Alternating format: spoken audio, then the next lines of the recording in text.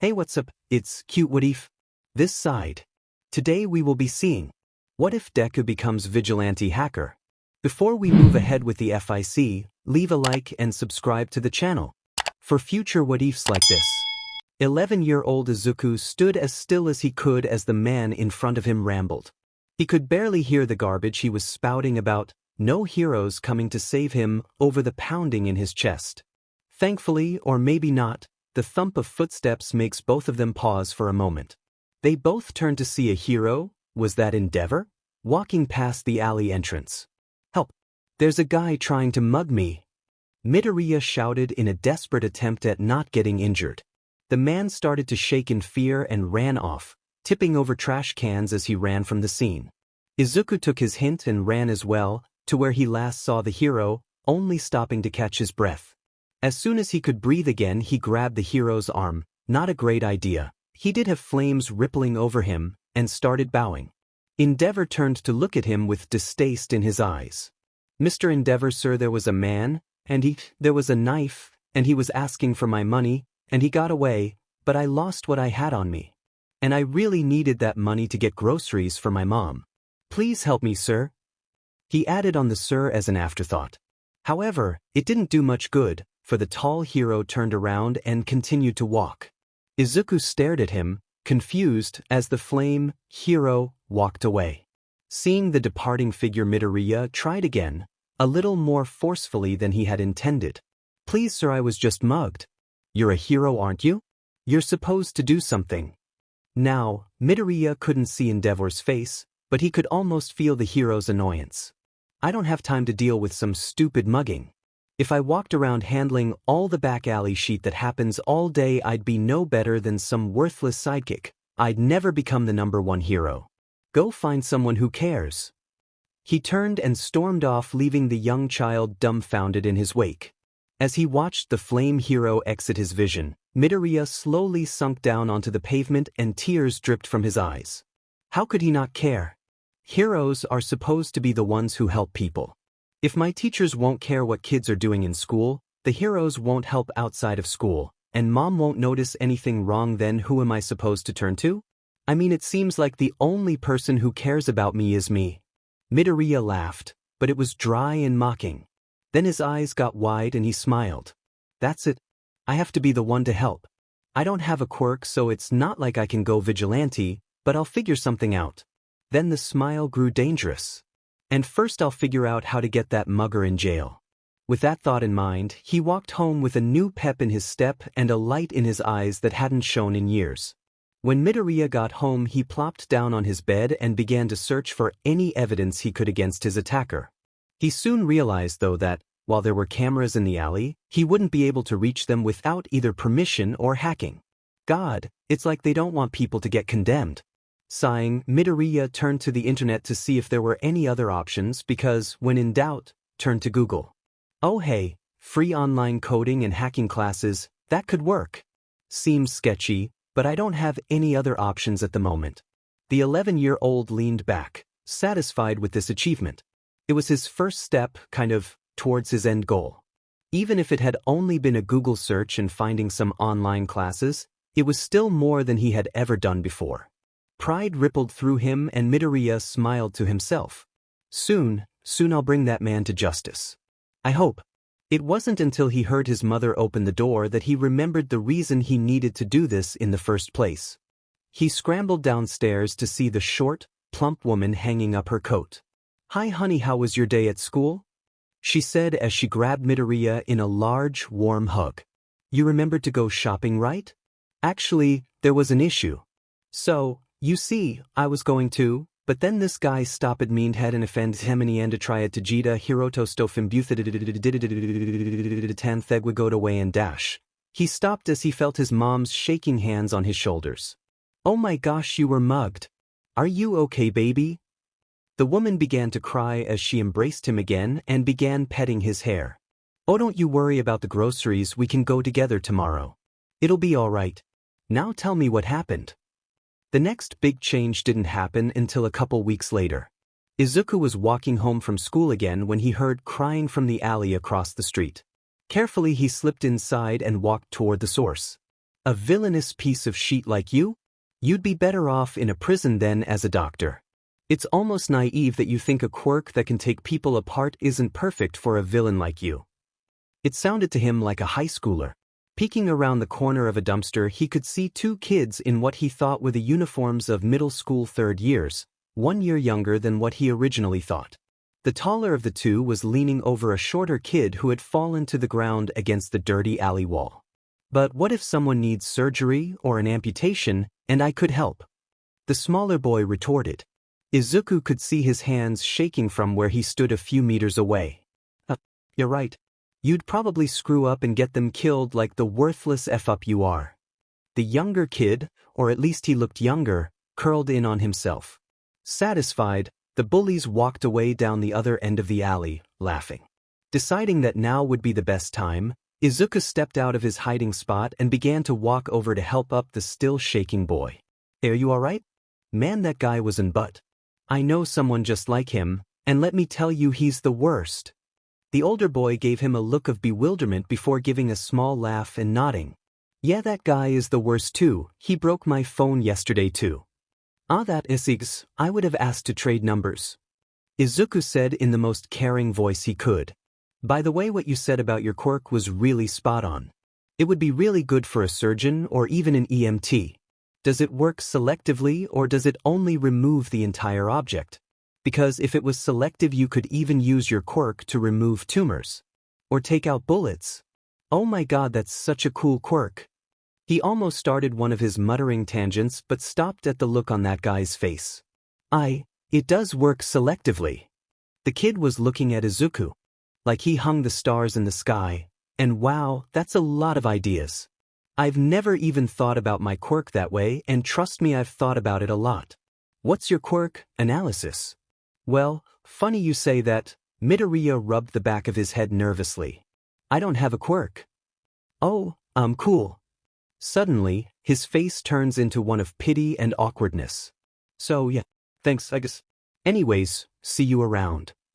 The middle schooler picked up his stuff, dusted himself off, and started jogging down the alley away from Midoriya. But he forgot how much that hurt. Everyone at his school knew he was quirkless, so he hadn't gotten that kind of reaction in a while. Midoriya kicked the ground under his worn shoes and stared towards the sky. Well, dinner won't make itself and I'm in charge of it tonight. Gotta get home. Still, during the final minutes of the walk home, Midoriya couldn't figure out which hurt more, the kid's reaction, or the fact that it was so normal he was able to just brush it off. However, he did know that it would be the last time anyone would get away with anything without him knowing about it. And without the police knowing about it, because Midoriya wasn't about to be walking around beating heads in.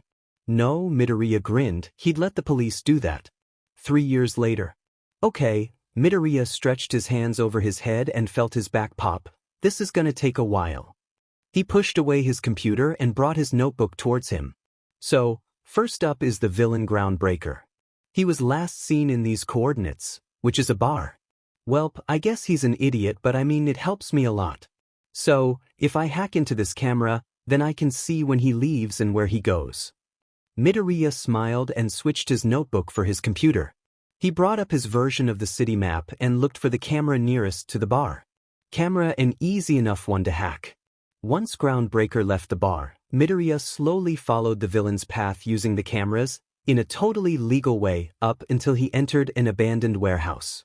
The villain didn't leave the building for the rest of the night. Izuku slithered from his chair and collapsed onto the floor. That took a while. Yeesh, what time is it? He turned his head slightly to allow for the bright red light of his alarm clock to assault his eyes. It was blinking a simple 4:21 a.m.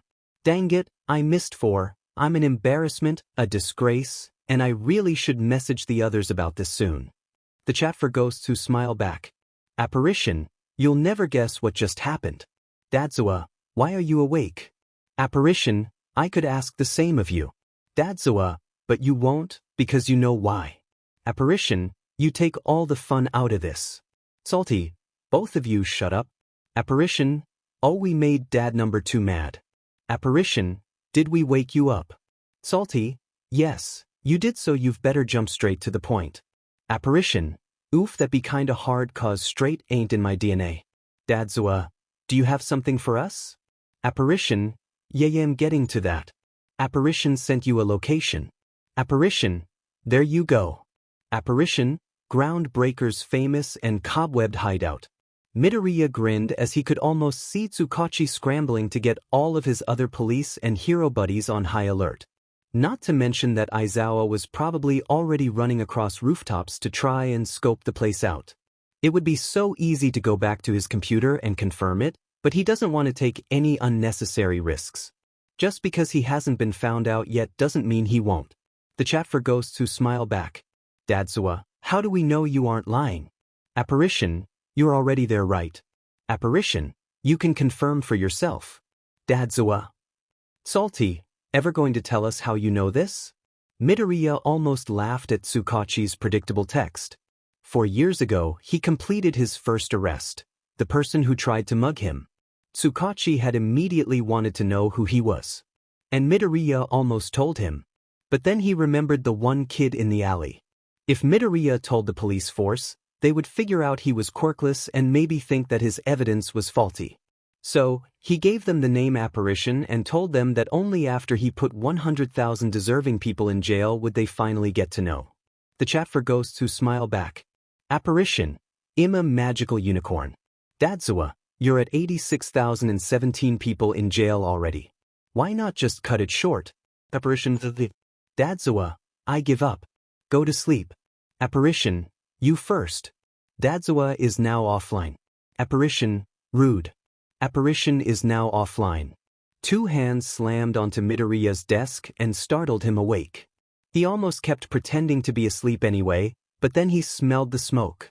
He whipped his head up and stared into the crimson eyes of Bakabich Katsuki. Bye. Kaken. Fancy seeing you here. Midoriya cringed internally. That was not a good idea, but nothing is ever a good idea when Bakugo is around. Bright light flashed from underneath Bakugo's palms and Midoriya flinched away. Fancy seeing you here, Bakugo snarled in a bad imitation of Midoriya's voice. You think you can make fun of me? Especially after ignoring me? No, I didn't mean to say that. Wait, when did I ignore you? Oops. That was the wrong thing to say. Anger sparked in Kaken's eyes and he leaned closer. Sleeping in class like you're better than the rest of us. Like a quirkless freak could ever be better than me. The heat from Bakugo's explosions almost burned Midoriya's skin and he tried to back away, which is easier said than done when one is in a chair. Said chair then tipped over and Midoriya's head slammed into the ground. He scrambled out of it and stood up with the grace of a baby fawn. So, you see, I didn't mean to fall asleep. It was an accident. I just stayed up too late last night and yeah. So, can you ever find it in your heart to forgive me? As soon as Midoriya realized what he just said, he freezed. Oh God. This is going to be the day that I die. I just talked back to Kaken. I'm doomed. Poor Ezerhead and Tsukachi, they'll never know who I am. I'll never get to 100,000 people. I'm too young to die. I have too much to live for. Thankfully, no more words were exchanged.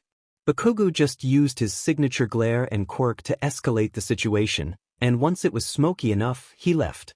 Actually, Midoriya thinks while walking home and looking down at his burnt uniform and skin, I might have preferred if there was more talking and less burning. His backpack was chafing on one of the worst burns and the pain was getting to the point where he couldn't ignore it anymore. Thankfully, he had already made it to the park and was able to find a secluded area. Once he got there, Midoriya quickly sat down and took off his backpack. Then, he took out his mini first aid kit and applied the burn cream to his shoulder. The relief was immediate.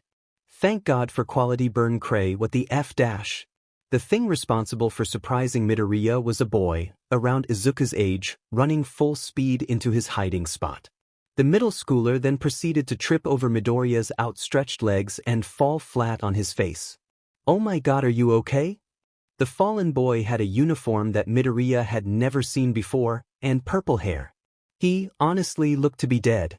This just-in apparition killed an innocent boy. The entire police force is coming together to find this criminal. A groan stopped the greenette's internal monologue and he looked down to see the boy was slowly getting up. The middle schooler didn't look very injured, besides from a bump on his head, so Midoriya breathed a sigh of relief. He was about to ask the boy's name when shouts came from the same direction he had come from. The kid's expressions soon turned to fear, and Midoriya, who had had that exact expression many times, could guess who was chasing him. A light bulb went off in his head, and Izuku quickly climbed one of the trees, took his phone out, and started recording. 3 new boys came into the clearing, cracking their knuckles and smirking. In their hands they held a muzzle. "Did you think you could run from us, villain?" The purplet shook his head and opened his mouth to defend himself. "Sheet, he's gonna talk. Quickly!" The 2 other boys jumped on their victim and wrestled him to the ground. Their leader quickly walked over to the struggling boy and put the muzzle on his head. "There, now you can't brainwash anyone." "Man, feels good to be a hero, doesn't it, guys?" His 2 lackeys nodded. Satisfied, they walked away and left the boy curled in a ball, tears falling from his tired, sunken eyes. Midoriya took that as his cue to stop recording and climb down. "Hey, a flinch, it's okay. I'm a friend. Can I take that muzzle off?" A nod. Midoriya quickly put on the gloves he kept with him and bent down. Once he had taken the muzzle off, he then put the offending object in a police evidence bag and stuffed it in his backpack. Can never be too careful. What's your name?" "Shinso Hitoshi." Sarcasm leaked into his voice, and Midoriya wondered if that meant he was lying or was a coping mechanism. "Hi Shinso, I'm Midoriya Izuku. Are you hurt? I have a first aid kit in my bag for when things like this happen to me." At that last sentence, Shinso looked up wide-eyed. He paused a moment, taking in the various burns on the shorter boy. After a moment, his inner turmoil seemed to die down and he spoke. "Thank you, Midoriya, but I think I'll be okay. And anyways, I don't think a first aid kit is going to be enough for those injuries. You should go to a hospital." His eyes were filled with concern and no sarcasm was found. Apparently fellow bullied students get a free pass. No, I'm good. I have top-class burn cream in it, so I'll be good. Although, I'll need to get a new uniform, but this is why you order spares." When Shinso looked ready to argue, Izuku decided it was time to get back on his walk. "I'll, see you around? Hopefully." Midoriya started walking away and then said one more comment. "And don't worry. Things will get better." Leaving the confused boy behind him, the burnt middle schooler started jogging back to his house, carrying his backpack in his hand instead of over his shoulders. As soon as he got home, Midoriya yelled a quick, "I'm home," and raced to his room. Shinso Hitoshi. Now that I know his name, I can find his school and hack into the cams. Maybe I'll get his number while I'm at it and text him? Midoriya cracked his knuckles and began. 2 hours later, he had about an hour's worth of footage of poor Shinso being bullied. The footage also shows the teachers not doing anything or helping it along. Izuku compiled it all, including the recording he got in the park, and put in on his flash drive. This specific flash drive was decorated so it has a smiley face on one side and a ghost on the other. Midoriya also added some general info like names so that Tsukachi can deal with it faster. He then put on some dark clothes, got out the bag with the muzzle, and told his mom that he was going on a walk. The walk to the police station is pretty quiet, so Midoriya spent the time hacking their cameras. Well, the one in Tsukachi's office. Once he got there, the greenette walked to the side of the building and checked the camera to make sure no one's inside that room. There wasn't. Perfect. Then a click of a button and the camera is looped. Midoriya walked over to his favorite police officer's office window and quickly peeked in. Still no one there. Then he fiddled with the window lock a bit and slid the window up. Geez, it took me forever to figure out how to deal with that lock. Like beach, what the F dash? That bitch-ass window lock stopped me for a FANG month.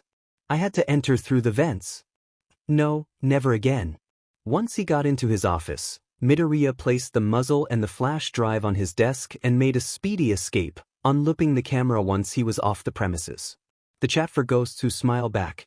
Apparition at Salty, I gave you a present. Apparition, it's not time sensitive but I would like you to deal with it soon. Salty, I see it. Dadzawa, what's it about? Apparition, bullying, quirk discrimination, suicide baiting middle school. Dadzawa, that's different from what you usually do. Apparition, I saw it myself and wasn't about to let it go. Apparition, plus I knew that Aizawa would be interested. Aizawa, I hate that you're right. Salty, in any case we'll get right on it. Salty, thanks for this. Apparition, OMG. Apparition, parental acceptance and appreciation. Apparition, you do care. Aizawa, parental really? Now is not the time to act like a teenager. Apparition, I honestly feel so betrayed that you think a kid could do the same things I do. Aizawa, your behavior is kind of childish. Apparition, disowned. Aizawa, that's not how it works. Apparition, wait, do you finally admit you are my parents? Apparition, I have been blessed. Aizawa, I admit no such thing. Salty, daily reminder. Salty, Apparition, you should leave this kind of stuff to the professionals. Apparition, is over 86,000 successful arrests of bad people not professional enough for you. Salty is now offline. Aizawa is now offline. Apparition, Ima go with it is then. Apparition is now offline chapter text. The next morning Midoriya woke up to a whole 8 hours of sleep. He usually didn't stop until he had arrested at least 2 people, but he had already done that with Shinso. That was how he got over 86,000 arrests in only 3 years. That and villains like to be in groups. Safety in numbers, I guess. An hour later, Midoriya had already made himself breakfast, gotten dressed, gotten a lead, and was walking to school. He had his phone out and was investigating a new criminal. Their name was Chameleon and they could change their entire appearance to fit their needs. It made them a pain to try and follow. But Midoriya had figured out their most used appearance and was now looking into that person's information. School started before Izuku could figure out anything super useful, but that didn't really matter. Midoriya's school was pretty average academically, so the classes were a breeze. All he had to do was start investigating on his computer instead of his phone. It was during the lunch break that Midoriya finally found a clue. Chameleon's main persona's name was Nakamoto Takashi and went to school at UA? Oh shit. A villain got into UA? This could get bad. With new fervor Midoriya tried to get as much evidence as he could that Nakamoto and Chameleon were the same person. Time passed in a flash and soon school had ended. Still, during all that time, there was a piece missing. Midoriya's research was enough that anyone with a brain could figure out that his suspect and Chameleon were one and the same, but it wasn't enough to get the civilian version of the criminal in jail and make him stay there. The muttering tangent. Okay, so look at all the times when Chameleon went and wreaked havoc. Midoriya paused as he scrolled through different newspapers. Wait, what's that? He robbed a store with a bunch of other villains at noon. On a Tuesday? That's during school. Which means that I might be able to get footage of him leaving UA or transforming into something using Chameleon's quirk. So all I have to do is hack into UA's cameras. Wait, sheet. Well, let's see what we can do. During this tangent, Midoriya had walked under a specific underpass like always. Behind him, a grate rattled as if something was trying to get out. Midoriya didn't stick around to find out. He ran like hell. I have watched way too many horror movies, villain fights, and just random camera footage to stick around when a sewer grate rattles. No way. Plus, I can always see what's going on from the safety of my house. He felt something brush his feet and arm and Midoriya somehow sped up. Adrenaline does wonders. Wait, stop. Get back here. An unknown voice screams out from behind him. However, Midoriya didn't stop running until he had gotten to his apartment complex, and even then, he only slowed to open his door and get inside. Once inside, he stopped and leaned against the door until he caught his breath. What the hell was that? He gasped. Walking further into the house, he found the nearest comfortable object and collapsed onto it. Did I just almost die? Ugh, I guess there is only one way to find out. Sighing, he rolled off the it was a couch and shuffled towards his computer. He quickly located the right camera and pulled up the footage from not even half an hour ago. Okay, so I'm walking and holy shit. What the F is that thing? OMG, is that All Might? No way. DMN, that was sick. It only took one hit? He watched on the screen as All Might leapt off, and then leaned back in his seat and exhaled. Even if the number 1 hero had been there, it had taken him a couple minutes to arrive, and he might have suffocated in that time. Hey, back to the case at hand. Let's go. It took almost 4 hours to break through the wall blocking the public from UA's cameras. Midoriya cheered as the files finally popped up onto the screen of his virtually untraceable computer before he began to click through various footage links. He eventually was able to locate the student in question. Nakamoto Takashi. Genedha? Kirumtu. Yup, just as I thought. Sneaking out with the lunch rush, very clever. And yup, re-entering just before class. Got you. He worked swiftly now that he had confirmed this lead to find the matching cameras and follow the Nakamoto boy into the city. Once he had a full timeline of the events that occurred that afternoon, he loaded it on a file and saved it to his phone. The chat for ghosts who smile back. Apparition. Hey dad number 1, dad number 2, guess who I found? Aizawa. Just spit it out, I have grading to do.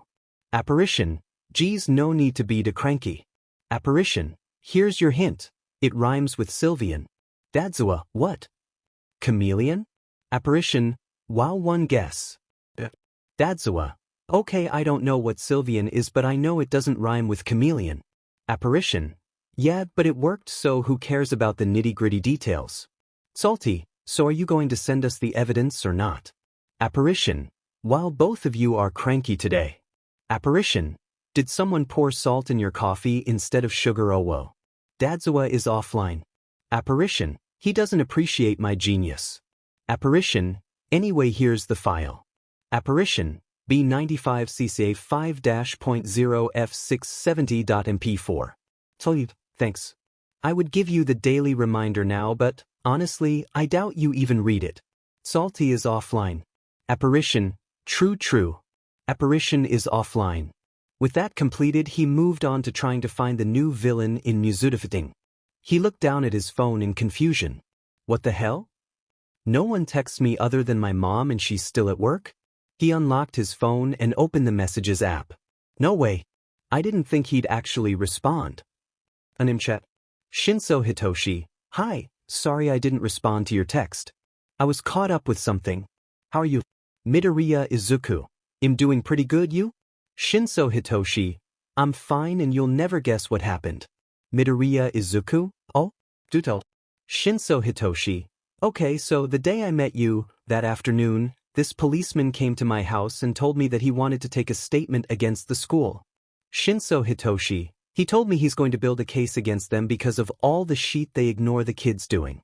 Then, my parents were trying to stop him, and he started to question them, and now he's building a case against them too on the basis of like 10 different abuse issues. Midoriya Izuku, hold up. You're being abused? Shinso Hitoshi, shit. Shinso Hitoshi, yeah.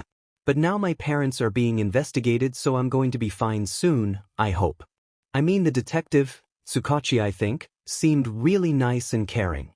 Midoriya Izuku, what are your parents' names? Shinso Hitoshi, why? Midoriya Izuku, no reason. Shinso Hitoshi, Shinso Safu and Shinso Aru. Midoriya Izuku, cool, thank by TD. Midoriya Izuku is now offline. Shinso Hitoshi, okay? Should I be scared?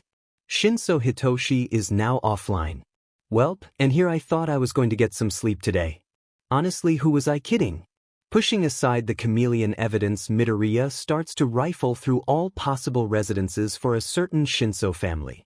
However, it was easier to find them than he expected. Wait, how was this not pushed into the light sooner? Multiple complaints from neighbors and even onlookers, and nothing was ever done? See, this is why I created Apparition. Slowly, Midoriya got access to the family's security measures, which he found out was none. Not a single FING camera. What the F dash? You know, this might take the cake of annoying things I've been forced to deal with. Do they even have security? He pauses. Oh, of course, they have window locks. The only goddamn security they have are window locks. That's it, I'm getting a metal bat and smashing their windows. No one can stop me now. The chat for ghosts who smile back. Apparition. C106DDB 6-.1G781.mp4. Apparition. Just in case you need some evidence. Apparition. I know it's not much but I'm lazy. Aizawa. Wait, for what criminal is this used for and what is it?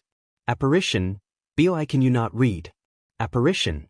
It's for the Shinso case and it's a list of complaints. Aizawa. Go to sleep. Apparition. I'll sleep when I'm dead. Aizawa. Go to sleep. Apparition. Fine dad T to the power of T. Aizawa. No, don't use those. Apparition. Ro. Aizawa is now offline. Apparition. No one appreciates me. Apparition is now offline. Chapter text. A month passed and Apparition had completed around 90,200 total arrests. To go along with that, Eraserhead had adopted Shinso, and Shinso, soon after, figured out that Midoriya was Apparition. A couple of days after I first met you, the people who bullied me got arrested. Then when I texted you my parents' names, and I still don't know how you got my number, they got arrested. And Eraserhead told me that Apparition helped. I'm not an idiot, was Shinso's reasoning for putting 2 and 2 together.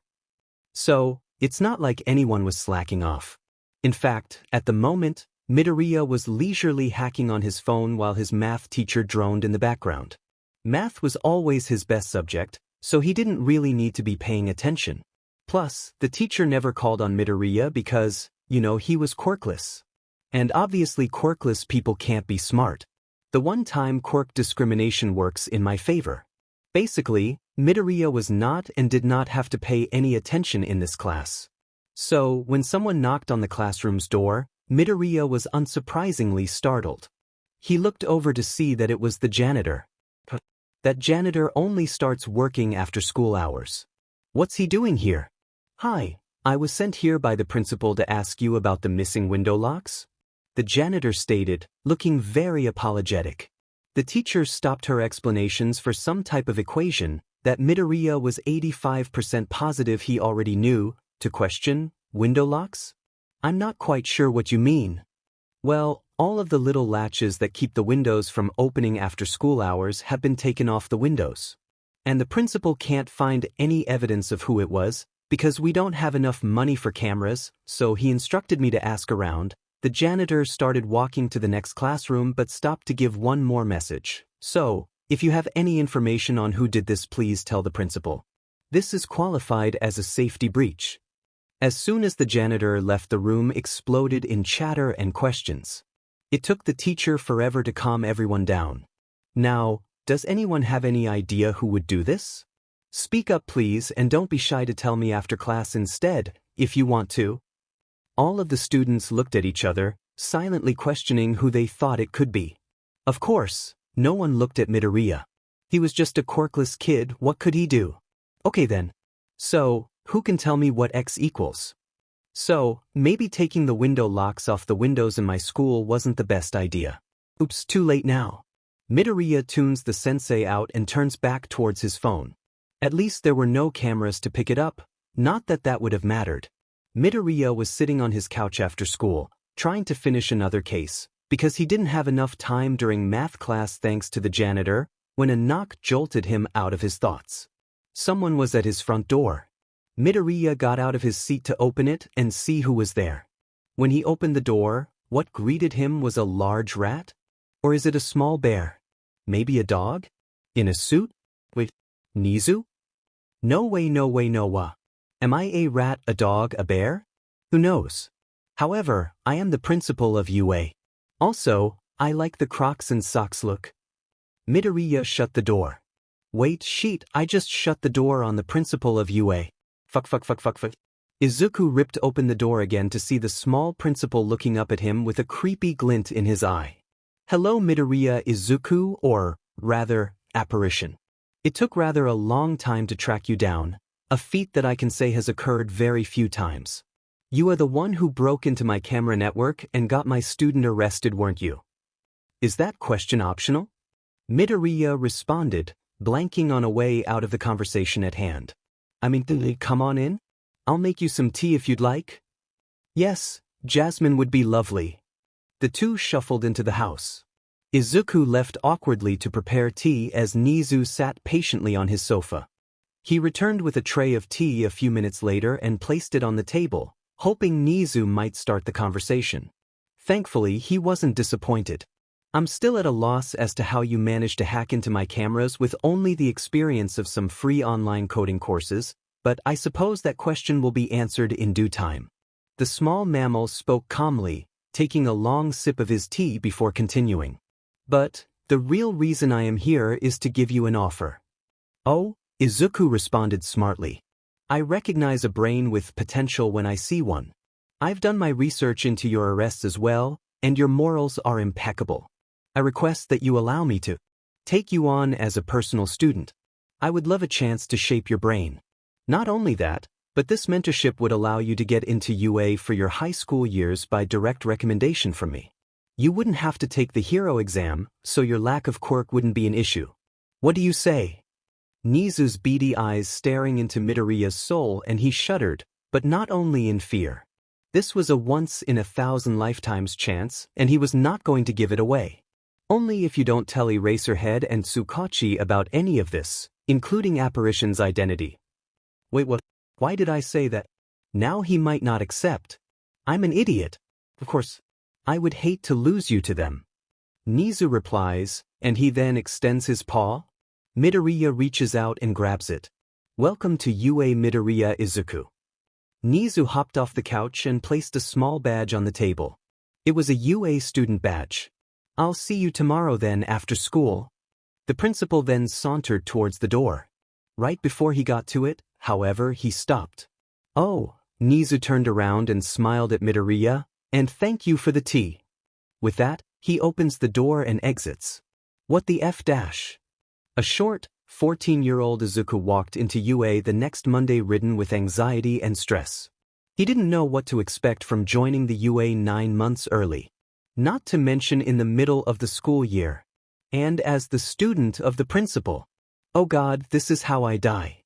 He walked up to the principal's office, waving to the receptionist as he passed, and knocked twice on the door.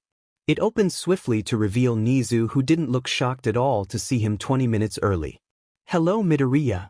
I'm quite pleased to see you here so early. The principal turned and grabbed tea from a counter in the back of the room before gesturing for Izuku to join him on the couch. Honestly, I just wanted to avoid other students, Midoriya awkwardly responded, laughing a little.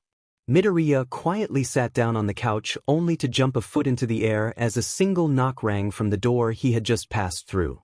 He watched as Nezu walked to the door and opened it to reveal. Dad number 1. Shit, what if he recognizes me? Wait, he has no idea who I am. Calm down Izuku, don't look like you recognize him. Geez, I honestly forgot he worked here though. This'll be interesting. Hold on, is that Shinso? What is going on? Nezu, you asked to see us? Aizawa said in a gruff voice. If I didn't know better, I might think he was nervous. I mean, I guess anyone would be to bring their child around Nezu, but still. Yes, I did, responded the small mammal, sipping his tea. Due to the circumstances that brought young Shinso's case to light and his budding friendship with my personal student here, I figured you might be more than happy to allow me to use your son as a tour guide for a moment. Aizawa's eyes widened, a glint of fear in them before it's covered it up by glaring at Izuku. Oh no, is Dad going to kill me? I'm too young to die. I'm afraid I don't understand. Who is that kid and why do you want to use Shinso and not someone else? Aizawa narrowed his eyes and subtly stepped in front of Shinso.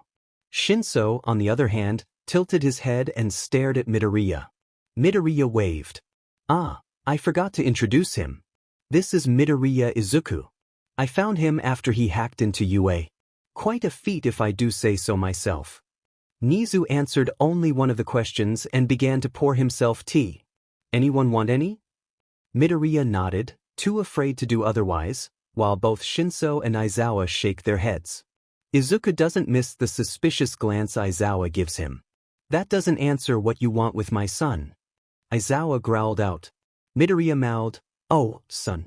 Nice, before snickering at the embarrassed glare Shinso shot him. Pious. In all honesty, the biggest reason is because of his friendship with Midoriya. Because they already know each other, it would help the atmosphere and make the situation more comfortable. So, I thought that Shinso would be the best person to show Midoriya around. Nezu sipped his tea and stared straight into Aizawa's soul, almost daring him to object. Tension started to leak into the air after that declaration, and Shinso motioned towards Midoriya. Do something, he mouthed. What? Midoriya replied. Shinso glanced around the room and then shrugged. Fine. I'll save the day and stop Aizawa from murdering Nezu over his son. Nezu, do you mind? Midoriya walked over to the window and motioned towards it. Of course. Feel free to open it. Oh, your tea is ready, by the way. Nezu nodded and turned back towards the argument at hand. Got to distract him before he starts to speak again. Not what I meant, but okay. All three of them whipped around and stared at Midoriya. Quickly, Midoriya flicked out a pocket knife and moved towards the window lock. He slipped the knife underneath it and yanked it towards the ceiling. The rusty lock smacked the ceiling with a loud crack and then plopped onto the ground next to Midoriya. Midoriya then placed the knife back into his sleeve and shuffled towards his chair. From the corner of his eye, he could see both Eraserhead and Shinso looking at him like he was insane. Nezu just looked thoughtful. I'll take the tea now. Thanks. As Midoriya grabbed the small china cup, Shinso spoke up for the first time in that day. What do you have against window locks? They stop criminals from getting arrested. Shinso opened his mouth again, but Midoriya continued with a simple, don't ask. Midoriya then waved his hand in a continue motion as he sat down and sipped his tea. He then used years of experience to ignore the stares he was getting from both directions. I cannot believe I just did that. Oh my god, I just lost my once-in-a-lifetime chance to be taught by Nezu. Why did I think that vandalizing his office was a good idea? He looked nervously in Nezu's direction, but the principal was calmly sipping his tea. The rat looked like he had seen this happen enough times that it did not ruffle him. All right, Aizawa, do you have any more questions? All the attention shifted to the mammal as he looked in the teacher's direction. Eraserhead opened his mouth to speak but was swiftly cut off. No? Well, that's good. In any case, you need to be creating Monday's lesson, correct? Yes. Aizawa did not look very happy, but he left the room without a word. Midoriya's shoulders unconsciously relaxed while Shinso tensed up a bit. Neither of them knew exactly what was going on. Okay, well, now we should begin, both Shinso and Midoriya perked up and were ready for whatever Nezu was going to say. First off, let me go through exactly what I want to teach you. If you have any concerns, please wait until I'm done talking and then you'll be able to speak. He claps his hands together. Shinso, bear with me for a moment. Once I'm done, I'll let you two get on your way. Now, Midoriya.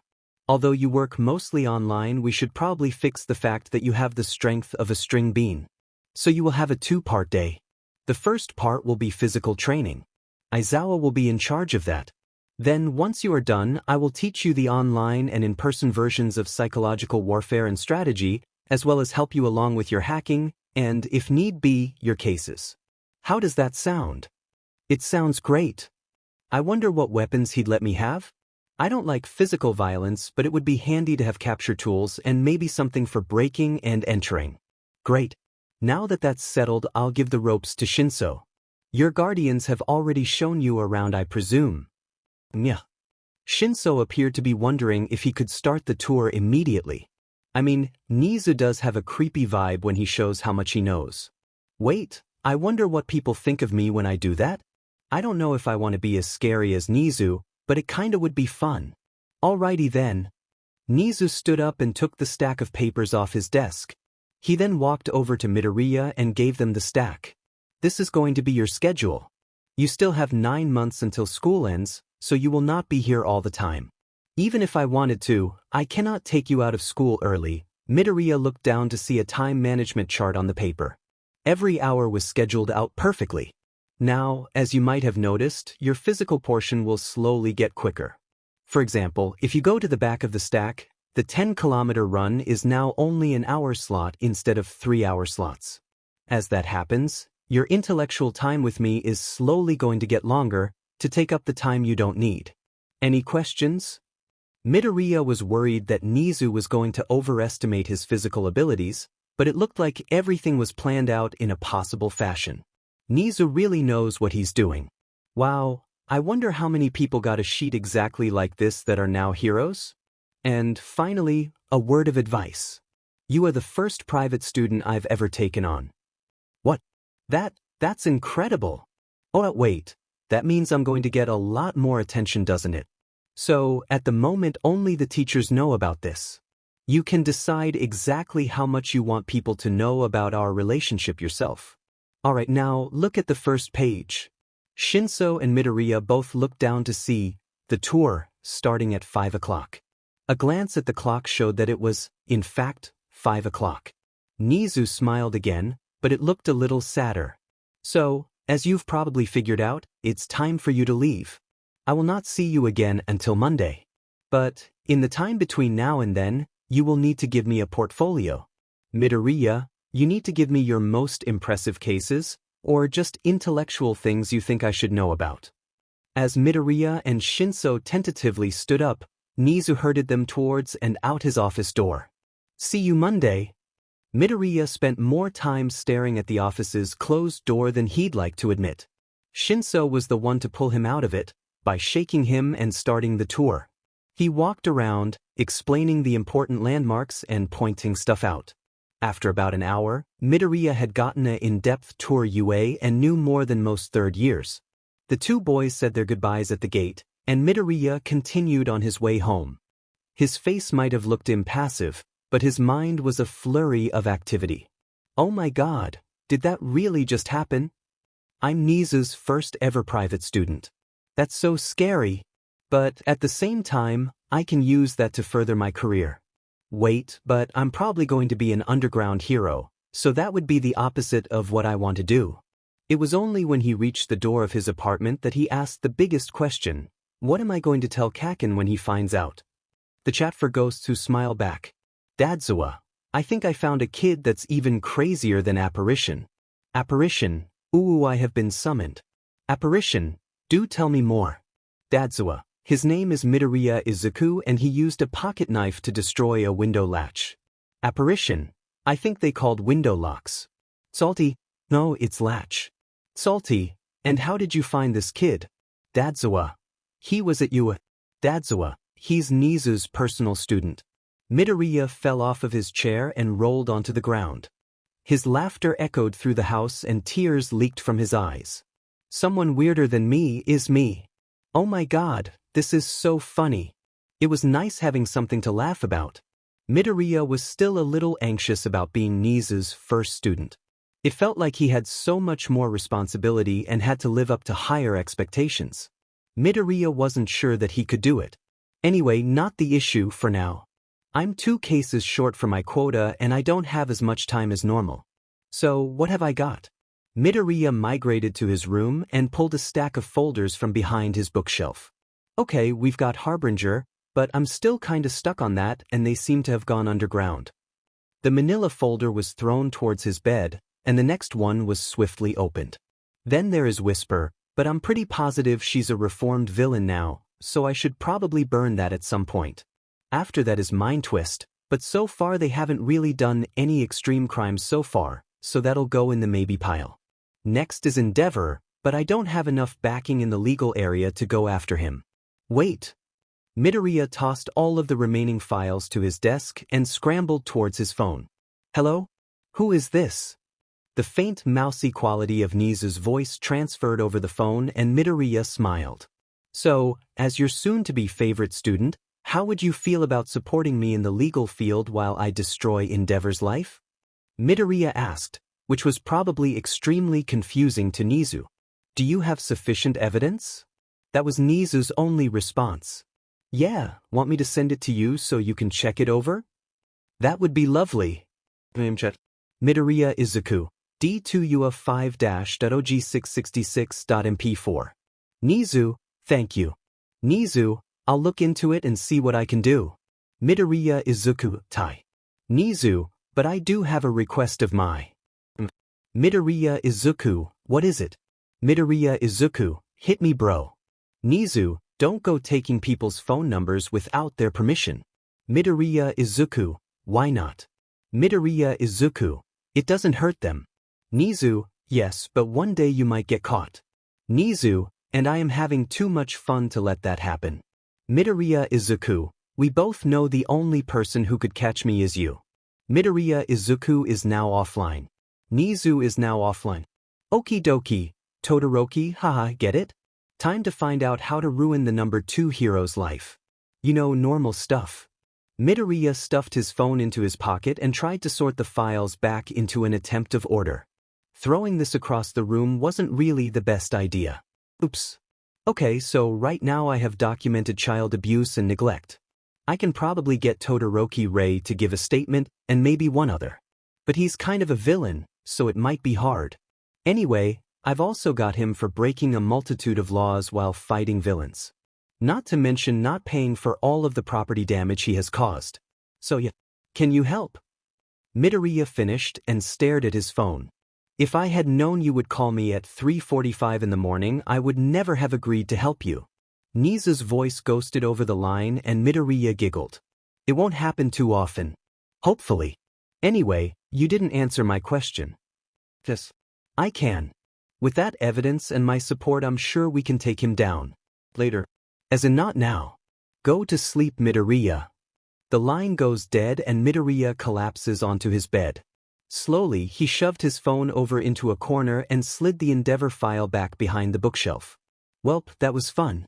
Too bad I didn't get my 2 villains like I wanted. Midoriya paused in his mental dialogue and lifted his head to look at his clock. 3:46 blinked back at him.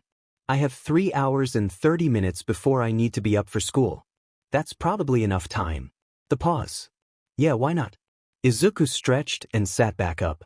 Without getting up, Midoriya grabbed his computer and pulled it onto his lap. The green-haired teenager flicked onto incognito mode and started to look through easily accessible cameras. Then he remembered something. Wait, I've seen a lot of villains going in and out of that one bar. Maybe I can see someone if I take a look over there. Midoriya didn't usually go over to that part of town, as it wasn't really filled with villain attacks, but watching that bar seemed like a good idea. And turns out it was. As soon as Midoriya switched into the outside camera, he saw a person walking out. This person had a very distinctive gait and an even more distinctive fashion sense. Lotus. I haven't seen you in a while. Midoriya had looked into Lotus a while back, but could never find anything concrete. It was a rumor that he had started his own organization and was never seen in public again. Perfect. You know what they say, cut off the head and hope it doesn't grow back while multiplying. Actually, I don't think that last part is part of the saying. Oh well, it's too late now. As Lotus swiftly walked away, Midoriya followed, but from the confines of his room. The villain was super paranoid. It took him 40 minutes to get to his hiding place when it should have only taken him 15. Sadly, as Lotus entered the building, Midoriya was stuck outside.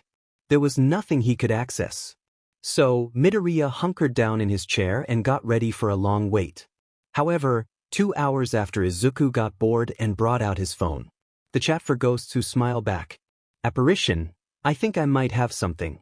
Apparition, like I'm 99% positive. Apparition, and I'm hoping that the 1% doesn't get you killed.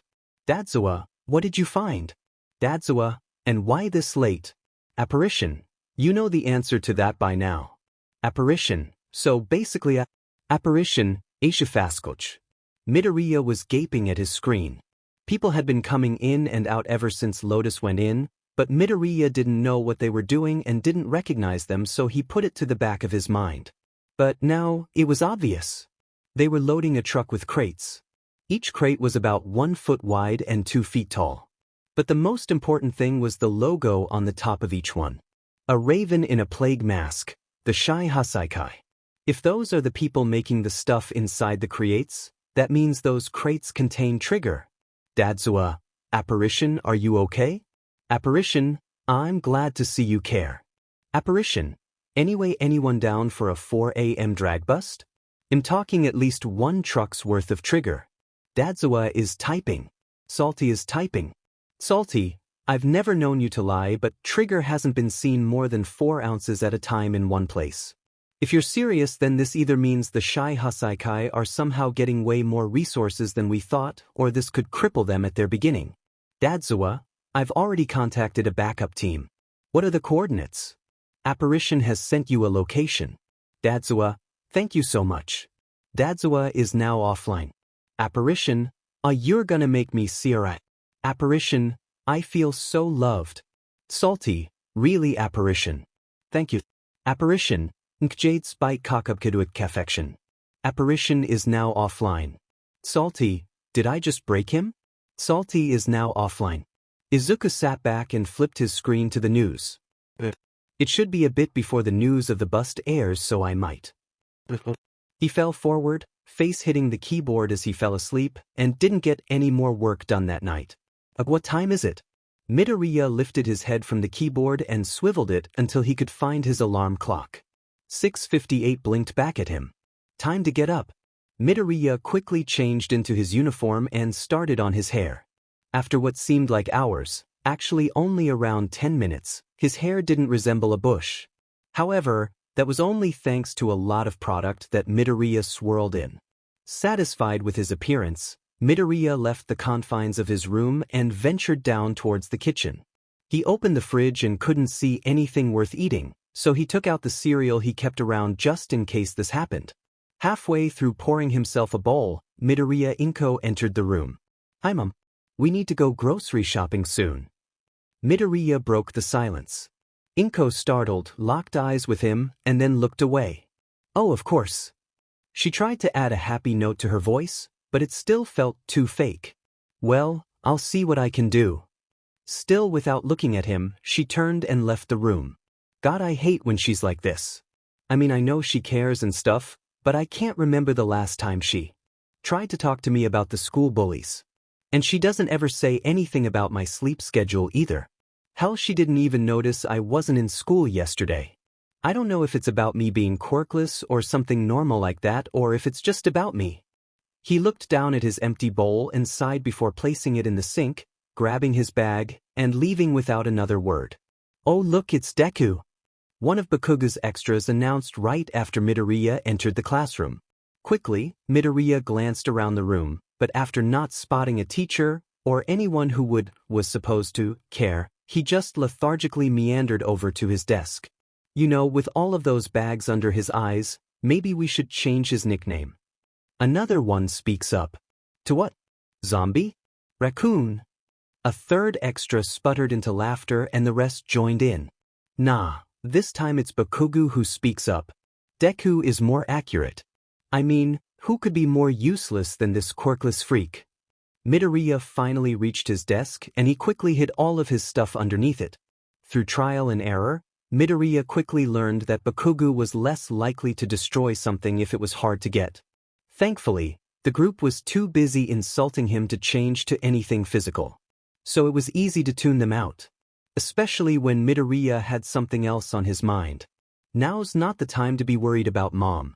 There's more important stuff going on. Okay, so I have my Endeavor case in my portfolio, as well as Chameleon.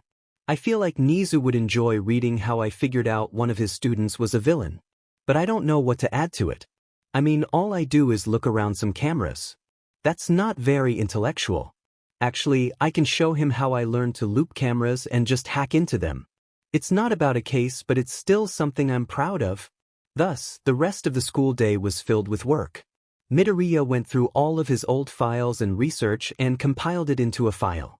The end result was a concise guide of how he went from 11-year-old Midoriya to Apparition. The only relief Midoriya got throughout the day was when we stood in front of UA.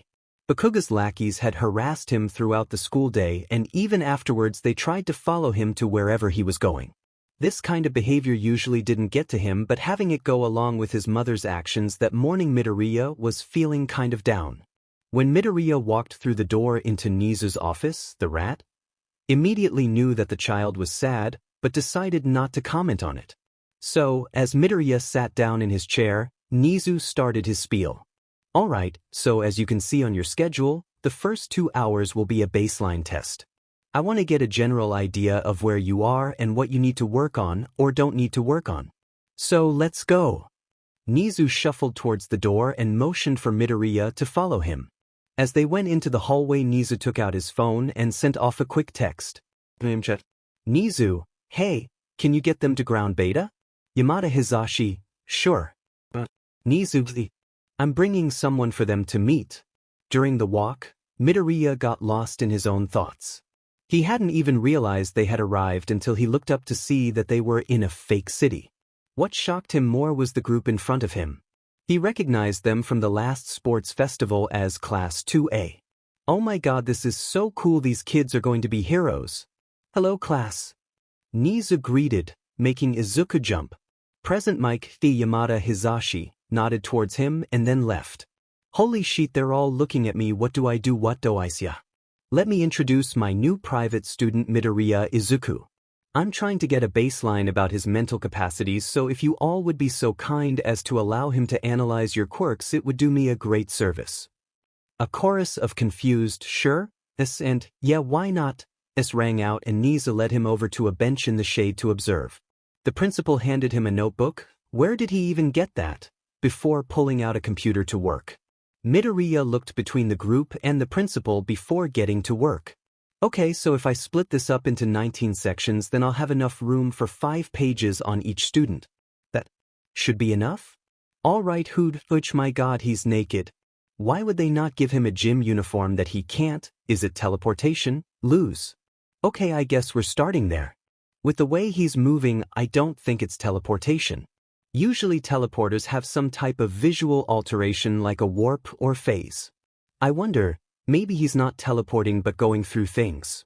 I mean, if you look closely at the way he angles himself before he disappears and then again when he pops back up. Permeation? I'll write it as a possibility. Wait, his arm is through that girl? And it still looks full, so he didn't teleport it, it must be permeation. Okay, so then maybe he could. He continued like this for around an hour as the class before him worked. By the time he had finished, his notebook was filled to the brim with ideas and theories for each of them. He looked toward where Nezu was still typing away. Nezu sir? He said, raising his hand awkwardly. I finished, so you think I could interrupt their practice to ask about some of my theories? The rat skimmed through the boy's notebook, or at least it looked like he was skimming. In all actuality, he was taking in every word. After a minute or two, he shut the notebook and handed it back with a smile playing on his lips. Does he even have lips? Of course. With analysis skills as lovely as yours, I'm sure they would love to hear what you have to say.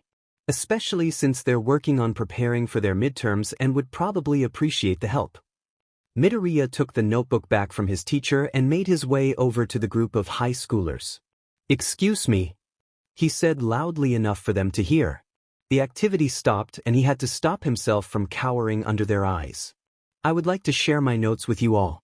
I have a lot of theories about your quirks and how you might be able to use them, and I would love some feedback.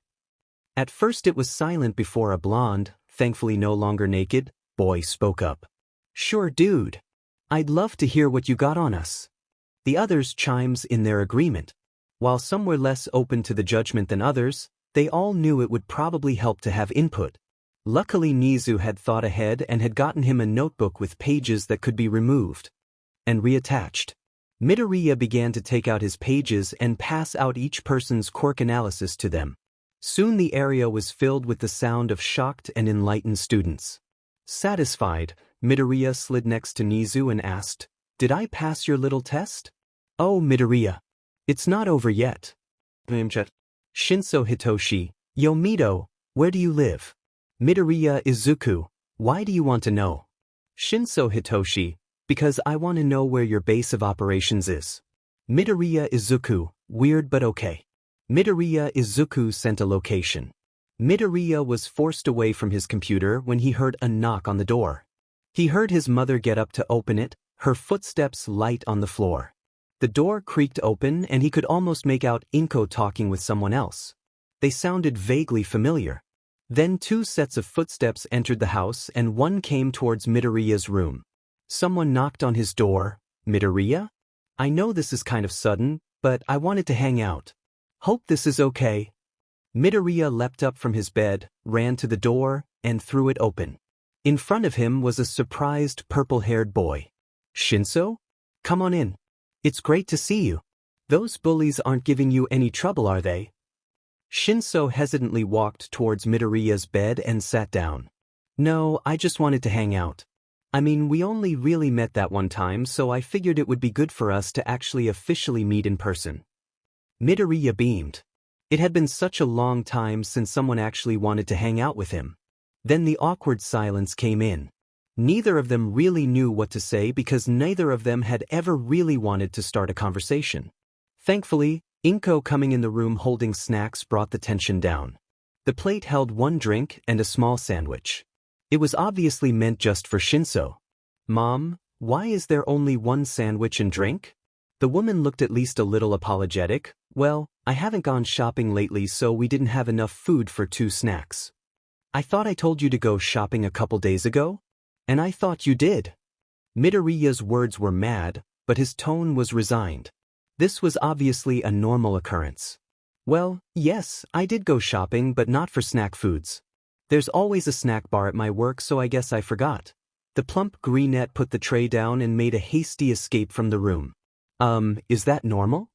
Shinso turned to look at Midoriya, and then glanced back at the door. No. This week has been pretty stressful for her, so Midoriya didn't feel the need to finish his lie. I wonder if she actually forgot or if she just decided I didn't need any food. Well, do you want it or should I eat it? Midoriya picked up the plate and moved it toward Shinso. The purple boy quickly digged in and smiled. Wow, you're hungry. Is Aizawa not feeding you enough? Shinso choked on the sandwich and whipped around to face Midoriya. Aizawa? Shinso repeated. Midoriya nodded and laughed. What? You've never heard me say that before? Midoriya teased. No, can't say I have. And to answer your last question, he has been, but he's also been training me. That alone makes me hungry. Being taught by 2 pro her dash. He's in a relationship? You didn't know? Yeah, he's married. I had no idea. I have 3 dads. Midoriya jumped up and started to pace around the room mumbling. Wait, I shouldn't automatically assume that they're a guy, but Hokoldit bites no Tanyandergroundero dashed. Present Mike. No. You're kidding. Izuku sat down on the floor and began to laugh hysterically. It's like if an old cat was married to a golden retriever puppy. Oh God, I'm never letting him live this down. At the puppy comment, Shinso joined him in his laughter. After a few moments, Midoriya sat up looking like he had had an epiphany. Oh my God, we should go to a cat cafe. They shared a look before rushing to get their things and running out the door. Quickly, they put on their shoes and ripped open the door. They finally reached the street, and as they walked the few blocks to the cafe, they chatted calmly.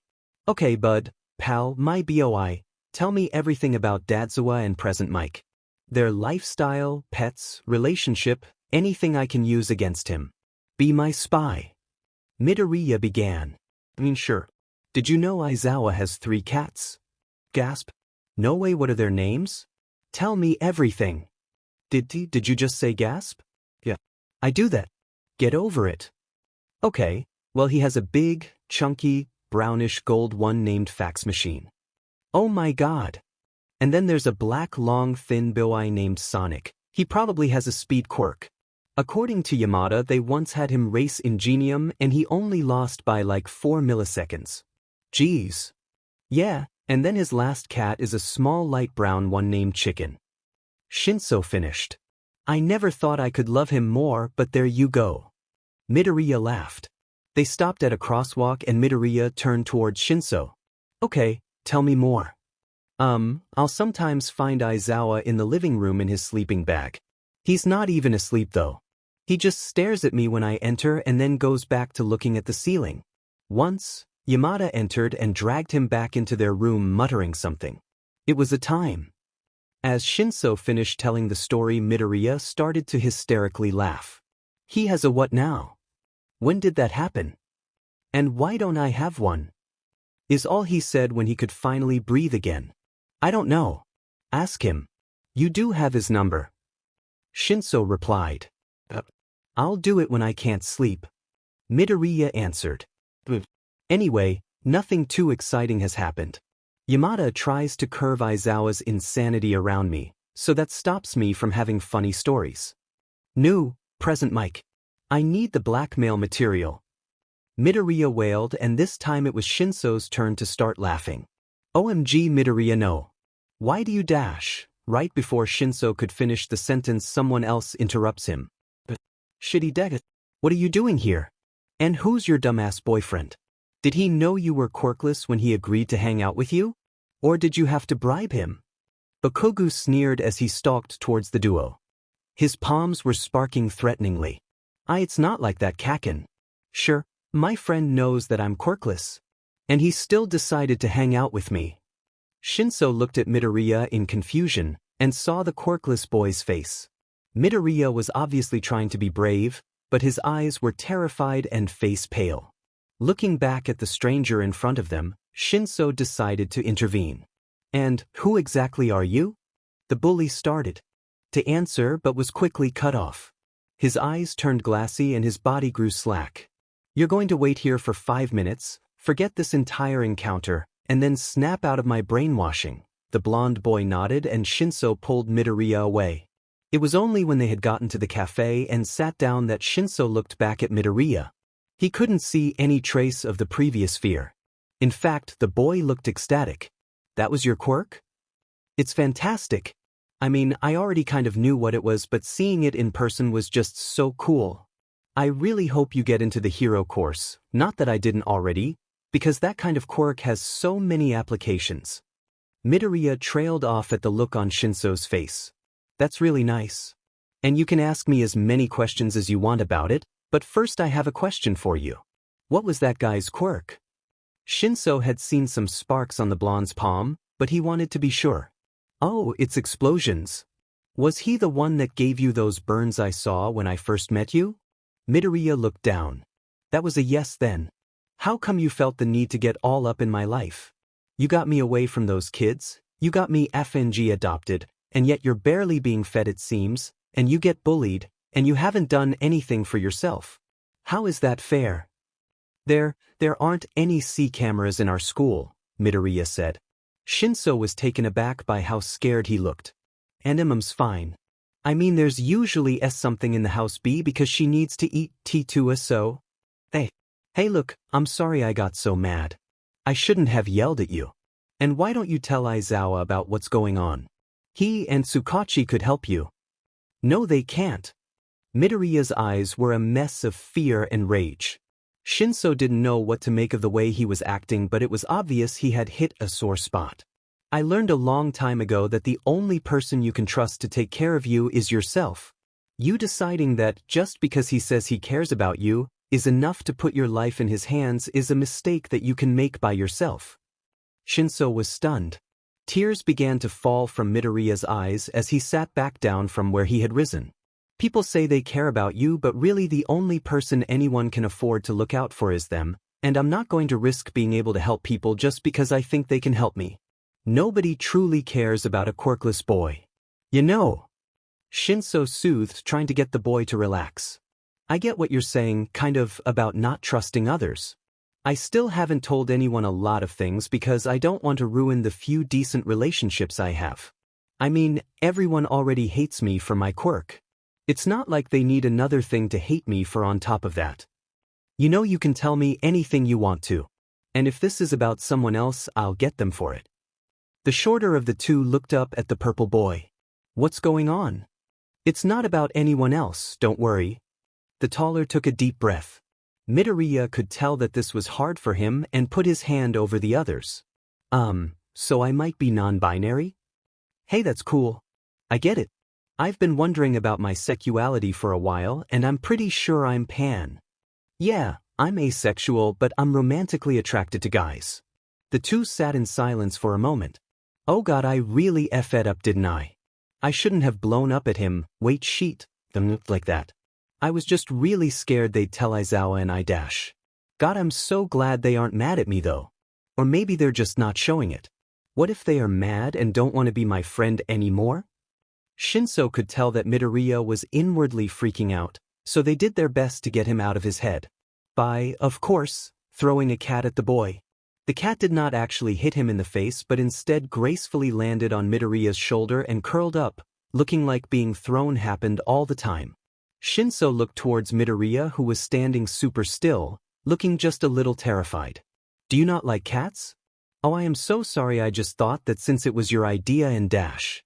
No, Midoriya waved off Shinso's concerns. I love them, but I've never had one as a pet, so I don't really know what to do. Shinso giggled, walked over and taught Midoriya how to deal with a cat.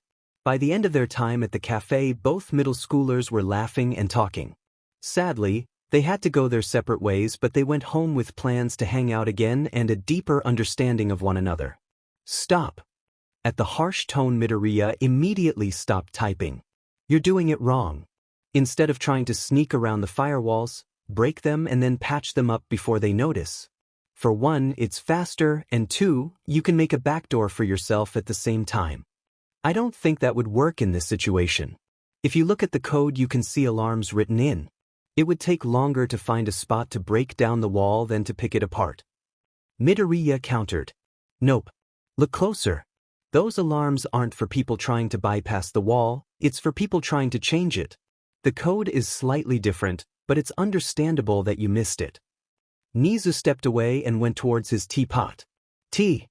Midoriya doesn't answer and continues to work on breaking into the government quirk registry. Tada. Ha, suckers, nothing is safe from me. Midoriya finally broke through and pushed his feet up, chair spinning backwards. And just in time. It's already 6, so it is time for you to leave. Have a great day, Midoriya. Nezu replied from behind his desk, while sipping tea. Why does Nezu like tea so much? Like, I know it's good for brain power, but yeesh. Midoriya bowed before slipping out of the office. He walked down a few halls before turning into the boys' bathroom. After closing the door behind him, he flipped open his trusty pocket knife and made quick work of unscrewing the bolts keeping the vent cover in place. He looked around for anyone who may be watching and jumped up. Midoriya grabbed the edge of the vent and hauled himself into it. Replacing the cover and dropping the bolts into his pocket, he began to crawl through the conveniently large vents. Okay, word first. So, there's a classroom a few lefts over, but I don't think anyone would be in there. After that, the next interesting place would be the closet that everyone conveniently hides in when they're having a bad day. Midoriya had found people there crying at least 5 times. He always leaves the vents to try to comfort them, and has left multiple people thinking he was a fever dream. One even screamed and tried to kill him. Alas, I don't want to be attacked again, so I'll give that one a pass. Okay, the next best gossip corner would be the teacher's lounge. Welp, let's see what they're talking about today. A few turns and bumped heads later, Midoriya reached his destination. Looking down from the vent, he could see his favorite group of teachers causing their usual chaos. Okay, gossip time. What weird sheet has your guys' classes done? Conveniently, Midnight asked exactly what Midoriya wanted to hear. Well, someone blew up my classroom. Power Loader began. They decided that mixing 2 very explosive chemicals would be a good idea. Thankfully, no one was hurt, although they are now blue. Wait, like everything blue, or just skin or hair? Present Mike asked. Oh, Present Mike, the husband of my soul father. Must learn more. Everything. The clothes, hair, eyes, skin. They're blue now. Power Loader turned towards Aizawa. Now I can understand why you expelled your entire class. Doesn't mean I'm not surrounded by idiots. Aizawa sighed. So, you know how Nezu asked me and Shinso to go to his office? Everyone nodded, and Midnight leaned closer, eager to know what happened. Well, a kid Shinso's age was already there. And apparently he has something against window latches, locks, because in the middle of the meeting he goes over and uses a knife to flick Nezu's window latch into the ceiling. Now done, Aizawa zipped up his sleeping bag and closed his eyes. Oh, that's why my classroom doesn't have any window latches. Midnight responded. I thought all of mine had lost their lives to explosions. Huh, maybe that kid did it all along. Power Load added. Well, on that note I have a fun fact. Did you know oxygen can actually kill people that have breathing problems? Present Mike broke the silence and looked around with a sheet-eating grin. So can I, what's your point? Midoriya replied. Aizawa's eyes opened and everyone's head whipped towards the vent. Oops, didn't mean to say that out loud. Quickly, Midoriya took out his knife and unscrewed the vent. Gracefully, he dropped out and gave a bow. Greetings, it is I, Nezu's personal gremlin. The teachers just kept staring. It was getting kind of uncomfortable. Then, Aizawa closed his eyes and sighed, cocooning once more. Wait, so you're the kid Aizawa was talking about? Midnight questioned. Midoriya walked over to the sink and started to pour himself a glass of water. That's me. And power loader, I will have you know that I only got rid of half of the window locks. The other half were missing when I got there. Midoriya sipped the water and stared down the teachers, most of which looked like they were contemplating the downside of yeeting themselves out of the lockless windows of the lounge. Green hair, green eyes, freckles, short. Hold up, are you the guy in that one closet that only appears when someone is crying? Snipe asked. Again, nice to know that I have a reputation. The teachers all seemed to have gotten over their shock and began to ask him questions. Wait, so why are you here? Nezu found me. Why don't you have a uniform on? Ew. How did you meet Shinso? Saved him from some bullies. Come on Midoriya, don't doubt Shinso. You don't know who knows and who doesn't. Oh wow, that's so awesome. Are you aiming to become a hero? Midoriya looked like he'd been hit by a very angsty bus. Hold up on the questions please. I think it's time for me to ask some of my own. He responded, clearly dodging the question. The teachers nodded. Aizawa looked worried. So, you guys have known Present Mike for a while, yes? They nodded again. Present Mike looked both scared and intrigued. Great.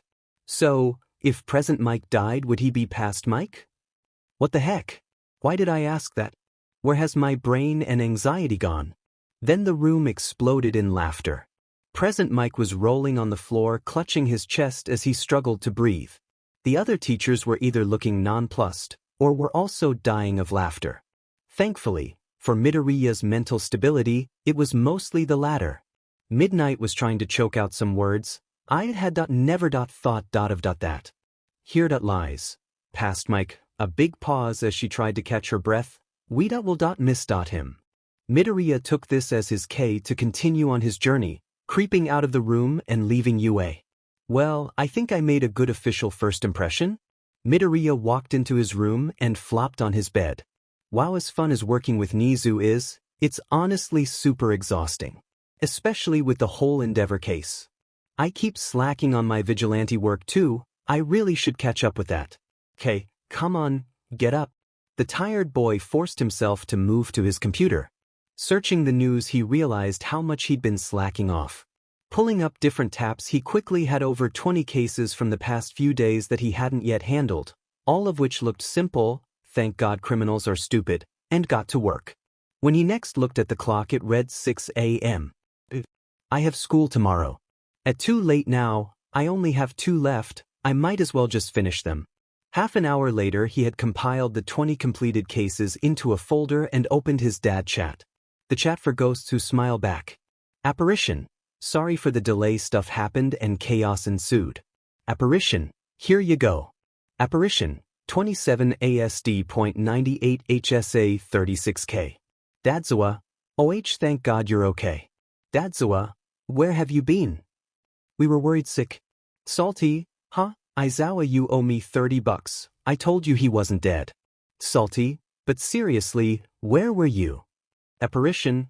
Like I said, stuff happened. Apparition. It's fine, I'm okay, I kinda got found out, but it's fine and everything is good now. Dadzawa. Someone found out who you are. Who? Salty. How much money do you want for the name of the person who found you? Apparition. Geez, and here I was starting to think you loved me. Salty. I just looked at the folder you sent. Did you seriously solve 23 cases in one single night? Apparition. Yup, I'm just that good. Salty. Okay, I'm off to go file these. Salty is now offline. Dadzawa. I still can't believe whoever found you hasn't spoken up to the police about it yet. Apparition. Oh, that part was easy, I just befriended them. Dadzawa. Why would I expect anything else, honestly? Apparition. Wait, don't you have class soon? You're a teacher? Dadzawa. No. I expelled my entire class. Apparition. That's terrifying but not unbelievable. Dadzawa. Thank you. Apparition is now offline. Dadzawa is now offline. Midoriya got startled by his alarm clock ringing beside him. Geez, I'm already awake. Ish. Slowly, the hacker rubbed his eyes, got dressed, and set off to make breakfast. The morning routine was practically muscle memory to do, so it didn't really matter that Midoriya was falling asleep where he stood. Sadly, that was not the case once school started. Even if all the studies were easy, the teachers weren't really fond of him falling asleep in class. The sound of a textbook hitting the floor was ingrained in his memory, as that's what the teachers used to wake him up. Still, they went easy on Midoriya with the punishments, that is to say that they didn't give him any, because no one wanted to spend more time in his presence than they had to.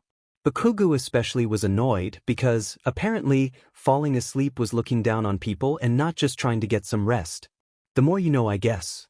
Who do you think you are, Deku? Bakugo snarled as he gripped Midoriya's uniform. I hope he doesn't decide to ruin this one as well. You can only have so many spares. Falling asleep in class like you're better than all of yous.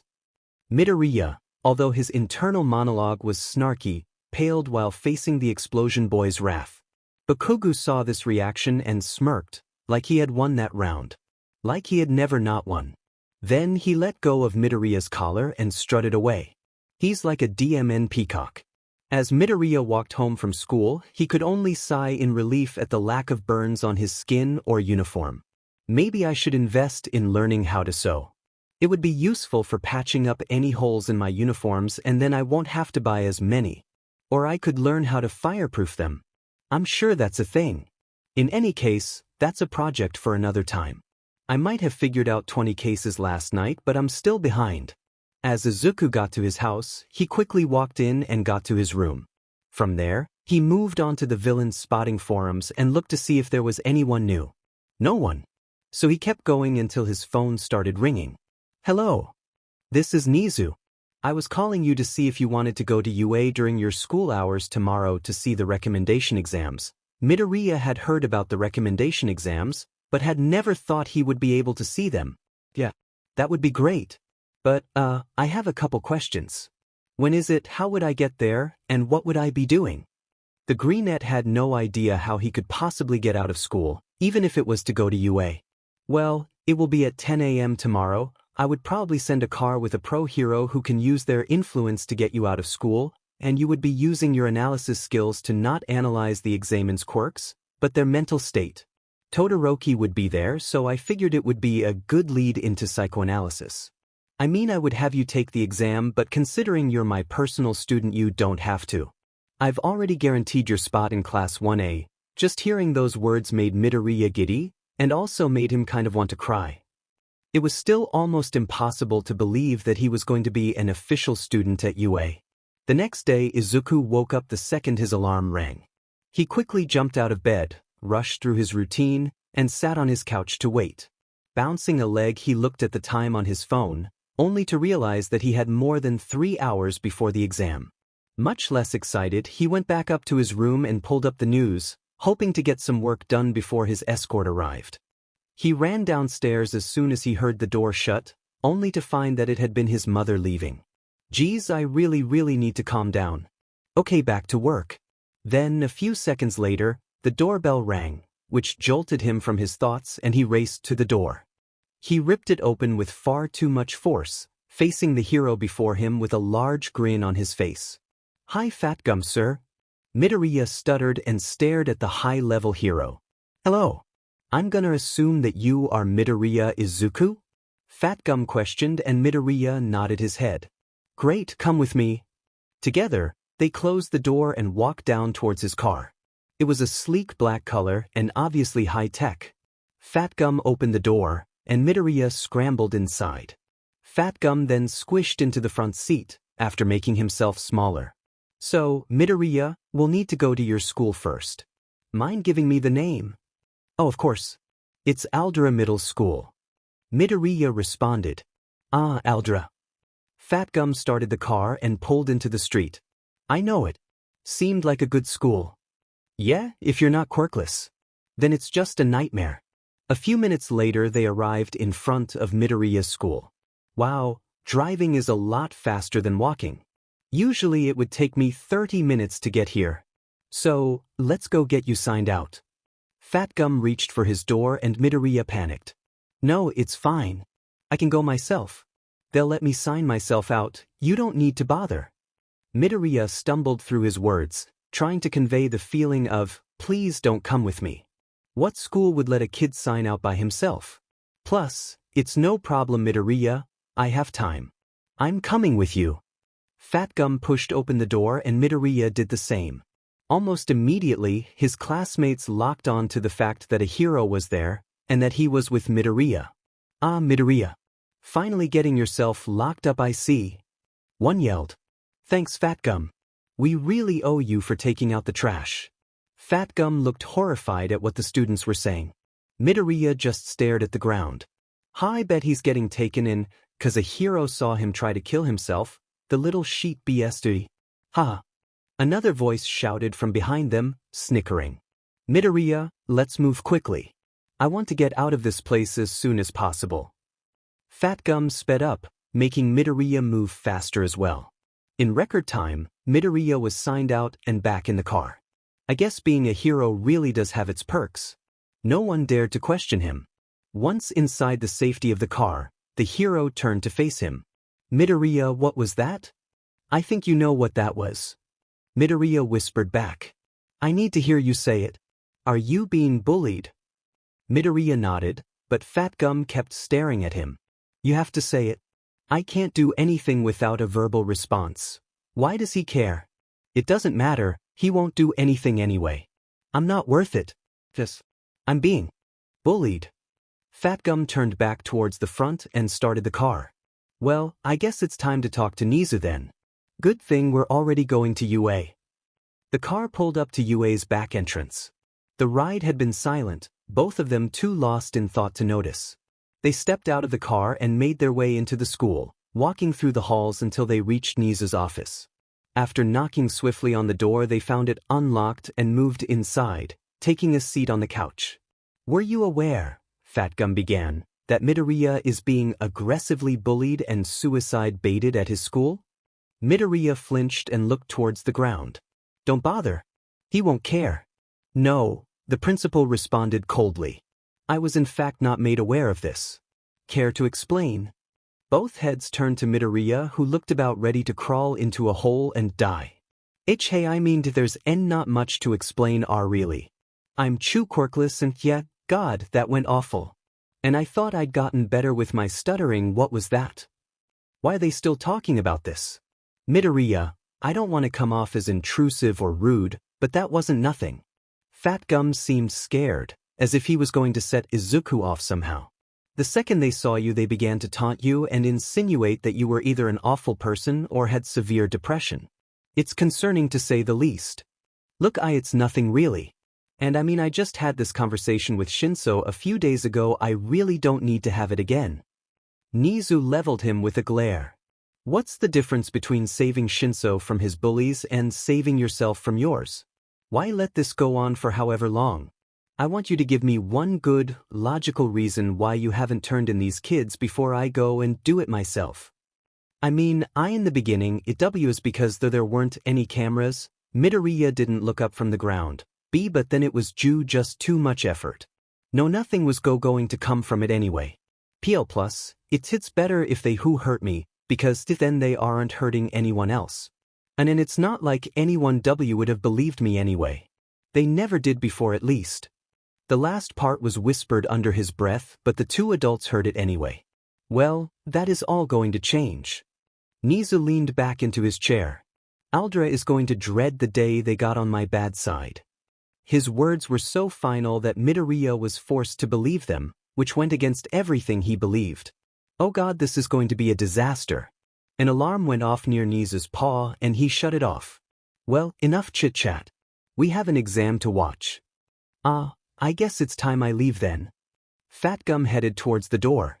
Nice meeting you, Midoriya. I hope we can see more of each other. He pulled the door open and left. Nezu moved towards the door and motioned Midoriya to follow him. The two then made their way to the room that held the recommendation students. There were 6 in total. However, Midoriya only recognized 2 of them, Shoto Todoroki and Shinso Hitoshi, but the girl with the dark ponytail definitely rang a bell as well. Huh, I'm shocked Ida Tenya isn't here. I know he's my age. I guess he's taking the normal exam. Probably wants to prove himself to his brother. Man, I've only seen him once on camera, but he really has an issue with rule breaking and anything not perfectly amazing and good. Alright, I'm not here to just watch. I have to analyze their mental states. Okay, who should I Oh god. Midoriya took one real look at the Todoroki boy and instantly knew something was severely wrong. Between the look in his eyes, his hard expression, the scar on his face, and the way he kept looking at his father, it was so obvious that Midoriya wanted to personally punch any and everyone who didn't instantly see it. Todoroki radiated abuse victim so heavily that he actually had to look away from the boy's dull, pained eyes in order to not cry. Midoriya had known that the man was abusing him, but he hadn't expected the young Todoroki to be like this. Midoriya didn't know if it was Endeavor himself who gave him that scar, but considering it was on his fire side, that wouldn't make any sense. Logically, shouldn't that side be fireproof? Then, if freezer burn maybe? And it's on his, oh my god. No wonder his mom is in a mental hospital. What did Endeavor do to her that would make her do that to him? I mean, it has to be his mom. I knew Endeavor was the effing worst, but it's so much worse in person. He was shaken out of his muttering spiral by Nezu, who simply gave him a look that seemed to say, yeah, I see it too. Revenge will be drawn out and painful. Okay, so Todoroki has too many issues to deal with right now. Let's move on to the other people. After an analysis of the others in the room, he had deduced that the only other visible issues would be Ponytail Girl's clear self-confidence shortage and the tall, loud boy's attitude, which wasn't exactly an issue, but it was definitely not great for a hero to be so brash, loud, aggressive. It also seemed to either scare or annoy the others in the room. However, the tall kid also seemed to radiate a hatred of Endeavor and Todoroki. Let's go see what I can find out. But before Midoriya could get to that kid, a familiar face blocked his way. Shinso. Hi, how are you? Midoriya ran up to the middle schooler and hugged him tightly. Terrible. I haven't slept and my anxiety is through the roof. The kid's words were deadpan, but their eyes were light. Oof, Midoriya scowled. In any case, are you excited? Didn't I just tell you I'm scared out of my mind? Anyway, are you going to take the exam as well? Shinso asked, not quite believing that Midoriya wouldn't die going against the other contestants. No, I'm just doing some stuff for Nezu. Shouldn't you be doing that then? We wouldn't want you to get caught just talking to me. Don't know her, Shinso pointed over to Nezu, obviously thinking about how the rat caught him. Okay, yeah, but now he's on my side. But he won't be if you don't do your job. Midoriya huffed and nodded his agreement, giving the purplet a good luck hug before scanning the room once more. Alright, let's get this party started.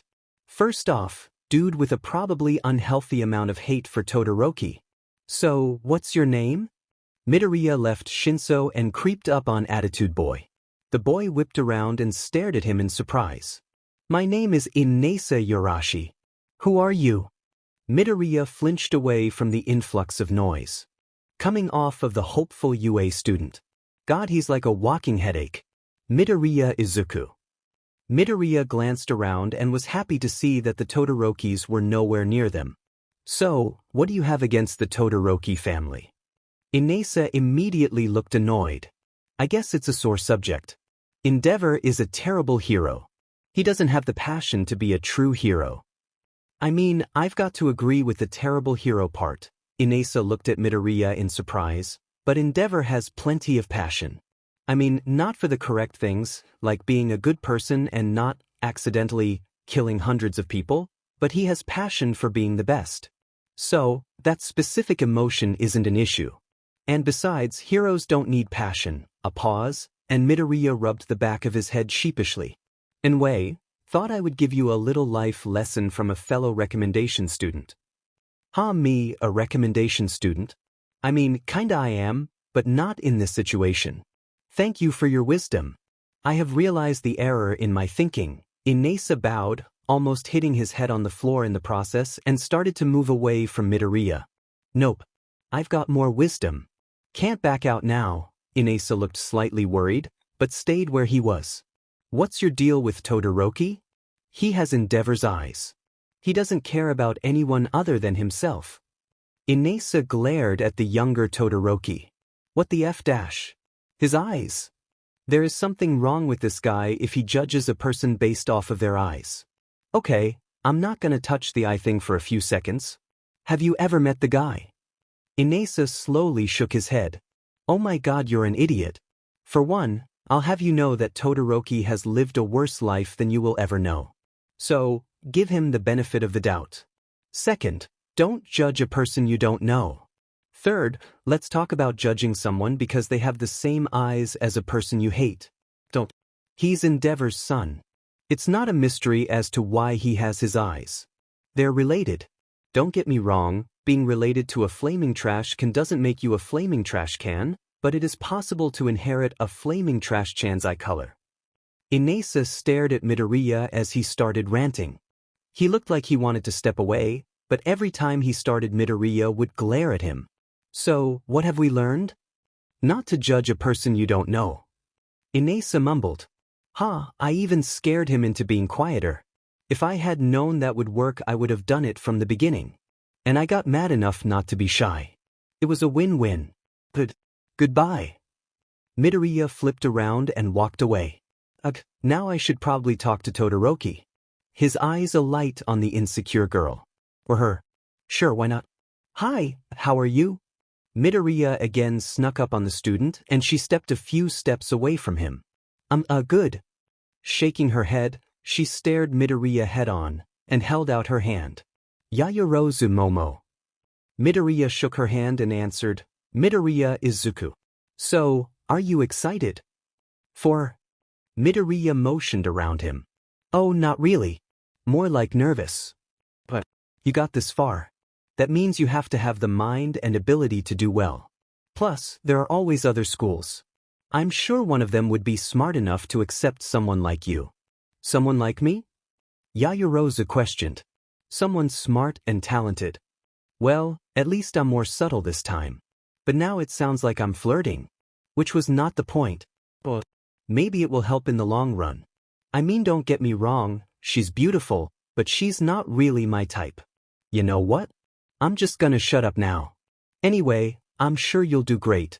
See you later. Midoriya walked away and found an empty area of the room. He sighed, and then pulled out his phone. The chat for Ghost who smile back. Apparition, kids are literal demons. Aizawa, yes they are. Apparition, why do you teach them for a living? Aizawa, peer pressure. Salty, why are you talking about kids?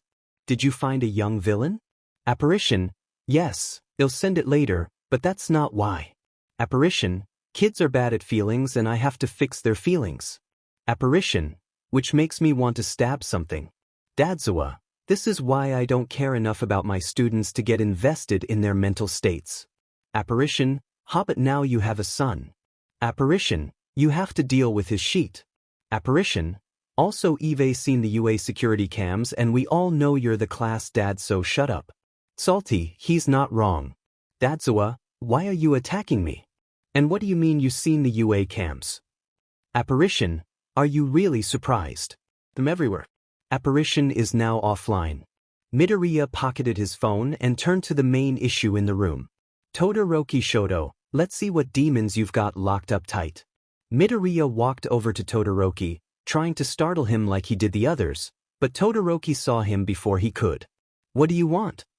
Todoroki spoke before Midoriya could, while staring him down, and Midoriya met his gaze head-on.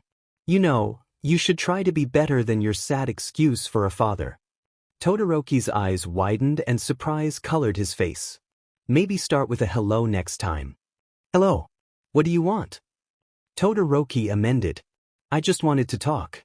You seem like you have a lot of baggage and I've heard that I'm a great therapist. No, I haven't, but sometimes lies are for the greater good. So, tell me all the incriminating evidence against Endeavor. Why do you care? Todoroki asked. Am I going to be a project for you? Slow down there. I'm not using you. And I just don't want you to feel alone. Plus, I hate Endeavor. Midoriya held up his hands in a placating manner. So, what have you got? Todoroki glared at Midoriya, the boy radiating distrust. Ugh, he's going to be annoying. However, although it took a bit more convincing, Midoriya finally got him to open up. Endeavor wants a perfect child to defeat All Might, so he's using me. I won't be his tool, which is why I refuse to use my fire. I won't give him the satisfaction of me using his power to become number one. Ah, so that's the issue. Midoriya mumbled. See, here's the thing. While the flaming trash can is your father, it's not his power. Your power is fire and ice.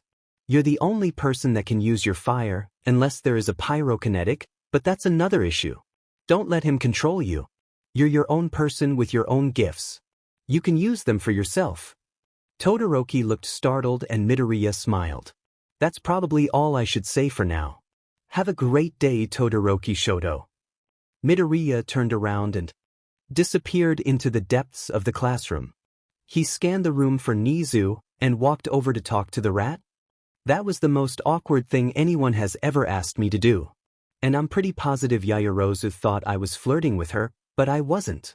Sensing that he was going to go on a tangent, Midoriya put his head in his hands and groaned. Like, I'm fine with just analyzing them on the sidelines, but talking to them was just, ugh. Thankfully I only had to talk to 3 of them. The others looked to be mentally sound, but I could be wrong. Nezu looked on in amusement. Well, at least it was good practice. You never know when you're going to have to do stuff like that. I'm going to be an underground hero. Exactly my point. Underground heroes talk to people more often than you'd think. Usually vigilantes, though. Nezu looked around and saw the students looked more confused than they did before, although their eyes still had determination for the exam. I suppose that could have gone much better. You definitely need to work on your tact. Maybe I'll just give you lessons with present mic. In any case, the exam will be starting soon, so we should get to the commentator's booth. Midoriya nodded, and so they both walked out of the room. Midoriya already knew where they were going, courtesy of Shinso, but it was still nice to have a guide. As they walked, Midoriya allowed his thoughts to wander. Nezu was certainly right about my lack of tact. I should have had some more introduction and then slowly went into their issues. Plus, I doubt they even listened to me. I mean, I'm just some random student that went up to them and told them to fix themselves. Well, they needed to hear it, so hopefully it won't backfire too badly. As the greenette sat down, he looked out of the glass and saw the examens start getting ready. They all looked very concentrated and ready to go. Well, most of them. Midoriya looked at Inasa and saw that he was conflicted. Oh God, I hope that what I said isn't gonna affect how he does. Then, the boy walked over towards Todoroki. Midoriya couldn't see what they were talking about, but he did see Todoroki look very surprised and then shake hands. Inasa then went back to his place in the line looking a lot calmer. Oh, thank goodness. Not quite sure what happened, but I'll count it as a win in my book. As soon as Present Mike saw that all of the recommendation students were ready, sans one, Midoriya, but he's an unofficial recommendation student, he started to detail how the event would go. Might as well analyze their quirks while you're here. Nezu reminded him from his seat beside Midoriya's. Midoriya nodded as if I wasn't already planning on doing that, and flipped open his notebook. As the event went on, Midoriya couldn't help himself from filling 2 entire notebooks with notes. Their quirks are so cool. The teachers around him had all subconsciously moved to the edges of the room, his mutterfest scaring them off, but Nezu still sat and listened to every word as he speed wrote. The recommendation exam passed in a blur, at least for Midoriya. Soon the only people left in the school were a still rambling Midoriya and a somewhat fed-up Nezu. Shinso was amazing as always, but did you see what Todoroki did with his ice in that last part? Boom! Yes, I know I was there. I know, but it was so cool. Literally. Yes, it was very cool. And Yaoyorozu was so smart. She made a cannon. How does one memorize the atomic structure of a cannon? She's definitely getting in. Michim. We'll see. Anyway, Inasa was pretty cool, now that he got past his whole endeavor and his relatives should burn in hell thing. He's got great control over his wind. I think I've got about 6 pages on him alone. That's almost a new record. Actually, not really close to a new record, but still impressive. Show me them. Show you what? The notebook. It's your job to tell me what you analyzed. Oops. I forgot. Here you go. Midoriya shoved the 2 notebooks towards him and smiled. Sorry about going on the tangent. I got excited. I could see that. Nezu responded while he grabbed the notebooks. Thank you. Aizawa will bring you back home, so don't keep him waiting. Thank you, Nezu. Wait, Dadzawa? Midoriya turned to see Eraserhead glaring at him. I'm going to die. Don't be suspicious. Don't act like Apparition. Don't sass. Do not sass. Do not aggravate Dadzawa. Don't point any clues towards me being Apparition. Midoriya and Aizawa walked to Eraserhead's car, Midoriya panicking in the back and Aizawa ignoring him in the front. Midoriya repeated his inner chant as he opened the back door. He watched with fearful eyes as Aizawa opened up the front door and they both slid into their seats. Silently, Aizawa started the car and pulled into the street. I never thought that being alone with Aizawa would be this awkward. Oh, who am I kidding? Of course it was going to be. Thank you. Aizawa broke the silence with the statement. For what? Midoriya answered. What does he mean?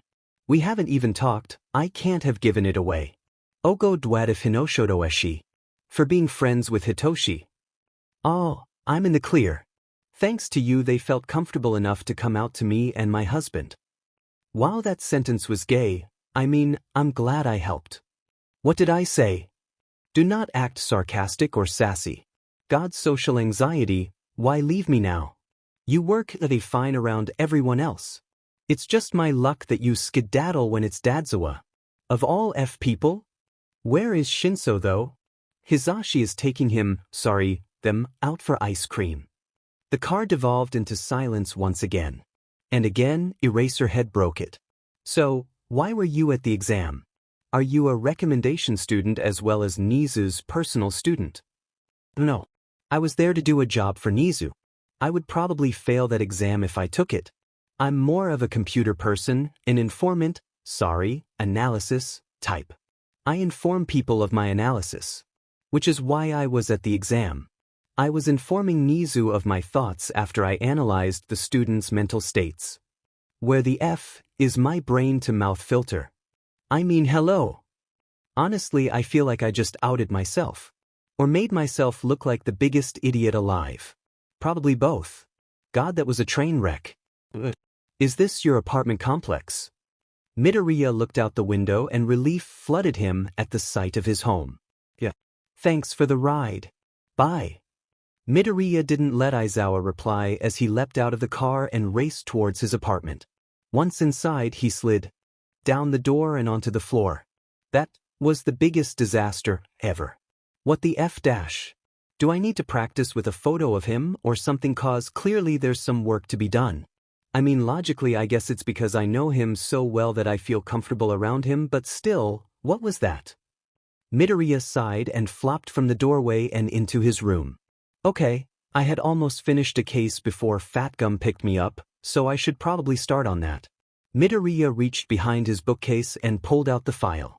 It wasn't as big as most other cases, Endeavor's was around 50 pages, but it had enough evidence to get the criminal in jail. The villain was named Lioness, and, as the name suggested, can turn into a lion. Wow, people's names are so unoriginal these days. But I guess their most have been taken already, so that makes sense. He spilled all of the information onto his desk and started to sift through it. Okay. I left off at camera number 21, so let's start at camera hashtag and let's go to camera footage from a while ago. Hopefully I can find her base quickly. Sadly, that didn't work out too well. Camera after camera, Lioness kept walking. Is she nocturnal? She's been walking for 8 hours. The chat for ghosts who smile back. Apparition, y'all villains hate me. Dadzawa, what have you done this time? Apparition, I'm trying to catch a baddie but she won't stop walking.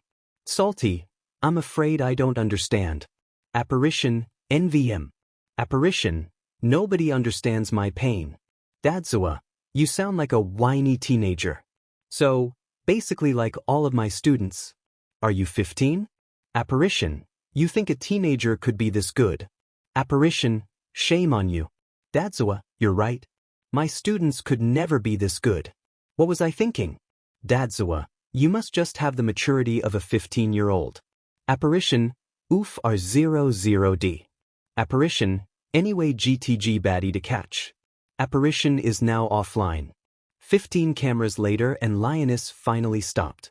Oh my god, finally. I thought I'd have to pull an all-nighter again. Contrary to popular belief, I do actually sleep at least an hour a day. Midoriya murmured to himself. Lioness slunk into a populated apartment and walked up the stairs. Boy dash, that's a well-known villain. How does no one recognize her? Midoriya hurriedly tried to switch to a camera inside the apartment complex, but he didn't have any backdoors created. Welp, there goes my potential sleep. Midoriya stretched his arms and back, feeling and hearing about 10 joints pop and crackle, and turned to face his computer. He typed quickly and hacked into the camera faster than ever before, a new record of 5 minutes. I guess doing something around 500 times really makes a person get good at it. Oh, and Nezu teaching me. That helped too. Following her inside, he watched as she placed her key card into the elevator slot and headed down to an unregistered floor. Bingo. There were no cameras below, so Izuku decided to send what he had to the pros and have them take care of it. It was definitely something.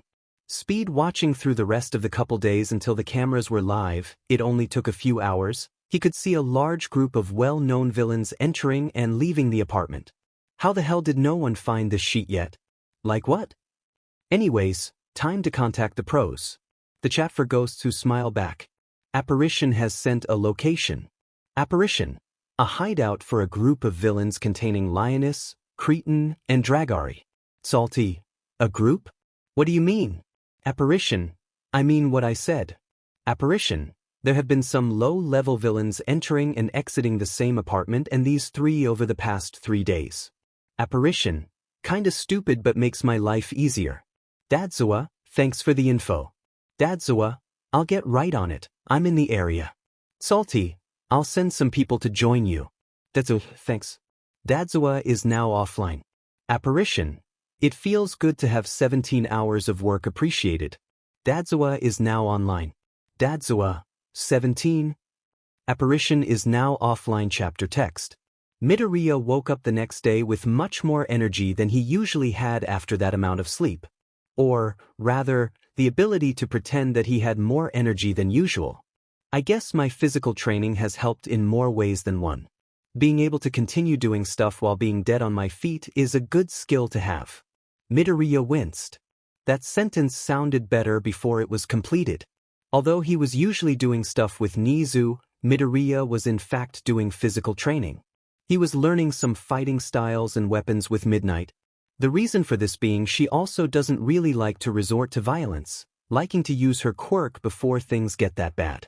But, no matter if Midoriya didn't really enjoy violence, he still needed to be able to defend himself and others, so he had learned to use a lot of different tools such as grappling hooks, smoke and capture bombs, and even a large bat, his choice. Also how to walk and fight in heels because why not? I mean, it's like having knives on your feet. So again, why not? To go along with that, he had parkour lessons with Aizawa twice a week. Mostly because the pro hero didn't have a class. However, those were the classes he most feared. After the terrible car incident, as he had become prone to calling it, Midoriya did not like interacting with Aizawa unless it was through text or in a large group. Being the quick-learned Midoriya he had made more strides in these things than most people did in a year. I also gained some good muscle mass, so it's a win-win. Not that anyone really noticed the change. I wish they did, and then maybe left me alone. I mean, I could always, fight back, but that would end poorly for me. They'd probably suspend me for bullying, honestly, tykes. Plus, doing that could ruin Nezu's master plan. Wouldn't want that to happen. God, it's still such a weird concept. I mean, someone doing something productive against the bullies? Who's she? I mean, I know it's probably just an excuse to gain revenge on humanity and all that, but still. Midoriya broke out from his thoughts and left his room. As per normal, he opened the fridge and saw that nothing was in it. What am I supposed to do now? We're almost out of cereal and I don't have any money. Plus, Mom isn't going to do anything, she eats out most days. And she has a food court for most meals at work. Oof, I'm starting to think I should tell Nezu I need to eat lunch there. Maybe lunch rush would make me something? Probably not, why would he double yikes. Midoriya yanked himself out of the self-deprecating thoughts and started to make himself breakfast. He poured some cereal into a cracked bowl, but couldn't add milk because there was none. Sighing, he poured some tap water into his bowl and ate the mediocre breakfast. Usually this would be when his mom would quickly look into the room, see him, and then leave. Oddly enough, the house was silent. Maybe she left early? Then he got an idea. God, I really shouldn't do that, brain. No way. Fine. Sneaking into his mom's room and seeing no one there, he quickly opened her dresser drawer and stole $. If she's not going to consciously feed me, then she'll have to not know. Slipping out of the house, he headed to school, content that he would be able to eat for the next week or so. I mean, she can eat the food I buy too, so it's not stealing or anything. When he arrived home, there was a cop car out front of his house. Oh no. As he slipped in, hugging the groceries to his chest, he was met with the sight of his mother talking to a cop. She looked to be in hysterics and was sobbing about something. Making his way into the kitchen to put his groceries in the fridge, he heard his mother scream his name out. Izuku, I knew it was you. Ungrateful brat. Stealing my money and eating all our food. I have to work 3 jobs to pay for you and you go taking my money. He looked at her in confusion and fear as she slumped into the couch crying. What the heck? This is the first time she talks to me for a month and it's to yell at me? It was only $50. It's not my fault you're not feeding me. The cop looked back up at him, at the groceries, and down at her before swiftly standing and moving toward him. Hey, what are you doing? Was all he could make out as he was pinned and handcuffed. You have the right to remain silent. Anything you say can and will be used against you in a court of law. Izuku was stunned as he was dragged out of his house and shoved into the police car. He could see his mom sobbing from the doorway. Her disgusted, angry eyes looked smug through her tears. He silently turned to face the front as he was driven to the Masudafu police station. Let it be said that sitting in a holding call with 17 villains you just got arrested is not fun. Midoriya looked around at the faces of many of the small-time villains he had seen in Lioness's apartment complex. I'm so FING lucky they don't know it was me who put them here, and that they're wearing quirk-suppressing cuffs. So, what's an innocent-looking runt like you doing here? One of the villains, Viper I think? While real FANG original man, spoke up and Midoriya flinched away. Bo borrowed some of my mom's moan money to buy groceries cause she hasn't fed me in a while and then she called the cops. Midoriya stuttered quietly, not looking at any of the people near him. Is that really illegal? Midoriya could hear the confusion in his voice. Like you would know. But DMN. And they call us villains. At least we don't let children starve. Another villain spoke up. I mean, technically you could see cause that. Yo UST steal money which who hurts people and can cause people to not be able to feed their children. Silence coated the cell and Midoriya curled in on himself. Man. You have guts for a wimpy teenager, huh? Yeah, that's fair I guess. Midoriya Izuku? He heard a cop say from the other side of the bars. He hadn't even heard the cop walk up. Weiss? Sir? So you don't have anyone listed as a contact and your mother isn't paying bail, is there any other contact you'd like to give us before we give you a trial? Yes, sir. Midoriya answered. Well, who's your contact? Nezu, sir. What? You heard me. Nezu. Principal of UA. Sir. Yeah, sure. Okay, give me a sec. The officer walked off with a, yeah right please, look on his face. He looked around at the silent cell. Of all the fake contacts. That's a new one. A villain laughed and Midoriya didn't reply. Wait, are you serious? This time, Midoriya nodded. Holy shit. It was only 20 minutes before the officer returned with the murderous Nezu in tow. The villains around him shivered at the pure rage he was giving off. Midoriya, I would like your side of the story. Now. While the others were terrified of the rat? Izuku was used to his company and instantly felt his anxiety melting away, replaced by his usual sass.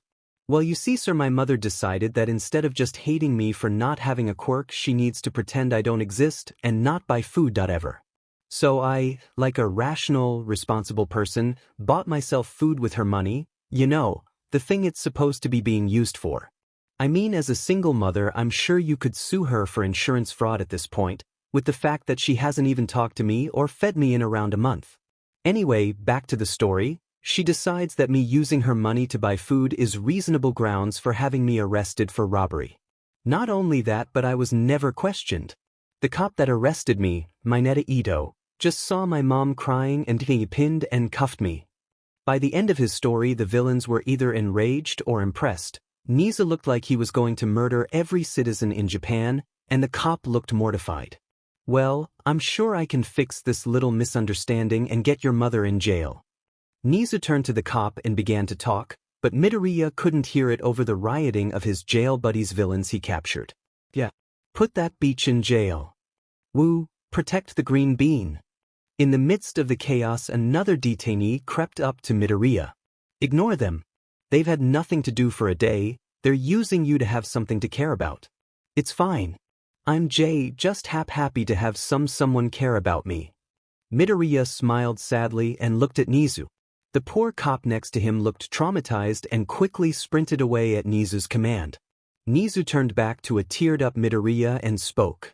I'll get you out of here. Don't worry. A little while later, Midoriya was moved into an interrogation room along with his mother, Nezu, and dad. In the interrogation room, Midoriya Inko looked everywhere except where her son was sitting.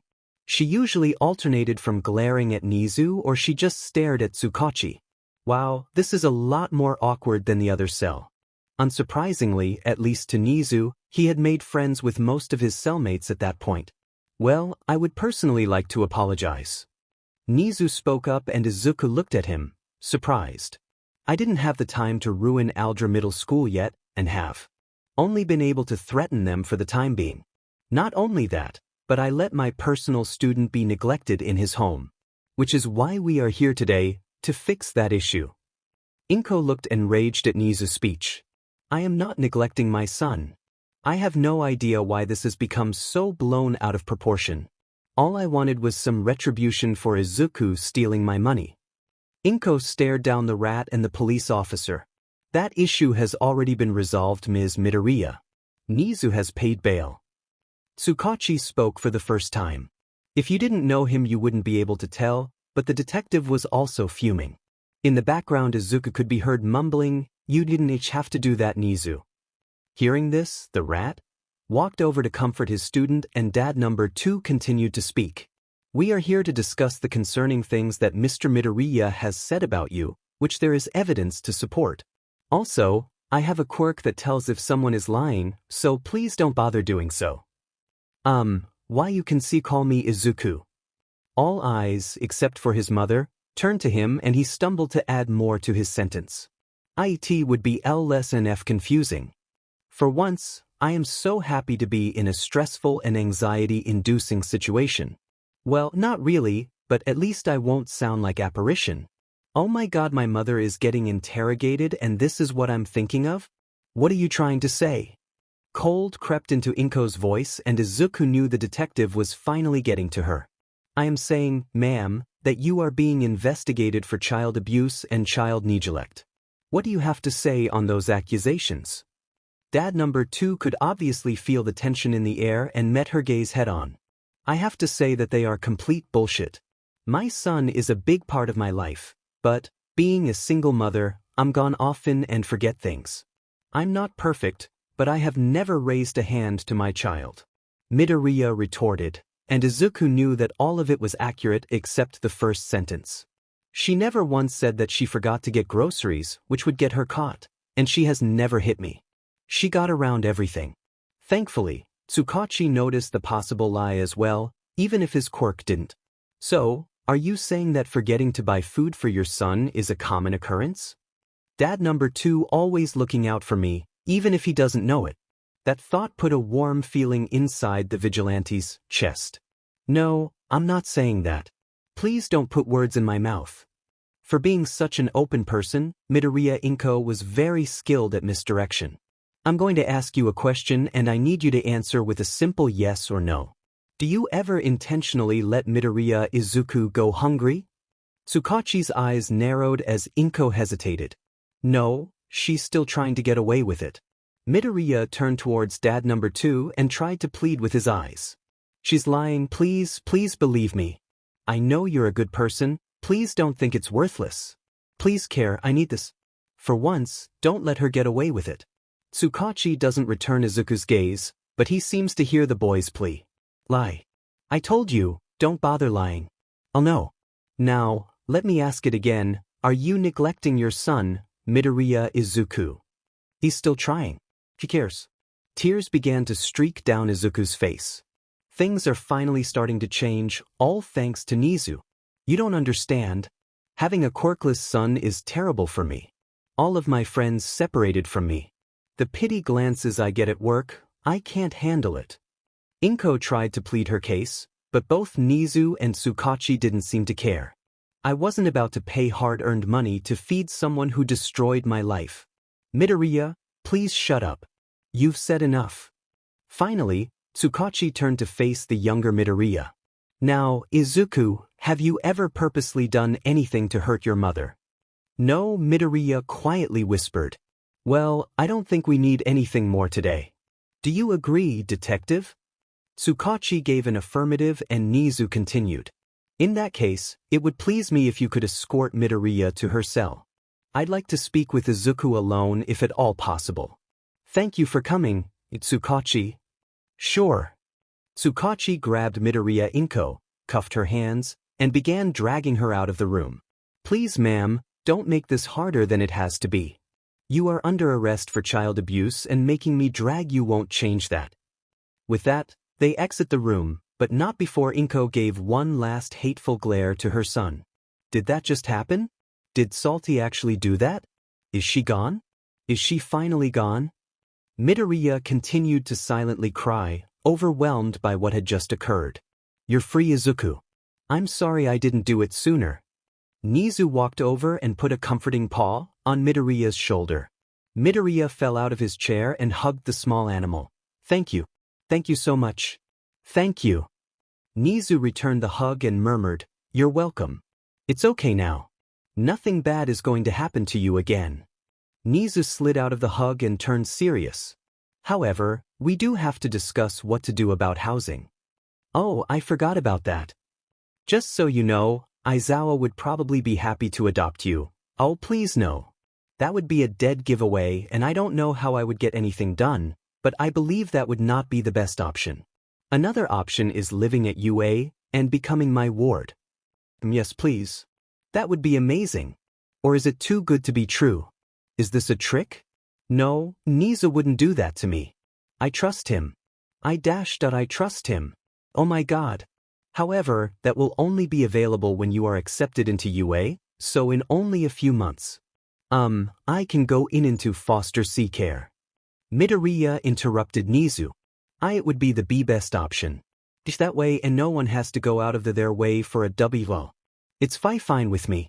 Plus, in infiltrating the system could help me find some good villains. Nezu laughed at the last part, surprising Midoriya. I suppose you are correct. Well, if that is what you want, then I'll get that taken care of. Thank you, Nezu, for everything. Midoriya muttered. Anything for my favorite student. Plus, I couldn't possibly give you an excuse not to finish the homework I assigned. And you have to get 2 villains today, correct? Well, technically 1 villain. You did just put 1 in jail. I mean it, Nezu. Thank you for everything. Thank you for believing in me, even though I'm quirkless. Thank you for not turning me in. Thank you. As Midoriya and Nezu walked out of the police station, another thought occurred to them. It's strange. It doesn't feel weird to me that my mother's gone. Maybe I took calling all the adults in my life, Dad, a little too seriously. Worth it. The next couple weeks were a messy blur. Between his mother's case, foster papers, finding a new school, because there is no way I'm going back and the school is shutting down soon anyway, and his vigilante work, Izuku was running around like a headless chicken. Having no processing time certainly didn't help his mental state either. By his third early morning breakdown, he had had enough and finally decided to step back. Okay, maybe I should try meditation? Hypnosis? I dunno, something relaxing. Maybe I'll ask Nezu. Oh yeah, there's that, I'm effe living with Nezu. I mean, who knew that when your mom was finally in the process of being arrested for years of obvious trauma and neglect, and the people putting her in jail are your father figure and teacher, would cause you to move in with someone who actually cares about you. Haha, who knee? I mean, to be fair, it's only until I get a foster home, but still. And then there's the fact that Aldra is being slowly but surely torn apart. I guess I'm just not used to anyone trying to even pretend to care or help. I mean, it's the whole reason I went vigilante in the first place. The fact that Tsukachi is actually trying to help someone like me makes me wonder if it would be okay to reveal myself. I mean, I want to thank him so badly, but I'm scared. What if this is all an act like those beach boys at Aldera who used to pretend to be my friends and then ditch me? Or maybe it's 'cause he and Aizawa are on to me and want me to confess? Or maybe he's doing it for his reputation? Or maybe he wants me to owe him so that he gets all the credit for my work in the future? Or maybe... Izuku was interrupted from his spiraling panic by a knock on his door. Hey Izuku? I'm making tea, would you like some? Sure Dad, I mean Nezu. Didn't mean that. Okay then. I'm just going to go make tea. Midoriya crab-crawled off of his bed head first and out of his room and down the hall. He quickly entered the kitchen and Nezu whipped around.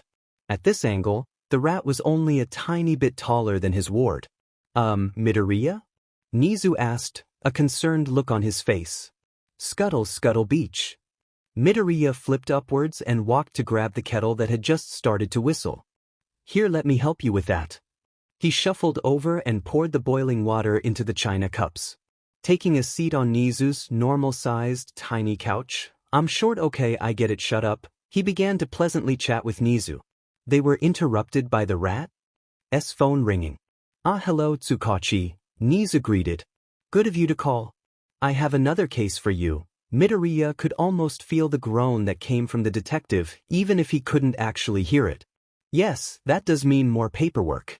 But don't worry, it will be right up your alley. We shall be taking down a quirk discriminatory school. Midoriya almost choked on his tea and looked towards the rat. Man, I forgot about that. I honestly still can't believe that he's actually doing something about it. Nezu, although hearing Midoriya's intake of breath, continued on as if nothing was happening. It is called Aldra Middle School. A pause. No, you're not going to have to go on a wild goose chase for evidence. That was only one time, Tsukachi, let it go. In any case, I already have all the evidence you'll need. Keep a lookout. Nezu cheered into the phone, and then hung up. You're getting Dad number 2 involved in this? Again? Won't it seem suspicious? Nezu turned to face him and sipped his tea. He's one of the best detectives I know. I've asked him to do a lot for me before, so he won't connect the dots. Then a scary grin crossed the rodent's face. Wait, Dad number 2?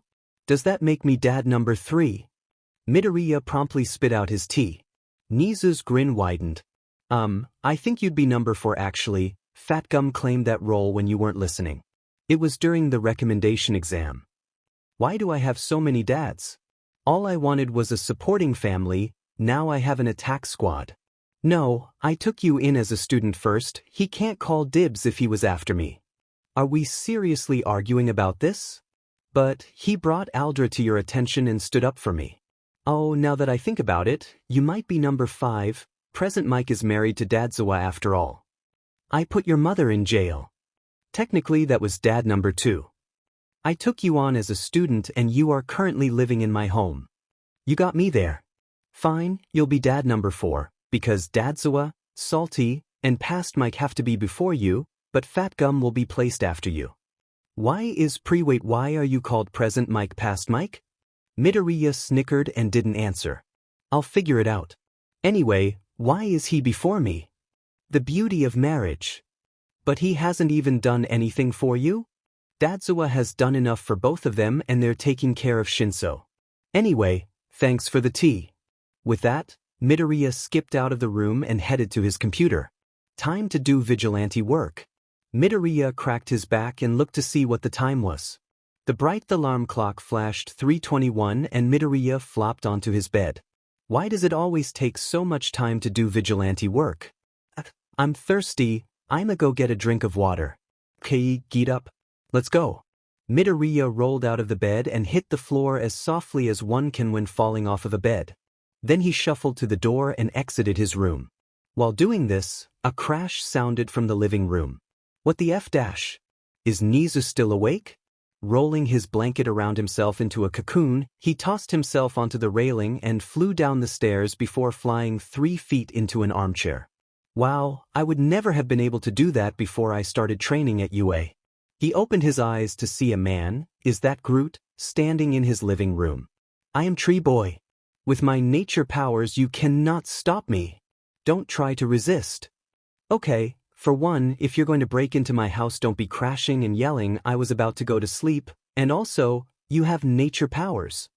And you named yourself a Tree Boy? The Groot wannabe stopped what he was doing and stared at Midoriya. Don't insult my name. And don't try to stop me from stealing your stuff. If you do, you'll die. Ding, I came down to get water, not death. Again, the robber stopped what he was doing in surprise. Using this to his advantage, Midoriya rolled off the chair and ducked behind it. From there, it was a straight shot to the kitchen, which he could do without the Tree Boy ever seeing him. Once he arrived in the kitchen, Nezu's ward stopped at the sink and began to fill up a glass with water. I wonder if I should do anything about Shrub Youngster. Nah, Nezu probably has it covered. The glass was finally full and Midoriya turned off the water. Sighing, it is way too late for this, Midoriya walked back towards the living room. You cannot defeat me with water, in fact, it only makes me stronger. Izuku stood there staring at the guy as he shifted uncomfortably before taking a long and very loud sip and sitting back on the banister. Beach, don't take my water. It's not for you. Sleep deprivation really makes you say stupid things. He quickly rolled up the banister and made his way to Nezu's room. Not even trying to be quiet at this point, Midoriya burst open Nezu's door and walked in. Nezu was found sitting at his desk watching the live living room footage. Oh, hello Midoriya. How are you? Tired? So, you already know about Sapling Sun? Yes. The police are coming? Yes. Great. Good night. Sleep well. God, the shit I go through. The next day Midoriya woke up very well rested. Hold up, did Tree Boy actually happen? Nah, that was a dream. Midoriya shook his head and walked downstairs, still in his pajamas. Then he took in the scene that was the living room. Okay, maybe not a dream. Ignoring the mess that was the living room, the hacker sat down and pulled out his phone. Chat for ghosts who smile back. Apparition. Wow, I'm at 94,107 arrests. Apparition, are you guys proud? Salty, you know what would make us more proud? Aizawa, yes. You should quit while you're ahead. Apparition, hounding me for my identity again I see. Apparition, can't believe you. Apparition is now offline. Midoriya Izuku, hey Shinso. Shinso Hitoshi, hey Midoriya. What's up? Midoriya Izuku, well my mom got arrested. Midoriya Izuku, so now I'm living with Nezu. Midoriya Izuku, and the living room's a mess because someone broke in last night. Midoriya Izuku, and I'm not sure what's gonna be happening with my schooling and all. Midoriya Izuku, cause Nezu's trying to take them down for quirk discrimination. Midoriya Izuku, but I'm good. Shinso Hitoshi, I'm good. Shinso Hitoshi, wait, you're living with Nezu? Midoriya Izuku, it's a blast. Shinso Hitoshi, well then. Midoriya looked up to see Nezu padding down the stairs. The rat smiled once he saw Izuku in the living room and sat down across from him. Sleep well. Yeah, actually. Good. So, we need to figure out what you're going to be doing now that Aldra is going down and your mother is in jail. Midoriya sighed. Yeah, that's true. Thanks for letting me stay with you for now. But for schooling, he shrugged. Well, I am already technically fostering you. And if you would feel more comfortable, we can always find an online school for the next 3-ish months until UA. Are you serious? Izuku looked like he was about to cry. You'd actually invite me into your home for the next 3 months? Of course, I've already claimed my title as Dad number 4 after all, and you deserve to be cared for. I'd be happy to be your guardian for now. To the shock of both of them, tears actually did start to fall from Izuku's eyes. Suddenly, all of the pent-up emotion from the past weeks flooded the gates and burst out. Why are you being so nice? Why are you saving me again and again? Why are you wasting your time on me? Why do you care? I don't get it. Because you're a hero. You are the definition of a true hero.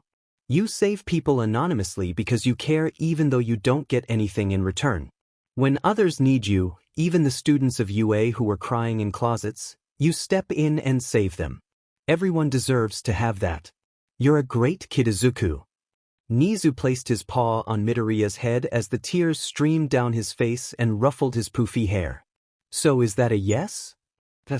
Yes, that sounds like a dream come true, Nezu. Honestly, just call me Dad number 4 at this point, we all want it. Okay. I won't lie to you, I still don't understand why so many people suddenly want to help, but thank you. It's my pleasure. Now, I've already gotten links to 5 online school options. I'll email them to you and you can pick which ones you prefer. However, even with this new learning environment, your personal classes with me will not stop. Nezu smiled and Midoriya remembered why people are so scared of him. Of course, I understood. A knock interrupted Midoriya. Both the rat and the human blinked and looked at each other. Are you expecting anyone? No. You. Not that I know of. I'll go see who it is. Midoriya silently meandered to the front door and opened it. Shinso? Sup? Can I come in? The purple-haired friend stood outside and Midoriya widened the gap to let them inside. How did you find me? Shinso took off their shoes and closed the door behind them. I asked Aizawa where Nezu lived. He looked at me like I was insane, but told me. So now I'm here. But why are you here? Midoriya led Shinso to the living room that was now empty, but still a mess. Your mom just got arrested and now you're living with Nezu. I came to see how my best friend was doing. Shinso had a concerned look in their eyes, but Midoriya lost sight of it when they turned around. Also, what happened here? Oh, Tree Boy, or something stupid about a shrub and a kid, trashed it when trying to steal stuff. He got arrested real quick and I got a glass of water. Midoriya plopped on the couch and patted the spot next to him. Shinso tried to navigate the chaos without stepping on anything, and overall he succeeded. The purplet then sat next to their friend and asked their question again. Not exactly sure what water has to do with that, but again, not what I came here for. How are you, Izuku? Midoriya remembers Tsukachi dragging his mom away, Nezu taking him in, Fat Gum bringing up Aldra to Nezu, Aizawa driving him home, and answers, I'm great. Well, good, because I brought Uno. I thought that would be a great way to ruin our friendship. Oh, what's that? I've never played. Shinso looked at him like he'd killed their cat in front of them. Are you shitting in my soup right now? There's no way you've never played Uno. Well, to be fair, I haven't had friends or parents in my life since I was 4. Oof, that's rough, buddy. Anyway, Uno time. A deck of cards appeared from out of nowhere in Shinso's hand. They started to shuffle them and Midoriya looked. Sounds fun, but I still don't know how to play. Shinso paused and turned to face Midoriya. Okay, so basically you can put down either a card of the same number or the same color. There are special cards, but those are pretty self-explanatory. The goal is to get rid of all of your cards. If you can't put down a card, then you take from the deck until you get one you can use. Makes sense? Yeah, that's easy enough, shouldn't be too bad. Shinso grinned. That's what you think now, but just wait. Midoriya became concerned and Shinso went back to shuffling. What the F dash? Midoriya threw his cards down on the draw pile as Shinso won for the 4th time. Language. His friend deadpanned and Midoriya glared at them. This is the 4th time you have won, and during it you made me draw 26 cards. I think I can curse this once. Midoriya flopped onto the ground and groaned. Shinso smirked and began to shuffle the cards again. At least it hasn't lasted an hour yet. Midoriya stared at Shinso and then laid back down with a loud thump. While all of this was going on, Nezu meandered in the room. "Auno. Such a fun game. Mind if I join?" Nezu asked. Both Shinso and Midoriya freezed. "Nope. No way. I'm not letting a strategic mastermind play Uno with me. My ego can only take so much." Midoriya stated from the ground. "Fair enough. I'll make tea then. Would you like some Shinso?" Shinso nodded and continued to shuffle. Nezu left the room and Shinso spoke up. "Mido, you just talked back to a literal god of chaos. How did you do that?" Shinso asked, really wanting to know. Spite and sleep deprivation. It also helped that Nezu wants to be called Dad Number 4, so he's not that scary anymore. Dad Number 4? Shinso started to deal the cards while they watched Izuku with confusion. Yeah. There's Dad Number 1, also known as Dadzawa.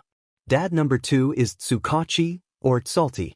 Dad Number 3 is past Mike through Dadzawa.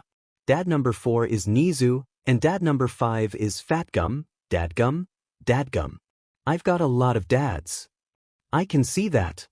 The purple-haired insomniac finished dealing the cards and motioned for Midoriya to pick them up. "Since I won, I'll start. If you win again, I'm done." Well, now I don't know if I should intentionally sabotage myself or not. Shinso played their card and the game began. "I call bullshit.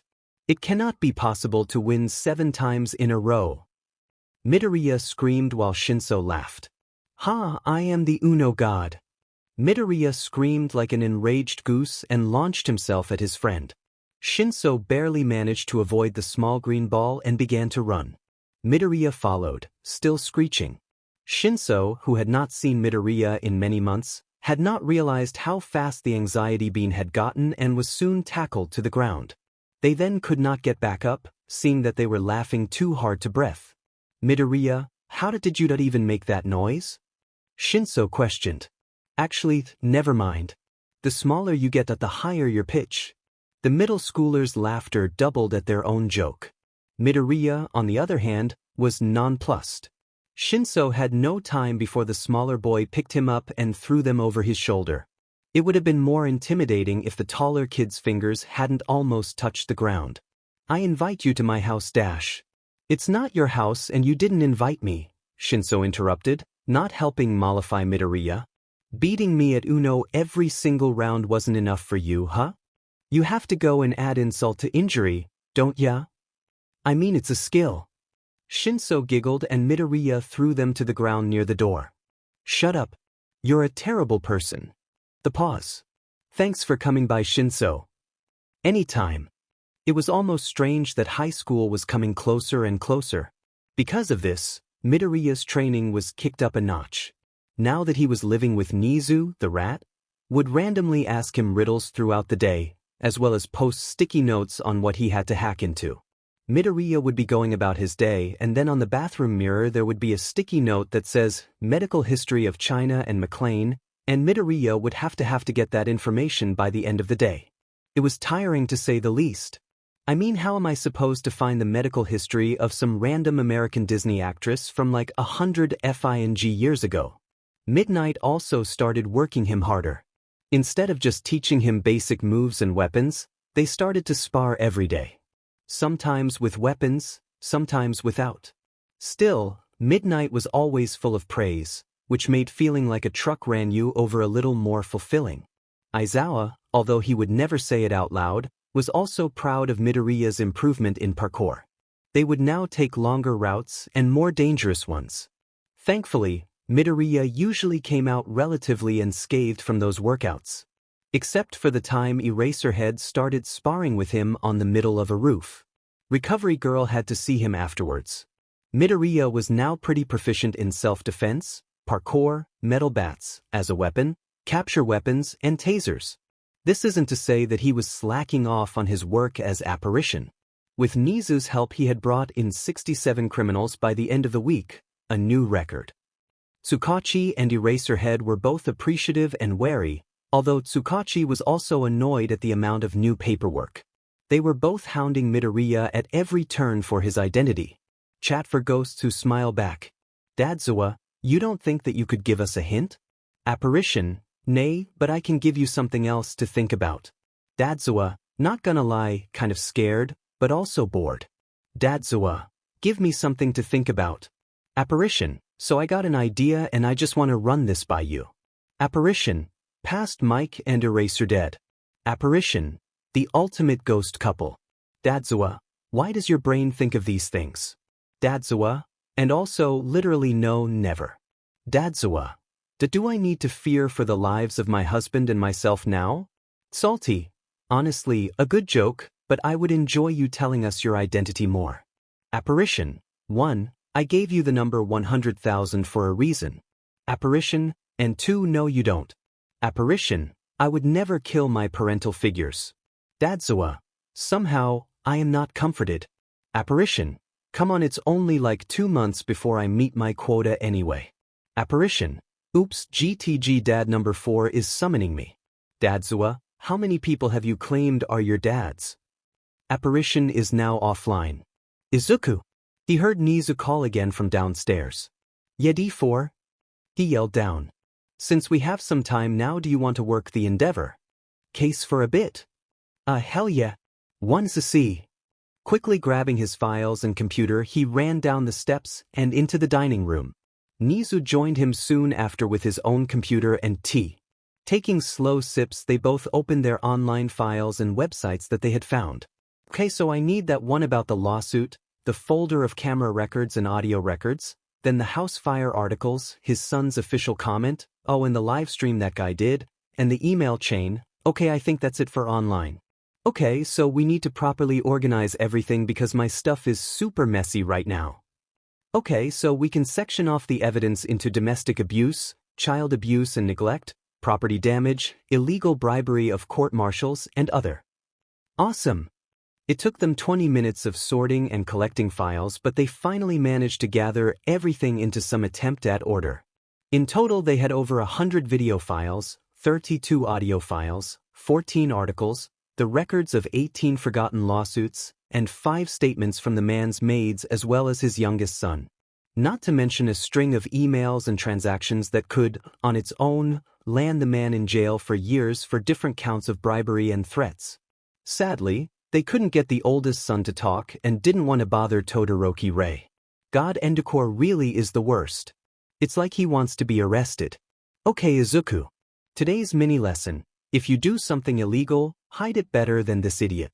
You'd think it was obvious, but apparently not, so there you go. By the end of Nezu's little rant, Izuku was dying of laughter. Nezu patted him on the back. Well, you get your phone out.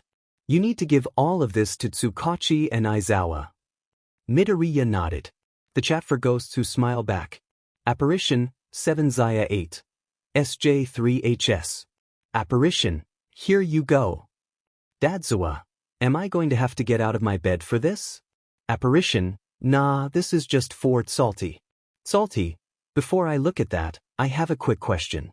Salty, do you think that I am the only person capable of handling any legal matters arrests? Salty, cause I have to deal with at least 2 arrests a day plus paperwork plus PR and stuff because you send me this kind of stuff every day. Apparition, it's incriminating evidence against Endicor. Apparition, should be enough to get him in jail for Real. Salty, I'll get right on it. Aizawa, wow. Apparition, that's a lot of work. Apparition, it took me like 3 months to do that. Aizawa, I'm impressed. Apparition, squeal. Aizawa is offline. Salty, this is gonna help a lot of people. Salty, I'm going to start filing all of the evidence right away. Salty, thanks. Salty is now offline. Apparition, blushing up parents that care. Apparition is now offline. Chapter text. 2 months later. Nezu, come to the school please. Meet me in class 1A. Midoriya, Izuku, why? Nezu, Shinso's there and we need to talk. Midoriya, Izuku, KB there in 5. Nezu is now offline. Midoriya, Izuku is now offline. Huh, Shinso's there. Wonder why. Midoriya peeled his face off of the desk and dragged himself towards his closet. Slowly, he shoved clothes on without regard to fashion and stumbled to the exit. Walking the short distance to the school, he finally checked the time on his phone. He woke me up at 7:30? Aren't classes in UA starting now? Why would he want me there? Entering the building, he couldn't help but feel out of place. Not only was it his second time in the school during class hours, and he hadn't been in any school since he begun to learn online, which for some reason had ended 2 days ago, but he was wearing his pink cornbread sweater, orange shorts and green knife stilettos. He sharpened the heels. To be fair, they were the first things I saw and I didn't read what the sweater said. I really hope that no one sees me. After having to duck and run to avoid students for around 15 times, Midoriya found himself hiding in a storage closet.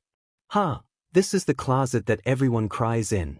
Wait, that means I can access the vents from here. Midoriya looked around the dark closet and, sure enough, he can make out the vent opening. Finally, some good luck. Midoriya whipped out his pocket knife that he had equipped with a screwdriver and started to unscrew the nails holding the cover in place. Putting months of experience to work, he made quick work of it. I thought window locks were bad. They've kept me out of a lot of places, but vent covers are also pretty annoying. There are just so many of them. Slipping into the vent, it only took him a couple of minutes before he was looking down at the top of Shinso's head. Nezu must have seated them there on purpose. Sensei? Who's in the vents? Oh yo, she has headphone jacks for ears. That's awesome. Wait, why is she here? I thought Eraserhead had expelled his class? Oh wait, are they the new kids? Nezu planned this. He's going to make me join the class, isn't he? Fuck. Yeah, I was just about to ask that. OMG, he has so many arms. I bet he gives great hugs. All eyes were on Izuku as he unscrewed the vent and dropped onto Shinso's desk. His friend didn't even look startled to see him, but they were the only one. Hi. Sorry for dropping in. OMG, I just made a pun. I didn't even mean to. Nezu sent me here. I think I'm supposed to join this class. He watched as Aizawa slammed his head through the podium. Of all people I had to be stuck with, it just had to be you. Blood began to drip from Aizawa's head and onto the floor. Snark wormed its way past anxiety and Midoriya plopped into Shinso's lap. I'm like a pixie stick, I'm sweet and I'll get you high yet everyone hates me. Midoriya commented while staring Aizawa in the eye. I don't hate you. Shinso commented, taking this a lot better than everyone else in the room. Some people were staring, others were videoing, a bird kid was whispering about chaos and revelry, and Ida, he did get in, seemed torn between helping Aizawa and reprimanding Midoriya. Is it just me, or does he look constipated to everyone else too? Well, you're not everyone, are you? Midoriya countered. What? Now Shinso's brain had joined the not working club. Anxiety come back. Brain-to-mouth filter come back. Why do you hate me? I'm a fever dream. Yep, I really don't ever think. Not with Aizawa around at least. Shinso was about to respond when the door opened. The whole group turned as Nezu walked into the class looking creepily overjoyed at the chaos his sun figure has caused. Oh good, you're on time. Aizawa, I am too busy. With this school and another one that we shan't mention, to continue one-on-one teaching with my private student here. Enjoy dealing with him. He was about to leave, but the rat turned back around. Oh, and if anyone bullies my son, I will have you know that I won't hesitate to arrest you. I've already sued over 100 families for hurting him and you don't want to be on the growing list. The door shut with a bang. Did he just call you his son? A bright red-haired boy spoke up and everyone looked interested to see if he confirms. Oh wait, but he's only fostering me for the moment. Great, now my anxiety comes back. I hate my brain. Aizawa's sigh brought Midoriya's and everyone else's attention to him. Well, now that that's over, meet me outside wearing your gym clothes. He moved towards the door but paused. And Midoriya, Aizawa's gaze burned into the boy and Midoriya gulped. I expect you to follow the dress code this time. Sir, yes sir. Although for the record, I didn't know I was going to be in school today either so. Aizawa sighed louder. Just don't leave the locks on the bathroom stalls please? Oh no, I have no problem with those. And I'm still forgetting to not sass Dadzawa. Do not be suspicious. Right? With another sigh, Aizawa left, leaving a very confused group behind him. Soon the entire class was gathered on the pitch. It was then that Izuku remembered what shoes he was in. Oh my god, what are thus? Lightning Boy is cultured. These. Actually, her heels to that Miss Midnight G gave me. The heels are Nevis. Yellow Boy and Pink Girl were both openly gaping at him. Attention everyone. The class turned to look at Aizawa. Okay, I know Midoriya has the entertainment level of crack cane, but it'll be easier on my mental health if everyone ignores him. I'm begging here. That brought some concerned looks and snickers from the group. Yes, sir. I will do everything in my power to ignore him. Maid, I'm hurt. And who are you trying to karate chop? I'll try, but he's very hard to ignore. Shinso deadpanned and Aizawa sighed. Wait, Mr. Aizawa, aren't we going to orientation? Oh, she has toe beans on her fingers. I love her already. Hopefully she doesn't decide to beat me to a pulp for no logical reason. I'm so lucky Nezu blacklisted Kaken from UA. Maybe I can finally lose that FNG nickname. I mean, it's not even clever. Deku. Seriously, if you're trying to call me useless and worthless or whatever, then at least get creative. For example, you're like the dull end of a knife, pointless and useless. Original, unique, stress-inducing, you remember it, everything you want when you're attempting to drive your childhood friend to suicide. Midoriya, were you listening to a word I just said? Aizawa sighed. Oh shit, I was mumbling, wasn't I? Yep, those are you were mumbling looks. I can't lie to you and you can't expel me, so by that logic my answer is no, I did not. I've stopped trying to stop myself at this point.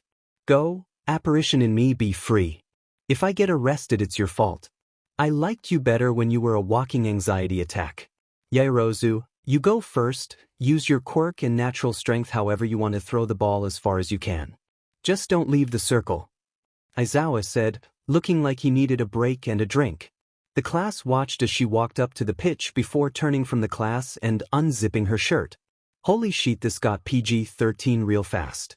Hiding herself by holding out the sides of her jacket, she proceeded to make an entire cannon, load in the ball while ignoring the freaking out of her classmates, and launch it 1,492.53 meters. Damn, I knew she was great, but like, wow. I somehow totally forgot about the cannon, not gonna lie. Holy shit. Bro, that's so manly. That's awesome, you're so strong. Wow. Thankfully, Aizawa was able to quiet the class. The next events all went by in a similar fashion. Izuku, for his lack of quirk, was doing surprisingly well. But gotta remind myself to thank Nezu later for all of those P-duddy, but worse and with more chance of death, classes. He had managed to stay in the upper middle of the group the entire time, even with 3-inch heels on. I mean, I have been training with the teachers here for like half a year, but yeah, it's still dope. He managed to earn himself 7th place. Midoriya, how did you beat me? I mean, you are wearing FING heels. At some point Shinso had walked up to the green-haired boy. I did. Sure enough, Shinso was in 10th and Midoriya beat them by 3 spots. Huh, probably a mix of being taught by more heroes than just 2 and manic energy. That's a mood. Anyway, now that Dad's excuse to torture students is over, I think it's lunchtime. Shinso began to follow the group and walk away, but Midoriya stopped them. Wait, Dad? Does that make us siblings? At this point, the short boy had made sure to lower his voice so as to not let anyone overhear. I mean, if he ever figures out who you are, then yeah. Shinso had also lowered their voice even though Aizawa was not anywhere near the two. Did Dadzawa put you up to this? Trying to get me to confess my identity. Not gonna happen. Midoriya whipped his hair, didn't really work, not enough hair, and sashayed away. The heels really added to it. Lunch, lunch, lunch, lunch. A girl with pink skin and the cultured Pikachu boy chanted while they skipped arm in arm. Ida looked like he was about to have an aneurysm. The poor boy. But, to be fair, I kinda expected more from the future of heroes too. Wow, imagine being that skilled at making friends. Shinso groaned while he used the diversion to sneak into the cafeteria unnoticed. I know, right? Grabbing a bowl of katsudon and waiting for Shinso, he quickly surveyed the room. Not finding a spot where he felt comfortable sitting, I mean, can you blame me? Have you heard my school history? He grabbed Shinso and helped the two of them slip out of the school and onto a patch of land where a few groups of third years were eating. Hey Izu, can I call you that? Seems better than your beach mom's name. Yes, sure, what should I call you? Are you sticking with your given name? I don't know, I don't care about the whole name thing too much. It's Hitoshi. Okay, you got it, Hito-chan.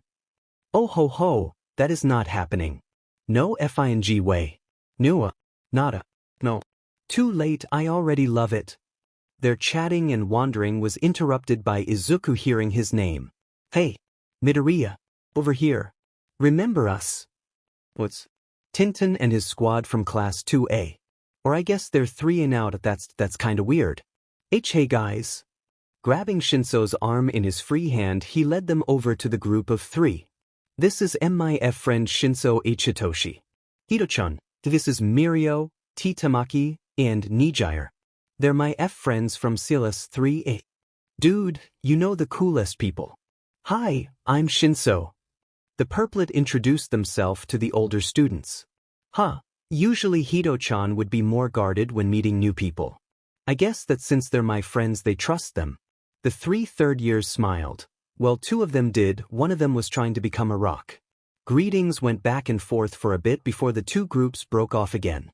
Hey Hito-chan, wanna eat in that tree? You know what? Sure. Why not? Making their way up into the tree, Shinso found a good branch.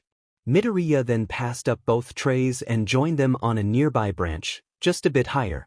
They ate calmly, chatting a bit in between bites, until Midoriya caught sight of something in the tree across from them. Hey, is it just me or is that bird like human-sized? Shinso squinted at the tree before reeling back. No, not you, that's a huge bird. Wait, oh my gods, is that Tokoyami? Who? Tokoyami from our class, they're super chill and kinda androgynous. I don't remember seeing them in the boys' locker room, so I'd go with they/them pronouns until otherwise stated. Let's go say hi. Yeah, okay, I'm done with lunch anyway. Using the same technique they had used to get up, they made their way down and crossed the lawn. Sparing a wave at the trio from earlier, they looked up Tokoyami's tree. Hey, could we join YU? The bird kid looked confused but nodded nonetheless. The 2 friends made their way up to Tokoyami's level, leaving their trays at the base of the tree. Hi, we saw you from the tree over there, so we figured we'd join you. Shinso greeted. Ah, are you creatures of the night sky as well? And no, we just wanted tea to AV Void kids. Which I guess is high hypocritical considering we just climbed your tea tree. Midoriya stumbled out. Ah, I see. Shinso, was it? You seem like kin. One of the void of nothingness that sits within me. That if you mean you're non-binary too, then yeah. Wow, they can understand Tokoyami? Color me impressed. I need to brush up on my goth. Indeed. My pronouns are they/them. I also accept Jack Hen from my birdly side. Please don't refer to me as PP though. While it is similar in meaning to Jack in this context, it is also, well, you get it. YUG got it. No pages. The trio burst out in laughter at that. Okay, you know what, we're first years, you can't expect us not to laugh. By the time he heard the bell ring, Izuku had succeeded in making another friend. Wow, I never thought I would enjoy school.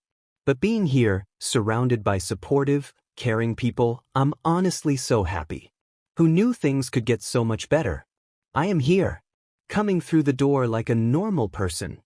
All Might shouted as he bursted into the classroom, admittedly not like a normal person. The class was ecstatic. Midoriya, on the other hand, kept scrolling through news reports to see if there were any new villain attacks. Although it was hard to keep up with his schedule, with all his extra training, Midoriya had gotten to 98,376 arrests. Gah, I'm so close. I bet Tsukachi and Aizawa are almost vibrating with excitement to see who I am. Well, their suffering fuels my amusement. While Midoriya was in Aldra, he would randomly scroll through cameras and see what was up. This led to him figuring out All Might's identity and basically everything about him. The guy's not subtle. He'll talk about all for one in an alleyway by himself. And then he pretends like the guy's a secret. I found out about one for all and all for one on the same day, for crying out loud. Midoriya still liked the guy as a hero. He did a lot of good, but he didn't think he would be that great of a teacher. In any case, Class 1A had to change into their hero outfits and was brought to ground beta to do battle simulations. Midoriya's costume could be mistaken for a normal outfit if one didn't look too closely. Dark green combat boots, made to allow him to walk silently and land safely, were found underneath black, slash-proof, waterproof, and fireproof cargo pants that offered protection and movability. They had pockets all over them that held different capture tools. He had freeze grenades, flash bombs, smoke bombs, and exploding glue grenades, as well as zip ties and H&D CFFS. On his waist sat a belt that held stun darts, a taser gun, a whip that could harden into a staff, and his phone. His top was a black exercise shirt that fit his form, and across his back sat his favorite metal bat that he had carved flowers into. On the back of his left forearm sat a touchscreen that worked like a tablet and was connected to his photo through Bluetooth.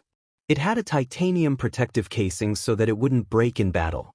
His favorite part was definitely the matte black biker-themed helmet that sat on his head. However, it had more than one twist. Both sides looked like the one that Midoriya was looking out of. It was to, hopefully, stop villains from thinking they could sneak up on him. Other than that, on the outside it looked like a normal helmet, but on the inside it doubled as a command station. He could send visuals from his tablet onto the helmet's visor, allowing him to layer a map or recording over his vision. On the side of the helmet sat buttons that allowed him to switch his view to heat sensing or night vision. He could also access a projecting microphone for crowd control, had access to police radio networks, and had a feature that would send out a distress signal to all registered hero devices within 2 miles. Nice costume.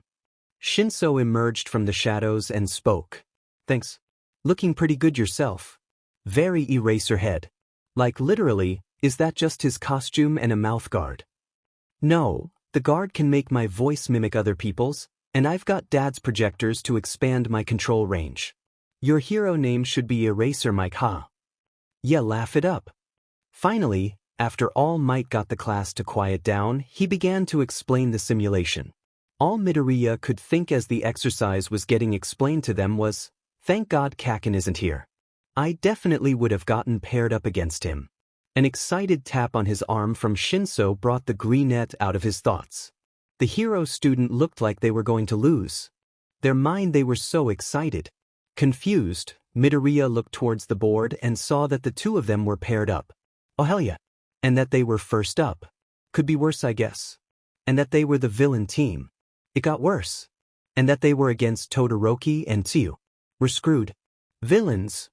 Came the booming voice of All Might. You have 30 minutes to prepare.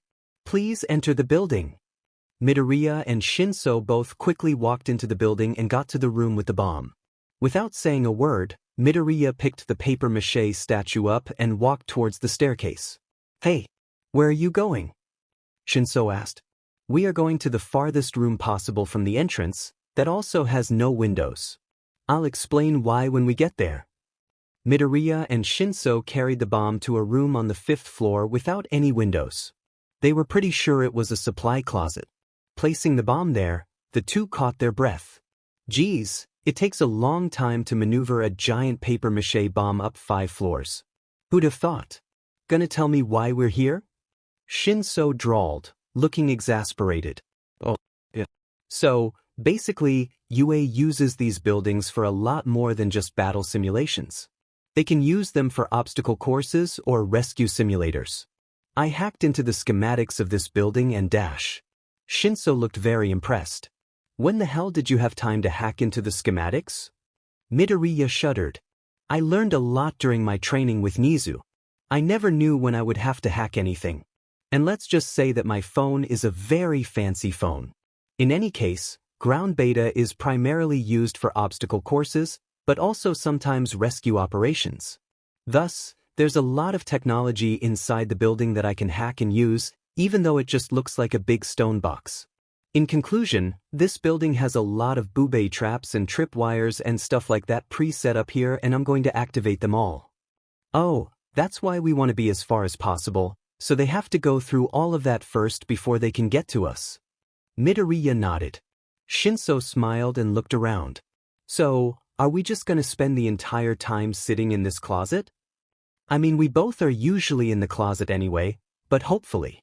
They don't know your quirk, so we can probably do this without fighting anyone. As underground heroes, these simulations aren't really ideal. 2 minutes left. Villains. Midoriya took out his phone and pulled up the schematics.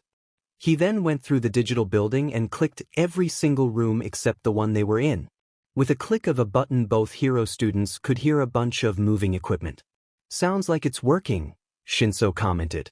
They both got comfortable on the floor and started to discuss strategy. Okay, so Todoroki is probably going to freeze this entire building. With the support equipment I have at the moment, there is nothing we can do about that. So get comfortable. In any case, your quirk will still work even if we're trapped in ice, so if he gets to this room, just make him talk about his dad or something. Oh, and I'll be in the security feed so we'll know what's going on. Sounds good. Yeah. I think we have a good chance at winning this. Shinso seemed super pumped even though all they were going to do was wait. Your time begins now, heroes. Go, go, go. All Might yelled into their mics. Oh, I have an idea. Hacking into the main control room with his ARM tablet, he split his screen between the security feed and controls of the building and the footage of the people watching. This'll be fun to watch. Not a second later, he was encased from his waist down in ice. He looked over and saw that Shinso was too. With a glance at his phone, Midoriya could see the sad looks on the viewers' faces. Seems they think it's already over. Then an explosion rang out, and their faces turned into ones of surprise. We've still got a long way to go. What was that? Shinso inquired, looking very cold and uncomfortable. I think it was the robots. Robots? Don't worry, I turned off the death rays. Death rays? Plus ultra, I guess. Can I get an update? Oh, sure. Midoriya paused the show he was watching and switched screens. They both just fell into a pit trap that brought them to the first floor, and we only have 3 minutes left. I think it's safe to say we're going to win. If you jinx it, no one will ever find your body. They watched as Todoroki was forced to carry a now half-frozen and definitely hibernating Azui across a field of tripwires. By the end, he had enough stun darts in his sides to take down a minor deity. Both Azui and Todoroki have passed out. The villain team wins. Can young Kirishima go chip them out of the ice? The two of them high-fived while laughing at the utterly bewildered faces of their comrades. Boom. Villain and useless for the win. Izuku shouted at no one in particular, fists punching the air. Yeah. They both looked up as the door opened to reveal their cold classmate. Oh, hey Kirishima, a H-hand please? He made quick work of the ice. Soon the two of them were free and, with Kirishima's help, managed to carry Azui and Todoroki back to the viewing room. As soon as they opened the door, sound exploded from inside. Yo, how did you do that? That was so awesome. Is that your quirk? How did you set up those traps without even moving? They deserved a fair fight. You didn't even fight them. To be fair, Todoroki wasn't planning on fighting either. How did you beat Todoroki without using your quirks? Hey now. Calm down. Calm down. All Might's booming voice finally cut through the others. Soon everyone was quiet. Can anyone tell me who the MVP was? I can, sir. Yairosha? The MVP was Midoriya. Not only did he come up with a quick and effective plan, but he monitored and updated his partner on the hero's situation. Todoroki, while he did have a good plan, put his partner out of commission. Similarly, Azui was unable to assert herself in her partnership and was incapacitated upon entering the building, even while knowing she wouldn't have been able to enter in the first place due to her quirk. Shinso did nothing wrong, but still ended up leaving the planning and action all to Midoriya. Now that is not saying anything about Shinso. I understand that due to distance your quirk may not have worked and that you just didn't have a chance to show your skills, but from what I have seen, Midoriya was the MVP. The very good young lady. Got everything. Geez. She's good. I wonder if I can befriend her. She reminds me a bit of myself. Something to look into. I'll have to ask Hito-chan later if we can adopt her like Tokoyami. Maybe Ochako too, she seems nice. Obviously Todoroki needs to be on our list of kids too. Making his way back over to Hitoshi, he couldn't help but notice how uncomfortable All Might looked. I was right. He has no fang clue what he's doing. He put his elbow on Shinso's shoulder and watched as the next battle trial began. So, Hito-chan, what are your thoughts on adopting Yaoyorozu and Todoroki? Is it because they're your people or because they're rich? Oh, shut up. They'll fit right in with us. Really? Shinso looked at Izuku skeptically. Yeah. Yaoyorozu is the quiet, kind type, and has a knack for analysis, perfect for our squad. Todoroki needs companionship and doesn't know it. They'll be our children by the end of the week, trust me. Suddenly changing his voice to a whisper, he spoke into his friend's ear. It may also have something to do with the fact that I'm having Endeavor arrested, but you know whatever. Bro, are you kidding? You know what, why am I even asking? What about Lighting Boy? Are they blushing? Oh ho. I'm just thinking dash. Is this a crush I smell? You like him? Okay, he's like super hot and he's flirted with me twice already. I'm not used to this. Ask him out. Ask him out. Ask him out. S8. Be quiet. And no, he can ask me out if he likes me, which he probably doesn't. Oh come on, you just said he keeps flirting with you. Guy, no. They ended up chatting through the rest of the battles, and before they knew it class was over. Heading back to the locker room, they were shocked to be stopped by none other than Yaoyorozu. Hey, Yaoyorozu said, I remember you too from the recommendations exam. Would you like to sit with me at lunch today? Why sure. Midoriya replied. Great. See you then. With that she left for the girls' locker room, leaving her classmates confused behind her. So, Midoriya, I didn't see you at the rest of the recommendation exam, yet you're at UA. How does that work? Yaoyorozu set her lunch down on the table to join Shinso and Midoriya. Well, I never was a re-recommendation student. Nezu, my foster FA father, took me under his W wing and I became his personal student. Bet because of that, IG got a free pass into UA. Midoriya stopped eating to answer, and Yaoyorozu started eating. That makes sense. The girl was going to continue, but Midoriya interrupted her. Todoroki. Come sit over here please. The boy in question startled and slowly turned to face the screaming one. He seemed to contemplate, and ultimately decided to walk over. Hello. Todoroki's face did not portray any emotion as he sat down. Why did you call me here? To sit and talk. And maybe become friends. And your dad's a beach. So why ya? At the last part, emotion finally shone through Todoroki's mask. Wow, way to be subtle. Shinso remarked, and got a hit on their arm for the comment. What, it's true. You are so rude. Why did I ever help you? Midoriya groaned and slammed his head on the table. Yaoyorozu looked afraid for him while Todoroki still looked startled. Because you love me. I hate that you're right. Not to interrupt this moment, but what did you mean before? Todoroki spoke up and Midoriya lifted his head from the table. Oh, the part W where I hate Endeavor? Todoroki nodded. Well, he is, and not that that makes you I mean, why you aren't him. He's just a terrible hero and father. Midoriya, I understand you have your own opinions, but maybe you shouldn't be so vocal about them in this situation. Yaoyorozu spoke up and Midoriya curled in on himself. All food was forgotten. Why you're alright. But I think Todoroki agrees with me on this. Midoriya spoke up and recognition passed through Todoroki's eyes. I do. I've told it to you before. You're the kid at the recommendation exam. Midoriya nodded. Not to stop this touching moment, but we should all eat. Aizawa might get mad if we enter the room hungry. And we only have 5 minutes left. Shinso reasoned from the corner. Oh shit. Midoriya started to stuff his face with food, while Yaoyorozu and Todoroki ate like civilized folk. Rich people. Always act better than the rest of us. Midoriya held his head in his hands. UA's academics are so weird. I thought I would be ready, but turns out I could take this class 1,000 times and never be ready for the curriculum. Ectoplasm, their math teacher, had given class 1A a pop quiz to see how much information the students already knew. From what Shinso could see, Midoriya obviously didn't do so well. He was looking pretty stressed.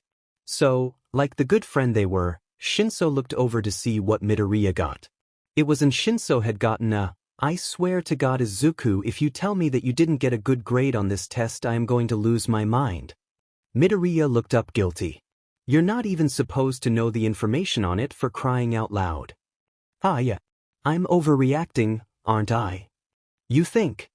Well, Shinso activated their brainwashing and Midoriya went slack. 10 seconds later, Midoriya looked around and saw his classmates laughing. "What did you do?" It was less like a question and more like a statement. Shinso looked around in mock innocence. "Who, me?" Midoriya sighed and walked over to Yaoyorozu, who gladly gave him her compact mirror. "Anxiety Bean" was written on his forehead in blocky letters. Midoriya sighed again, gave Yaoyorozu back her mirror, and walked back to his seat. Shinso was snickering the entire time. "Well, can't fault them for writing the truth. Actually no, I can. Dad number 4, was all that came out of Midoriya's mouth, but it was still enough to make Shinso pale. "You wouldn't," Midoriya gave them a look. It might have looked threatening, but in reality the boy was just trying not to laugh. Sadly, it didn't work, and the two friends were almost on the ground, they were laughing so hard. The rest of the class just looked on in confusion. "Who's dad number 4? Kaminari asked. Everyone just shrugged. The rest of the day was pretty uneventful. They even got a study hall instead of English because Present Mike wanted to give them a couple days to get used to UA before he started teaching them hell. Midoriya used that time to take down Gunslinger, a new criminal. The chat for ghosts who smile back. Apparition, 73 ASD 86.as 230. Apparition, Gunslinger. Aizawa, you are so lucky you sent that while I didn't have a class. Apparition, I thought you expelled your class. Aizawa, I did. Aizawa, now I have a new one. Aizawa, complete with a problem child and everything. Apparition, while that is a big oof, you might want to go arrest this guy. Apparition, I'm not sure how long he's going to stay there. Aizawa, yeah, I'm on it. Aizawa at Salty, you gonna back me up? Salty, long-suffering sigh. Salty, also, Apparition, you may be interested in knowing that Endeavor's trial is being kept under wraps for now but will be broadcasted live in a week. Apparition, oh thank the gods. Aizawa is now offline. Salty is now offline. Apparition is now offline. Oh, who are you texting, little listener? Present Mike asked from over Midoriya's shoulder. Where the hell did he come from? Oh, Jay, just my dad. He was wondering when IW was getting home. Shit. Wait, isn't Nezu fostering you? Wouldn't he already know? Midoriya's pure panic must have shown on his face because Present Mike took pity on him. Laughing, he said, all right, I'll let you have your secret. He shook his head and gave Shinso a look. Kids these days. Midoriya turned to see Shinso laughing wildly beside him. Oh my god, you were texting Dad, weren't you? I've never seen you so scared in my life. And I watched you try to pet a cat for the first time. The purplet was cracking up. It's not funny. Midoriya hissed. He almost caught me. He didn't though. You were just so suspicious. Looking back on it, Midoriya realized that that was a true statement. Another failed attempt at not being suspicious, I guess. Maybe that's what I should get Nezu to teach me. Improv. That's actually a great idea. Shinso looked on in amusement and confusion. I should learn how to improv more. Then I can be less suspicious, and also it could work in many different hero situations. Shinso nodded and hummed in agreement. That's not a half-bad idea. Maybe I should do that as well since my quirk is reaction-based, Midoriya grinned. But don't think I forgot about what just happened. Midoriya's grin disappeared. I will hold it over your head for the rest of time. Hito-chan. Class, shut up. At the commanding and terrifying voice, every mouth in the room shut. Eraserhead looked pleased with himself and continued to speak. Today we are doing something different. Tension spiked. Pick a class representative. Tension lowered. I want to be class rep. So do I. Vote for me. While all of this was going on, Aizawa lowered himself into his sleeping bag and zipped it up. Well, he's clearly not going to be any help. Quiet. Rule-abiding Ida to the rescue. We should take a vote instead of just screaming at each other. But then everyone will just vote for themselves. Shinso spoke up from their seat, looking absolutely done with everything. Shush, let Ida have this. At least he got everyone to shut up.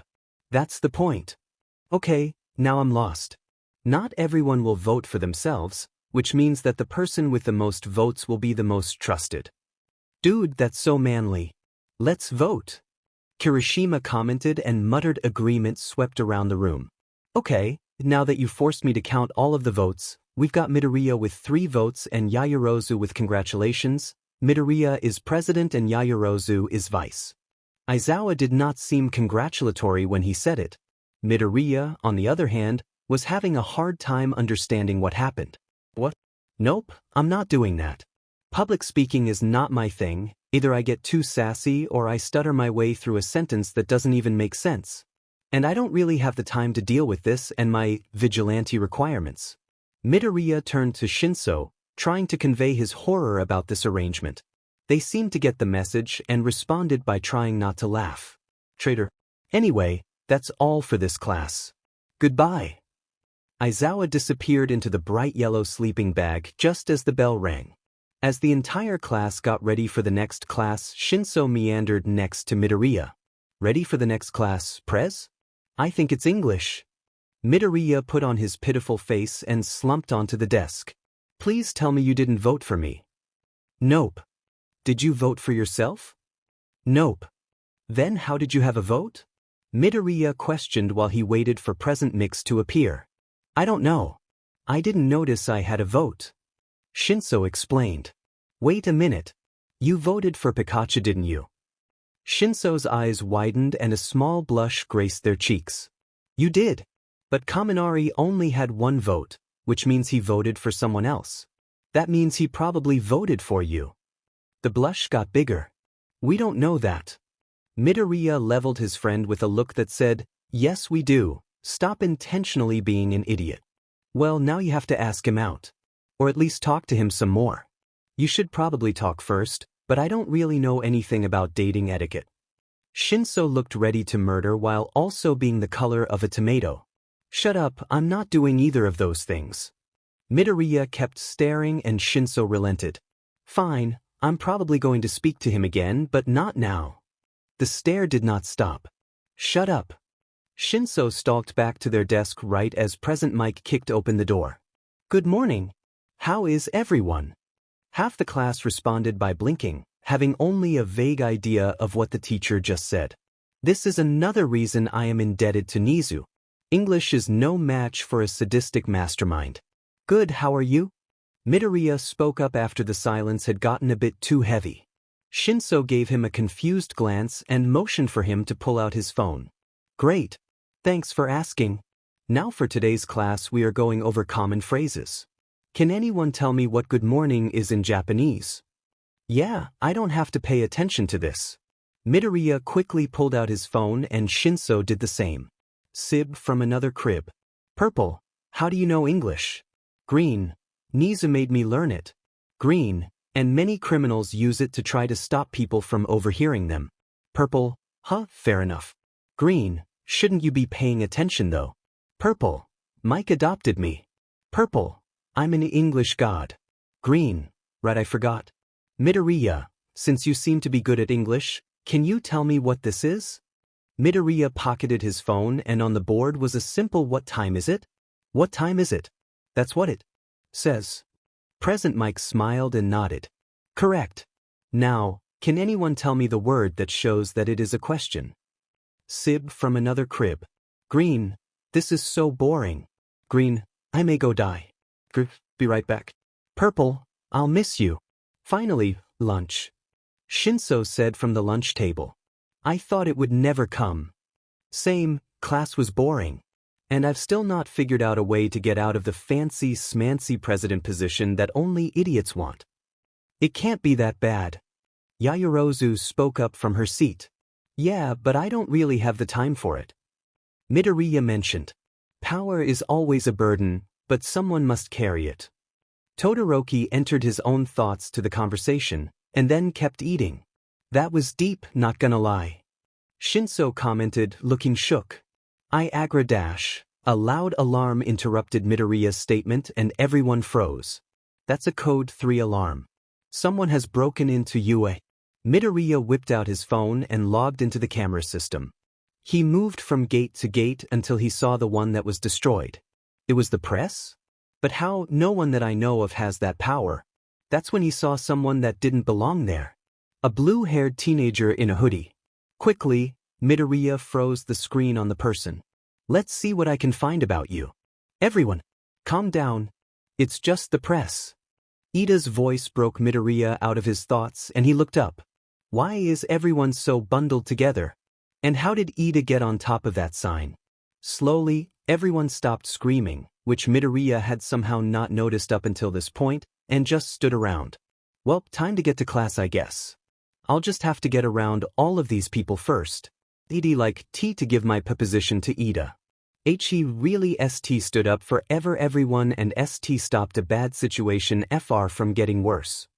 Midoriya stood up in front of the class and everyone, except Shinso, looked shocked to hear what he had to say. Is that even allowed? Ida asked and Aizawa shrugged. Well, I would be grateful to take the position. I won't let you down.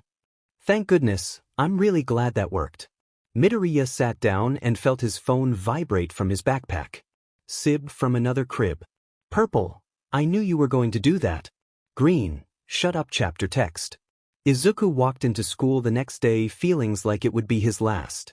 He had been searching until his alarm rang that morning for the hooded figure, but the guy simply didn't exist. He didn't have a quirk file, school record, hospital visit, nothing. He literally was a ghost. That's not a real fucking bad sign. Even texting dads 1, 2, and 4 didn't work since they've never seen him before. I wonder if I can get Tamaki to give me dad number 5's number, that's a thought. Oh ho ho, I should ask Mirio for Sir Night Eyes. That would be so much fun, my dad's senses are tingling already. He was knocked out of his thoughts by Shinso coming up behind him. Yo bro, you good? I've been trying to call your name over your muttering for like 3 minutes now. Yeah, I'm good, bad feeling is all. That okay dude. I trust you. Aw trust. Ito-chan, I feel so loved. You're like the parent I never had. Oh wait. Oh shut up. Seriously though, if you need me to tell dad about this I will. Yeah. Thanks. The rest of the short walk to their classroom was quiet. They passed a few students on the way, but none that they recognized. Even though the duo didn't recognize anyone, they kept giving them weird looks. Why are people staring at us? Shinso commented after the fourth person. Probably because you're Dadzua's and past mix adopted child and I'm a riddle wrapped in a mystery wrapped in an enigma wearing 4-inch heels. People are bound to be curious. Shinso groaned and tried to hide behind Midoriya. Dude, you're like 2 feet taller than me. Even with the heels that's not going to work. Can they not? I don't like the attention. Midoriya shrugged. I mean, I can't really do anything about it. Wait a minute, I've got an idea. Shinso began to look distrustful. Ever want to go through the vents? Good morning, Aizawa-sensei. Midoriya dropped into an almost empty classroom through the ceiling. Ida, why is he always here? Looked aghast. Problem child, it's not okay to get everywhere through the vents. Aizawa seemed to be considering the pros and cons of slamming his head through the podium again. Why not? Shinso responded as he also landed on the desk. Aizawa's eyes widened. Ida passed out. And Midoriya could just make out the teacher's horrified whisper, "Oh my god, there's 2 of them." Following all of that, the 2 siblings broke down in hysterical laughter. Midoriya going as far as to tip and fall off the desk, he landed in a ball on the floor. Aizawa ran his hand down his face and sighed. It's too early for this. Sit down and be quiet until class starts. He then copied Midoriya and curled up in a ball, but in his very bright yellow sleeping bag of course. Aye, sir. Shinso snickered. Midoriya slowly picked himself off the floor and sat on Shinso's desk. Aizawa just sighed and closed his eyes. Okay, I have an announcement to make. Aizawa had finally decided to grace the students with his presence. Is the announcement about how he's going to finally murder me? That would be funny. I think it would make Ida pass out again. We are going on a field trip today. Really? I was expecting something more life-threatening. That sounds like so much fun. Where are we going? Shut up. Aizawa's hair began to float and his eyes glowed. Whoever decides to keep talking will find themselves unable to join the rest of the class. Silence descended upon the room. I'll explain where we're going on the bus. Get into your hero costumes and meet me at the front gate in 5 minutes. As soon as Aizawa stopped talking, Midoriya was out of his seat and through the door. 5 minutes isn't a lot of time, and I really can't afford to get on Dadzawa's worse side. Midoriya looked behind him and saw Shinso also scrambling out of the room. Huh? Guess they're afraid of what will happen if they're late too. The green-haired student changed into his costume in record time and was at the front gate in 3 minutes and 30 seconds. It's really helpful that I don't have one of the ultra-fancy costumes. And that I'm fueled with fear right now. Aizawa was already standing there, looking unimpressed even though Midoriya was the first one out. 15 seconds later, Shinso was also seen sprinting out of the building and towards their adopted father and their friend. Nice job, Hitoshi. That was very fast. Aizawa commented. I was here before them. Why do you hate me? Well, thanks for the praise, Dad, Izuku replied sarcastically. What, sheet? I said Dad. And me now. What? The boy who was totally not Apparition replied, feigning ignorance. What? Shinso asked just to feel included and because they're petty. What? Asked Azui as she entered the waiting area. Nothing. Aizawa answered. Now, we have 1 minute left. You guys have better hope that your fellow classmates show up soon. I don't think we're the ones who should worry if they're late. 1 minute and 23 seconds later, everyone was loaded onto the bus and the group set off to who knows where because Aizawa had decided not to tell everyone. I tend to always say what's on my mind. Azui broke the silence with the random statement. So, I have to ask, how are you here, Midoriya? Well, you see, when a mommy and a daddy love each other very much he was cut off by his arm being smacked by Shinso, reminding him who his audience was. I am mean, what do why you mean Azui? Call me Tsuyu. To clarify, no one here saw you at the entrance exam and Yayarozu said that you didn't take the recommendation exam. So, how are you at UA? I'm Nezu's per personal student, so I got a FR free pass. Midoriya stammered out. I see. Thank you for the answer. Azui leaned back, satisfied. You're Nezu's personal student. That's insane. So manly. Kirishima parroted from his seat. Dude, how does that work? How did that even happen? Shinso's crush asked. I'm not really sure. He kinda just found me hacking into you as dash. He froze at the sight of Aizawa's eyes narrowing from the front of the bus. I mean what I totally didn't do that. I meant he just found my house and kidnapped me. Why? And then he arrested my took over my school, sued my childhood friend, and fostered me. Shinso face palmed. Too much information, buddy. I don't think you helped your case at all. This time it was Midoriya who hit them on the arm. Silence covered the bus as everyone was trying to process what he just said. He could see Aizawa typing on his phone and silently prayed to the gods that he hadn't just outed himself. Yeah, I can see that. Welcome to Unforeseen Simulation Joint, also known as USJ. Oh, so that's the name. I always thought it stood for Universal Studios Japan. My name is 13 and I'll be your host for today. OMG, okay, they're so freaking adorable. I need to find some way to get them to adopt me. My parent senses are vibrating off the charts. I wonder what a better word for that would be. Dad scan? No, that's way too non-inclusive. Sundar? Nope, sounds like a bad ripoff of gaydar. Sun? Haha, it's like sonar but with a soft O. I'm a pun genius. Why is Hito-chan snickering? Oh shit, I'm mumbling, aren't I? Yep, Definitely. Oh my god Izuku, how many parents do you need? Don't you have like 10 dads? For your information, I only have 5, which is nowhere near enough, and a long list of candidates. And you're no my gods, what is that? The entire class turned to look at the growing smoke-ish cloud in the center of the plaza. While the group turned to see what it was, villains started to emerge from it. Is this part of the simulation, because it's pretty unforeseen? Uraraka joked nervously. No, those are villains. Aizawa responded. No, those are villains. Aizawa responded urgently. Everyone get back. Kaminari, Midoriya, send out a distress signal, I'll handle these guys. By the time he had finished talking, he had already jumped into the fight. Izuku worked quickly, sending out texts, emails, alarms, anything he could, to the teachers. In the end, only his helmet's special alarm got through. Oh, thank God that worked. It's not working. They must be jamming our signal. Kaminari shouted. Don't worry, I got out a signal. Midoriya responded, trying to calm the spreading fear. I'm trying to hack into the main control frame, but there's a quirk corrupting my tablet.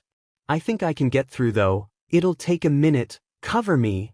He missed his classmates' responses, fully focused on his slowly corrupting device. Come on there. Shit. I can't access the controls. They're all manual machinery.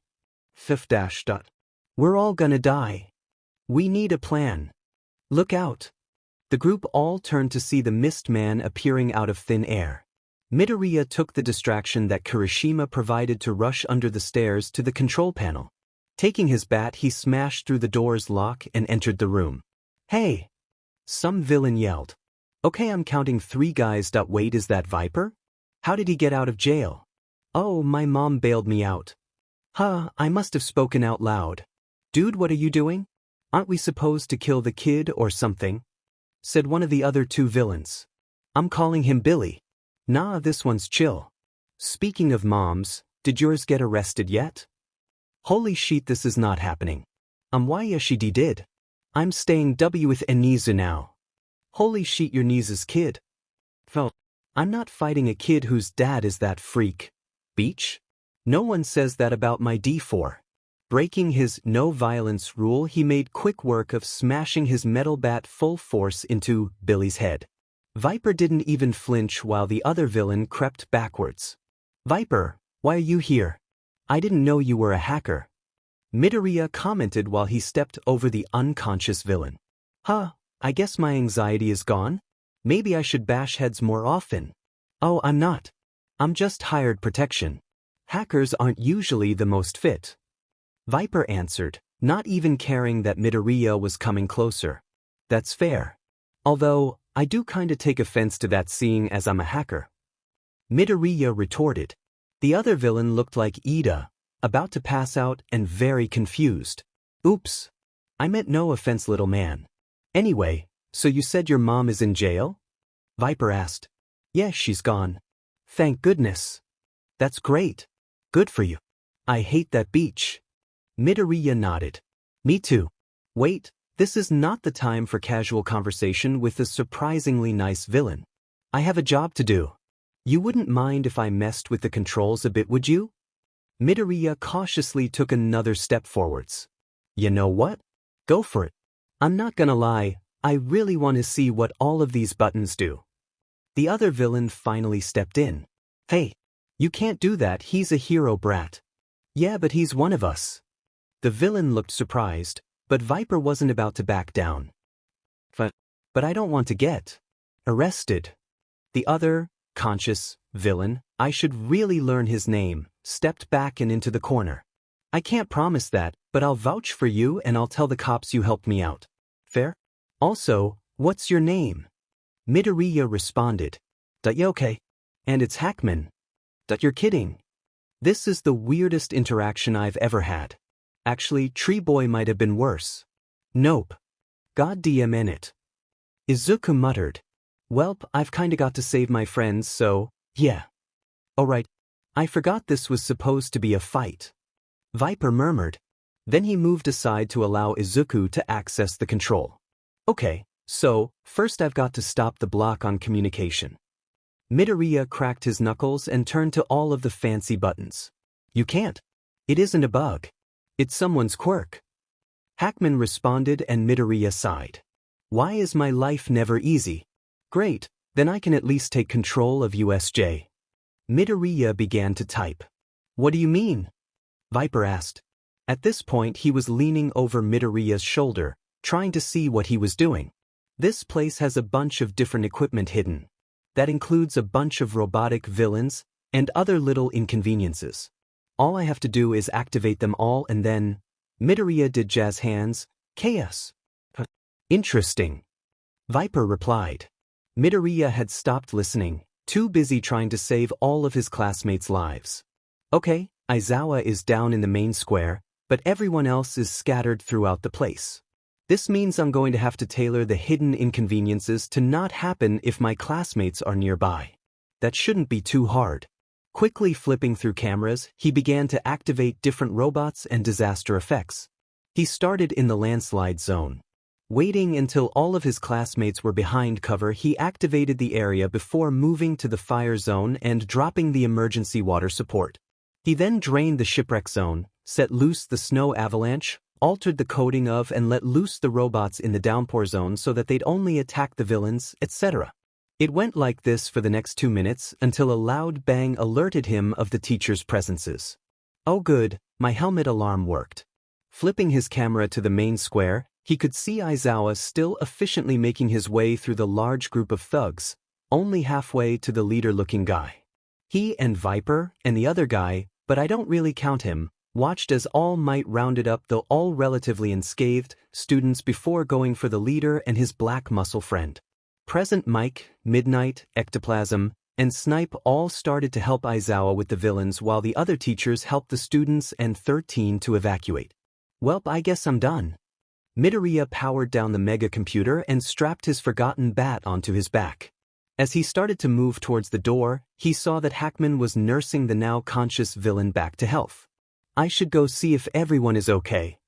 Oh yeah, have fun. Viper responded and opened a hidden passage. I'll be going too. See you around. Up. Bye. Midoriya waved and left the room. The sound of fighting was still going on, so he slowly peeked from behind the stairs. Just as he did, All Might punched a giant Birdman thingy through the roof of US. Wow, overkill. With another look, he saw that all of the villains had been taken down. Hello, problem child. Midoriya whipped around to see that Aizawa had walked up behind him. What are you doing? I was in the control room helping you guys. So yeah. Aizawa just noticed the door behind the small child and sighed. He does that a lot. Let's get you with the rest of the class. Yes, sir. The students and teachers all looked up as Aizawa approached with a pleased-looking Izuku. Dude, where were you? We were so worried. What happened? Izuku was taken aback by the concern of his classmates. I honestly forgot again that people care now, huh? It's nice. Guys, it's chill. I was in the control room helping you all. He watched the wave of understanding and gratitude roll over the group. Wait, so did they not have anyone guarding the control room? That's so stupid. Yaoyorozu spoke up. No, they did. There were only 3 guys though. One of them is I guess a friend from when I was arrested, one I made friends with pretty quickly, and one I smashed in the head with my bat. You were arrested? You did what to that guy? How on earth did you befriend a villain? And they just let you use the controls? That's so manly, dude. Of course you did. The reunion was disrupted by a familiar voice. Midoriya, right? I'm so sorry to interrupt, but I need your statement. OMG, it's dad number 1. When did he get here? Sure, Tsukachi. At the suspicious look he realized his mistake. God, pretending to be dumb is harder than I expected. I remember you from when you helped me with my mom. Midoriya Inko? Yes, I remember now. Anyway, please follow me. The 2 of them left USJ and walked the short distance to a cop car, where Izuku sat himself on the hood. Now, please give me all of the details of what just happened. And I'm sure you remember my quirk. He nodded. I do. It helps that I've known you for a lot longer than you would think. Okay, so when we entered the building 13 was there and Yagi was missing. He saw Tsukachi give him a shocked look. Alright, I know he knows who All Might is, but I guess that would be jarring to hear from a kid. I was talking with my friend when I noticed the portal form in the center of the plaza. I shouted out, and Aizawa told me and picked Kaminari to send out an emergency signal before jumping at the villains. I managed to get out the emergency signal in my helmet and made my way to the control center. I recognized the villain Viper from my time in holding, and he helped me out with making friends with one of the other two, Hackman, who then let me pass. There was a third villain, but he insulted my dad, so I beat his head in with my bat. He didn't wake up until much later. Anyways, then I started to carefully activate the different sites in order to help my classmates take out the villains. Once that was done, me and the other villains, just watched until Aizawa found me. Wow, I'm extremely impressed. Oh my gods, I never knew how much I needed to hear those words. You kept calm in a tough situation, managed to call for help, and even succeeded in safely and mostly non-violently handling a villain situation even while outmatched and alone. You even were able to help all of your classmates. You did everything right. You're going to be a great hero. I think he's layering it on a little thick, but I love it. Shinso and Aizawa, who were watching this go down, both smiled to themselves as Izuku almost broke down into tears. Dad number 2, thanks for believing in me. At that moment Midoriya almost up and said that he was Apparition, but thought better of it. He might have been close to 100,000 arrests, but he wasn't there yet. Granted, I'm only like 500 off, but still. Wiping the totally non-existent tears from his eyes, Midoriya smiled. Thanks Tsukachi. That means a lot to me. I'm really glad I could help. Well, you did good and didn't lie, so that really helps me out. You know, you remind me of a friend. He's a vigilante, so not the greatest person, but he helps a lot of people from the shadows like you did. Okay, time to stage my escape before I accidentally expose myself. Well, I'm glad I remind you of a vigilante. Totally the look I was going for. On another note, Hito-chan, let's go over there. Wow, that was a lot less smooth than it was in my head. In any case, Shinso was slightly more amused than they should have been as they were pulled away from the two adults. Only once they got to a little clump of trees did Midoriya let go of his friend's hand and sit down. You just did that to not blow your cover, didn't you? Shinso looked down at the mortified boy below him. Midoriya nodded. As much as I want to tell them now, I should wait. There's more things I can do with my anonymity than if they knew who I was. And with my track record of being super suspicious and losing my anxiety around them, I decided it would be better if I just left the area. Shinso sighed. You do realize that exit was still very suspicious though, right? Midoriya slapped them on the leg and huffed, sadly knowing that his friend was right. Shinso glared and hopped out of the greenette's reach. I need longer arms. Or I could get up and go over to them. Yeah, I definitely need longer arms. I don't need to hear that after I just saved all of your lives. Yeah, that's valid. What a day, am I right? Shinso plopped down next to their friend. Aizawa and Tsukachi were seen talking where Midoriya and Shinso just left. Nah, that was actually pretty chill for me. I mean, I hacked and I talked to some friendly villains. Pretty normal. Well, not the friendly villain part. That doesn't usually happen. That's still super weird to say out loud. Especially because it's correct. That was a pretty normal day. Shinso seemed to be thinking the same thing because they sighed and patted the short boy on the head. Well, we can't all be semi-famous vigilantes with names no one knows how to pronounce. Apparition isn't that hard to pronounce. He yelled. The vigilante quickly quieted down and looked towards Tsukachi and Aizawa, but, thankfully, the two didn't seem to have heard him. It's a perfectly fine vigilante name, thank you very much. Did you even come up with it? I've watched all of these TV shows that show that the police usually pick the name. Shinso asked. Police usually pick the name for serial killers. I am not a serial killer. And, seeing as I am in direct contact with the police, I got to choose my name. Midoriya explained. Is Apparition really the best you come up with? Midoriya pouted. Hey, I'm not saying that it's bad, just that there are so many better options. Shut up, I was like 10. However, I think it is a very good name that fits me well. I'm like a ghost. But being called ghost is lame and generic, thus Apparition. To be fair, at first I wanted to be called Apparition, but that makes me sound like a drag dealer or a horse girl, and now that I say it out loud it really is a terrible name. Oh my god, that is so bad. Shinso burst into laughter and Midoriya slapped them again. In all seriousness though, I'm glad you're okay. It was pretty scary in there. And I know that you see danger all the time, although not in person I guess, still counts, but for the rest of us, it was really terrifying to be attacked like that. Shinso paused and looked at their classmates who were scattered around the area. I think we'll be okay though. No one got very hurt, and the pros got here before it got any worse. I guess that's kind of thanks to you, Apparition. We were having a moment Shinso and you had to go ruin it, didn't you? You know what, did you become a vigilante at age like 10 and now almost have 100,000 arrests? No, I didn't think so. So stop commenting on my alias. Midoriya stood up and started to tickle the purplet viciously before stopping when he noticed that Sakachi was coming towards them. Hi Sakachi sir. Why are you coming over here?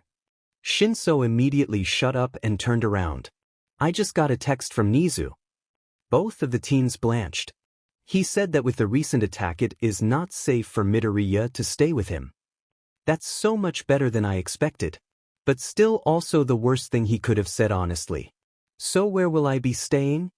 Well, Nezu said that you trust me, so you're staying with me. Well, that was unexpected. So, I know that Nezu's scary and all, but are you really okay with housing me? Midoriya broached the subject while the two were driving to Sakachi's house. Yeah, I might have asked this a little late, but better late than never. I'm doing this of my own free will. I mean, you needed a place to go, and you're a great kid, and I have the space, so why wouldn't I want you to stay? Is this about your mom? No, I mean, kinda, but also not. I was just wondering, you don't know me but you're taking me in. Why? It's the right thing to do. Sakachi looked like he wanted to say more, but stopped once he saw where they were. We're here. The car pulled into a driveway and stopped. Oh, this is a nice house. Midoriya looked out the window and smiled. So this is Salty's home, and I'm going to be living here. Thank you. Dad number 2 got out of the car and walked towards the trunk. Midoriya slid out too, and moved to join him. Together the two pulled out all of Midoriya's belongings and dumped them on the driveway. Midoriya bent down and picked up 2 of the heavier boxes. You don't have to do that. What? What?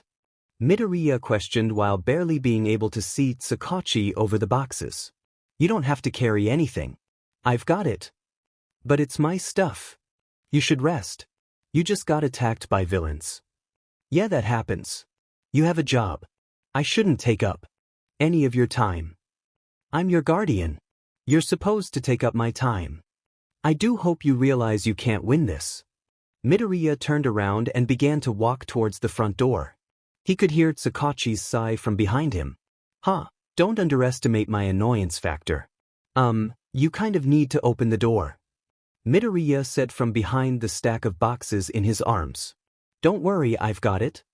Salty appeared out of nowhere and produced a key. Midoriya moved out of the way and Sakachi quickly opened the door. As soon as the door opened, something launched itself onto Midoriya and he stumbled backwards. Sadly, to his back was the stairs and he quickly tumbled down them. Well, this is embarrassing. What if the boxes break? Midoriya tried to maneuver in midair to both protect the boxes and himself, but it didn't work very well. The teenager hit the ground with a resounding thud and groaned in pain. Midoriya, are you okay? He looked up to see Sakachi's concerned face. He groaned again.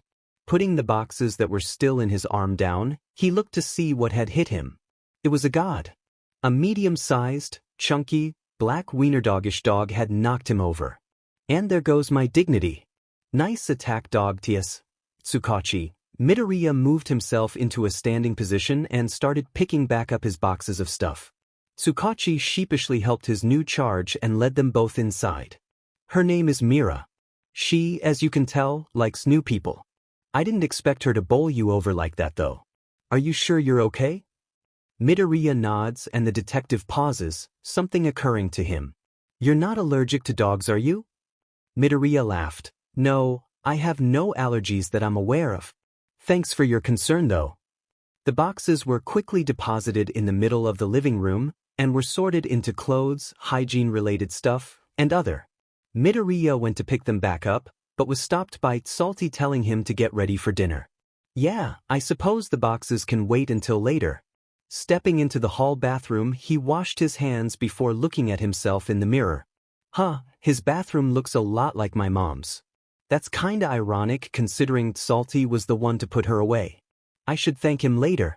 Stepping out of the bathroom, he met Tsukachi in the kitchen, who already had rice going and was cutting up vegetables.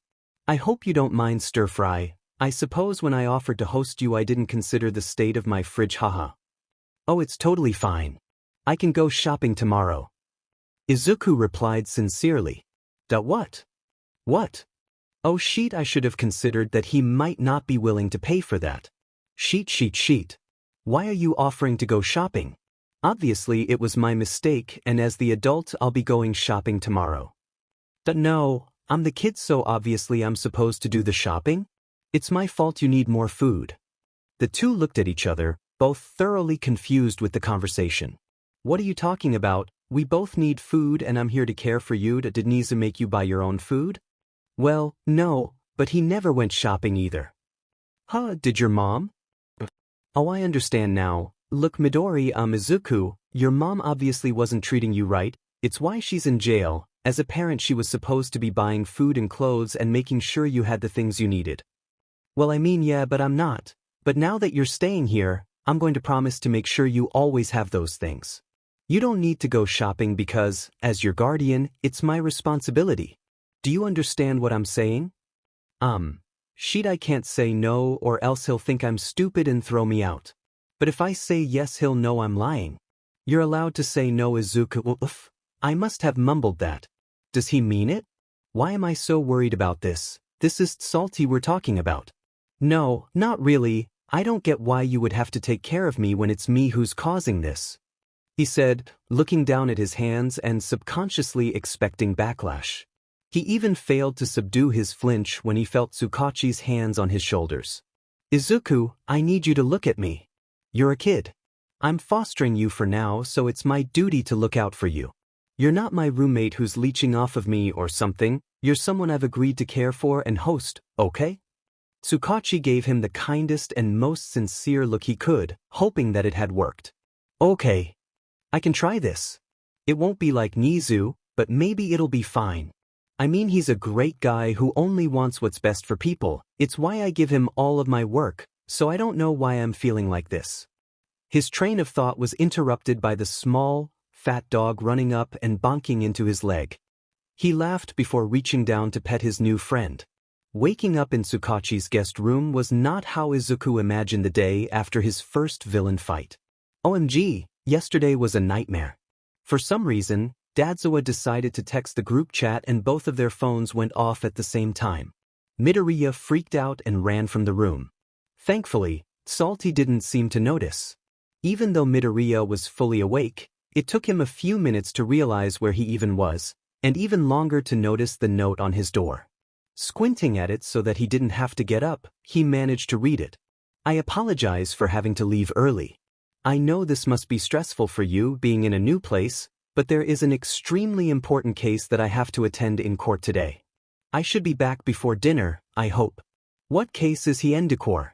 Holy shit, I can't believe I forgot that the hearing was today. I should really text small Todoroki.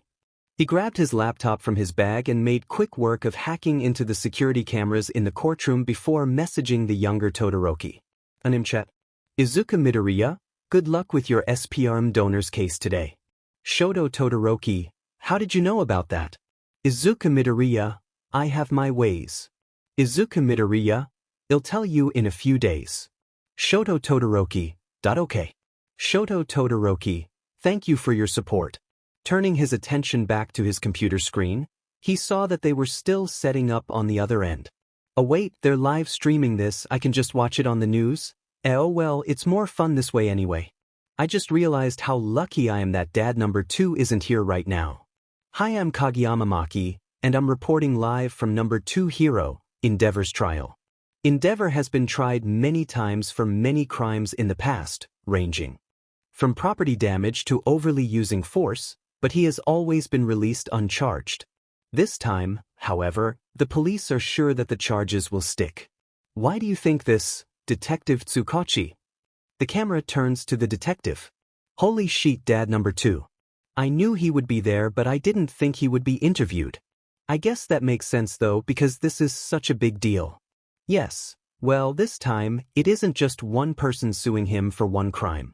This is a file filled with all the necessary evidence for over 50 crimes, ranging from parking tickets to murder. It's everything that anyone with a brain could possibly need to put this man in jail. Tsukachi looked very proud of himself, and also excited. How exactly did the police get this information? The reporter was obviously trying to make Tsukachi make a mistake, but he already had an answer ready. Well, this was all from an informant known as Apparition. And, before you start asking me about them, everything Apparition does is perfectly legal. Oh boy, now that's a lie. Hacking isn't legal. Now, if you'll excuse me, I need to get into the courtroom. The reporter tried to ask a few more questions, but Salty wasn't having any of it. Quickly, Tsukachi left the view of the camera. By now, Midoriya was practically bouncing off the walls. Salty mentioned me. And now everyone is going to know that I arrested Endeavor. Oh man, that feels so nice to say. Although I guess there is a slight chance he will get free, but I doubt it.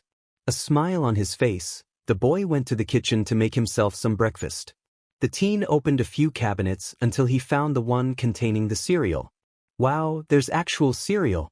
But with practiced ease, Midoriya made himself a bowl of cereal, feeling only slightly guilty that he used Tsukachi's milk. After that was done, the kid made his way to in front of the TV. I can't wait to watch the trial.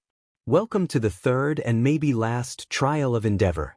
Now, most of you may know him as the number 2 hero, but some probably know him best by the damage he has caused over the years. Today, I will be documenting exactly what is happening in this court case. The shot transferred over to the interview with Dad number 2 that Midoriya had already watched. Using this as an opportunity, Midoriya put his bowl in the sink and wandered back in front of the TV. Now, as you heard in the interview, this trial is all because of an informant. And not just any informant, but one that even the police often work with. Which begs the question, who is this anonymous person, and how much have they done for us in the past? Midoriya smirks, a lot more than you know. However, that is not the topic for this segment, and the real show is about to begin. The shot changed to one inside the courthouse, and Midoriya saw that the trial had already begun. Tsukachi was standing up and saying what all of the accusations towards Endeavor were, and evidence to support each claim. The defending lawyer attempted to save the case by sharing what Endeavor had done as a hero, but she was quickly overrun with the sheer amount of evidence against the man. Then, everything was really settled with a live testimony from the 3 remaining Todoroki siblings. Izuku found himself grinning at the screen as he watched the gavel come down, proclaiming him guilty and sentencing him to 20 years in jail. Midoriya Izuku, you did so well. Midoriya Izuku, Endicor will rot in jail forever. Todoroki Shoto, yes, I hope so. Todoroki Shoto, I am happy that he's gone. Midoriya Izuku, mood. Todoroki Shoto? Midoriya Izuku, envy him. Midoriya Izuku, also do you want to hang out today? Midoriya Izuku, should be early enough that number 1 knows about your dad and such. Todoroki Shoto, sure. I was actually wondering if you might be interested in visiting 13 in the hospital with me and Momo tomorrow? Midoriya Izuku, sounds good to me, we should ask everyone. Todoroki Shoto, okay. Todoroki Shoto is offline. Midoriya Izuku is offline. Surprisingly, Todoroki had been able to corral most of the class into coming. And by that, Midoriya meant he had gotten Yaoyorozu to corral most of the class into coming. Thus, a day later, Midoriya was standing with the class, minus Hagakure and Sato who were busy, in the waiting room of the hospital. After around half an hour, a nurse emerged. Hello, Class 1A? That's us, ma'am. Kirishima responded for the group. Lovely. If you're ready, you're free to enter. Keep in mind that they are still recovering though, so don't be too aggressive please. Of course, ma'am. Ida said, waving his arm around. The group walked in an attempt at a double file line into the waiting room. 13 honestly didn't look that bad anymore, having mostly recovered in the couple of days since the incident. The hero greeted them politely as they walked into the room. The class snickered as Uraraka instantly went in for a hug. It was less tense than Midoriya had been expecting. 13 chatted pleasantly with the, dubbed by the end of the afternoon, Cinnamon Bun Squad: Uraraka, Kirishima, Mina, Izuku, Todoroki, and Momo. The others chose to talk somewhat quietly in their own groups. They stayed for around an hour before people started to trickle out. Eventually, at around the hour-and-a-half mark, Izuku decided it was time to leave as well. Wow, that was really nice. Okay, when I get home I have got to work on a step 2 for getting spiritually adopted by them. I guess I still forget sometimes that heroes can be amazing after everything with Endeavor. I wonder if they'll still like me after the reveal. Izuku looked at the counter on his phone. Only 22 more people to go. Mineta Minoru, a sad excuse for a person. After his father put Midoriya in a holding cell because of his mom and the green-haired boy found out that the younger Mineta was Inua, Midoriya had been watching the creepy student. Sadly, Midoriya's worries had been confirmed after witnessing multiple attacks by Mineta on female students. That perv. I hate him. At that moment Present Mike entered the classroom, effectively breaking Midoriya from his thoughts. Oh, it's time for English already? Can I get a hello? Present Mike screamed as he walked to the blackboard. Midoriya watched as all of the class, sans Shinso, yelled the greeting back, their pronunciation horrific. Probably got bored of past mixed shenanigans. They do have to live with dad number 3 after all. Seems funny that Aizawa hates loud noises even more than Shinso does, but he married the man. Midoriya, Shinso, me guess you've already done the work? Yamada-sensei asked. Once the loud teacher and Nezu realized that Midoriya and his sib from another crib were fluent in English, they started to get their homework ahead of time. They were supposed to do all of their after-school work during class, but since it was far too easy for them, they just did it when they were bored. That meant that English became a study hall for Shinso and a time for Midoriya to do vigilante stuff, just like he was doing now. It was wonderful for him because it meant that he didn't have to do his work around Tsukachi, even if it was moving a bit slower than normal. Yep. Midoriya replied. Shinso had settled for just a nod. Great. I expect you to give it to me before class is over. Present Mike turned away from the duo and faced the rest of the class. Now, who can tell me the time and date is in English? Tuning out the chatter, Midoriya started to think. Okie dokie, I think I have enough evidence to put the other Mineta in jail. But, go me. Midoriya grabbed his phone and started to organize all of the clips of videos and even a few statements from his classmates into sections. Midoriya was very surprised at how trusting the general education girls were to a random hero course guy, but what works works. I don't blame them for trying to get back at that pervy great motherfucker. Alright, if this isn't enough then I am not doing my job very well. Time to send it to the dad chat. The chat for ghosts who smile back. Apparition, UW38V, P0. Apparition, taught us some info about a perv that should rot in jail. Huh, maybe they should get his dad to arrest him. Nah, I trust Tsukachi more. And I hate the elder Mineta. Satisfied, Midoriya looked up just in time to see Aizawa barge into the room. Aizawa? What are you doing here? Present Mike asked as Aizawa stalked towards him. Shinso and Midoriya looked at each other, and both shrugged. I have no idea what's going on here. With Yamada still looking confused, Aizawa grabbed a piece of paper and a pen. He then started to write, and whatever he wrote caused Present Mike to gasp. At that exact moment, Midoriya's phone started to ring. Show yourself, from Frozen 2 blasting from its tiny speakers. Why is Salty calling me? Midoriya, why is your phone interrupting class? If you want or need to answer it, put it on speaker. Aizawa glared at the young boy and Midoriya frowned. Are you sure? I would hate to be annoying to whatever you obviously have to do. A glare. Okay, to be fair, you interrupted class first, but sure. Midoriya clicked accept and put the phone on speaker. Congratulations. Tsukachi's voice filtered through the speakers, and Izuku watched Aizawa's eyes widen. You reached 100,000 arrests. Now, honor your agreement and tell me who you are. Oh God, was Mineta my 100,000th arrest? I had no idea. Oops. The class all looked on in pure shock, jaws on the floor. Sakachi, are you calling Apparition's phone? Are you sure you got the right number? Aizawa gathered his thoughts and walked up to Midoriya's desk. Aizawa? What are you doing there? Why are you with Apparition? Better question, who is he? Sakachi sounded more and more confused, while Aizawa looked more and more angry. Okay. I can explain. Midoriya spoke for the first time. Everyone waited in silence. They really wanted to know what he was going to say. Especially the people who had no idea what was going on, most of the class. So, yes, I, Midoriya Izuku, am Apparition, and Aizawa had barged into my classroom, so that's why he's here. Shinso started to shake with laughter in their seat. Izuku watched smugly as the two men started yelling. You're Apparition? You're a child. You've been living in my house? You're my kid's best friend. Wait, why are they laughing? Hitoshi, you knew? At that point the rest of the class joined in too. He's your kid. 100,000 arrests? You've been right under our noses this whole time? I can't believe you've been hacking into government databases since you were 11. He's been what? Oh my God. But you're quirkless.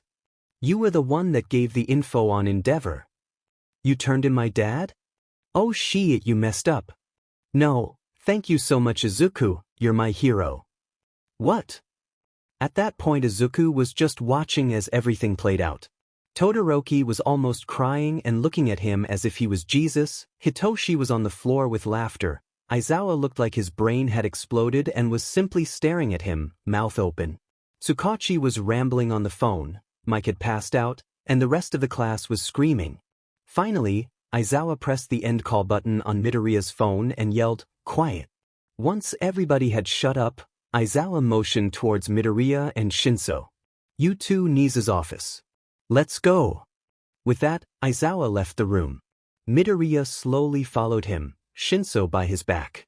I can feel everyone's gaze on me. If I had realized Salty would call me, then I would have waited until after school to send him Mineta's information. Soon the whole school will know. I made a mistake. Nezu didn't even blink when Aizawa slammed open his door. Instead, all he did was begin to speak. Welcome Aizawa. What can I do for you? In this moment, Midoriya and Shinso sneaked into the room, both trying to mesh into the wall. You knew, didn't you? Aizawa accused. I think Nezu's going to die. Then me. Shinso will be the only one alive after this is all over. I know many things. You'll have to be more specific. Don't antagonize the angry hero. Midoriya's Apparition. Aizawa spit out. I see he reached 100,000 arrests then. Congratulations Izuku. Though, I am surprised that he didn't give it away before now. He did always act very suspicious.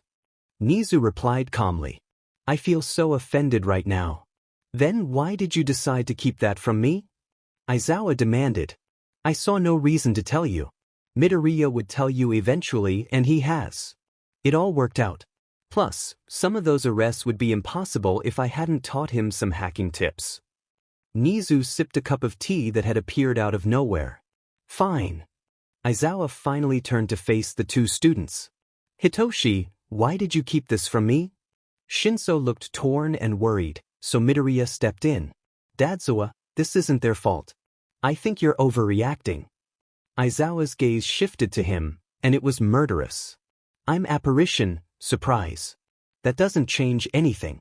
We are still the same people, you just got an insight that surprised you. Calm down. Bracered sighed. I see the resemblance now. The fire went out of his eyes and his posture got more relaxed. I suppose you are right, nothing has truly changed. However, if you think that you'll get special treatment, then you have another thing coming. Of course not. Crisis averted. I know my sibling will get all the doting anyway. There's another one? Aizawa asked. Midoriya did jazz hands towards Shinso and Aizawa's side again. Why is Hitoshi your sibling? Because you're our dad. Dadzawa's eyes widened and Midoriya grabbed Shinso's arm. Well, this has been fun and all, but we have a class to get to. By Dad 2, by Dad 4. Midoriya rushed out of the room while pulling Shinso behind him. Dad 4? Was heard from the principal's room before the door shut. Both Shinso and Midoriya started to snicker. Well, I think that went well. Midoriya commented and Shinso burst into laughter. That was so much better than I thought it would be. I'm so glad I witnessed it. You just talked Dad out of murdering us. I've only ever seen my other dad do that before. I'm just really glad it worked. Midoriya stated. But I do think that was comedy gold. I think Salty's in shock though. I mean, he's been living with Apparition for the past week. Imagine how that must feel. Huh. This was great. Midoriya and Shinso meandered down the hallway. There were no students there, so they just kept talking about everyone's reactions. Sadly, they forgot about class, but were reminded when the bell rang. Sheet. We've got to run. Midoriya raced off with Shinso hot on his trail. I really can't afford to be very late. If I am, I might not be able to stop Dadzawa from killing me. You did well on Thursday. You guys handled villains well even though it was only your second week at UA. Aizawa stood at the front of the room, pretending that the reveal hadn't happened less than 20 minutes ago. Everyone else was doing the same thing, not wanting to get on Aizawa's bad side. However, your troubles aren't over. Good feelings, gone. As class president, I feel obligated to ask what you mean by that. Ida stood up from his chair and waved his arms like a robot. The sports festival is coming. I feel like he wanted us to worry. He is so mean sometimes. Hold up, Shinso started from the back row. Shouldn't that be cancelled because of, the villain attack that just happened? Many students nodded in agreement. UA, and by UA I mean Nezu, decided that because of said villain attack, we needed to look stronger than ever. Thus, the sports festival. Aizawa deadpanned from where he was standing. But what about our safety?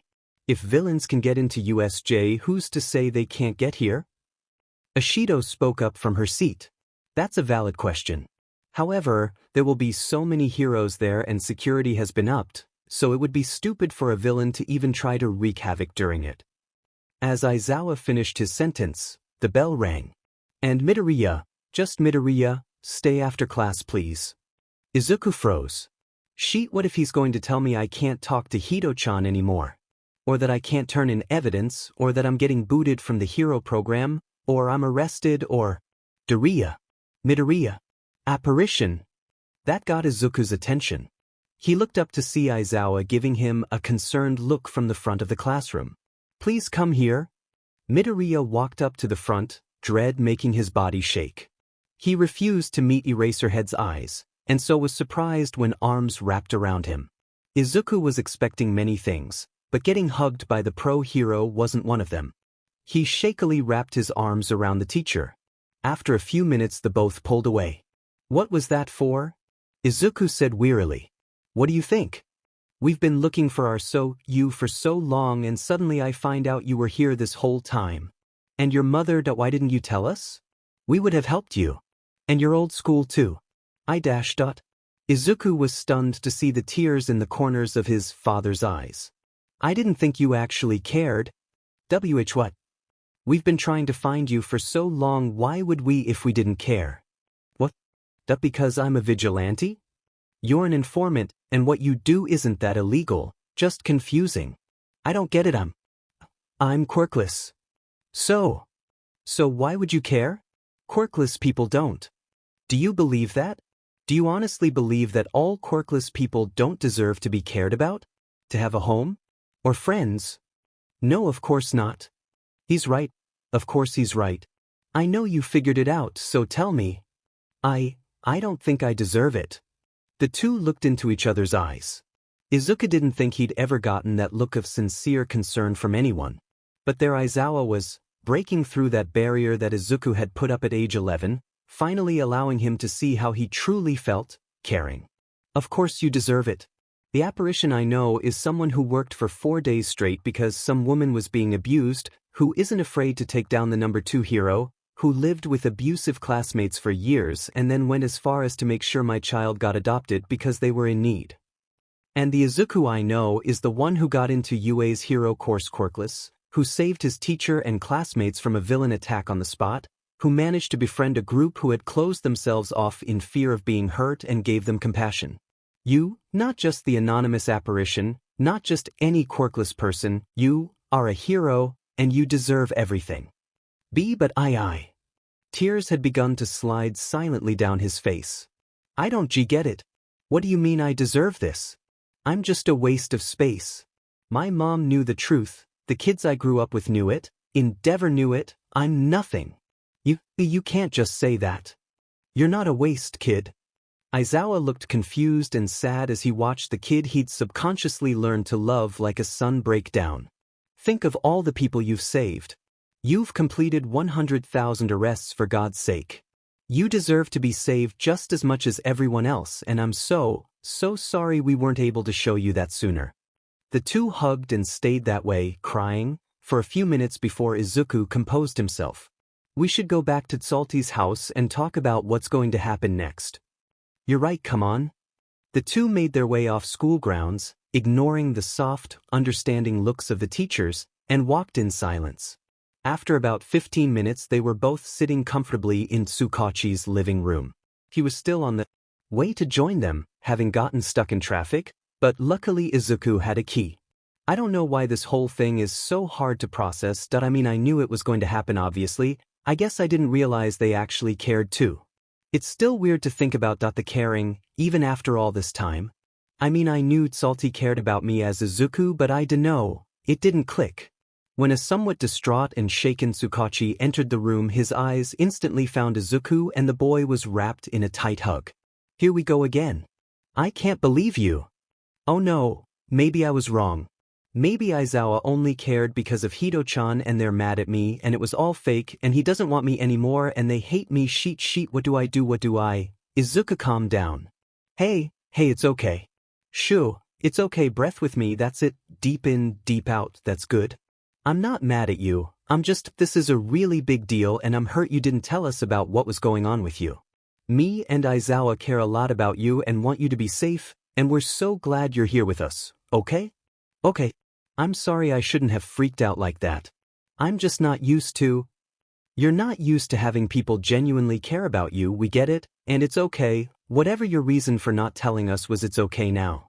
That I was so scared that you'd find out that I was quirkless and decide you didn't want to accept info from me, or that you wouldn't want me around or would leave me like Dash.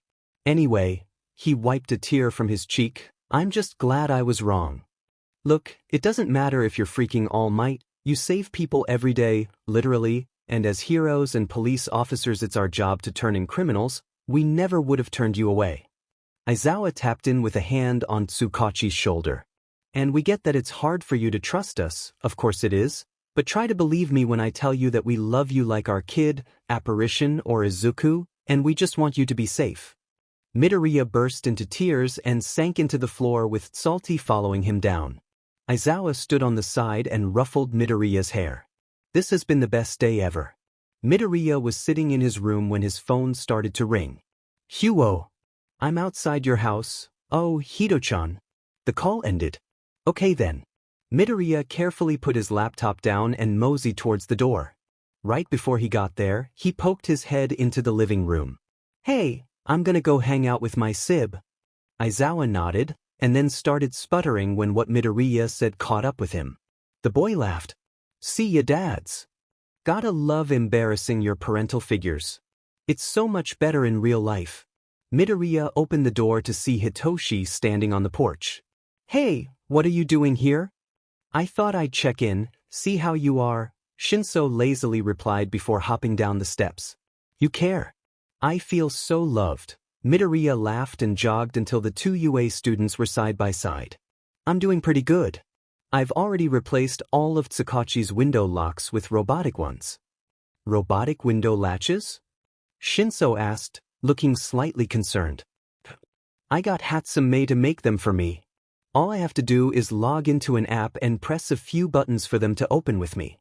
It's beautiful. Midoriya giggled and started to skip beside Shinso.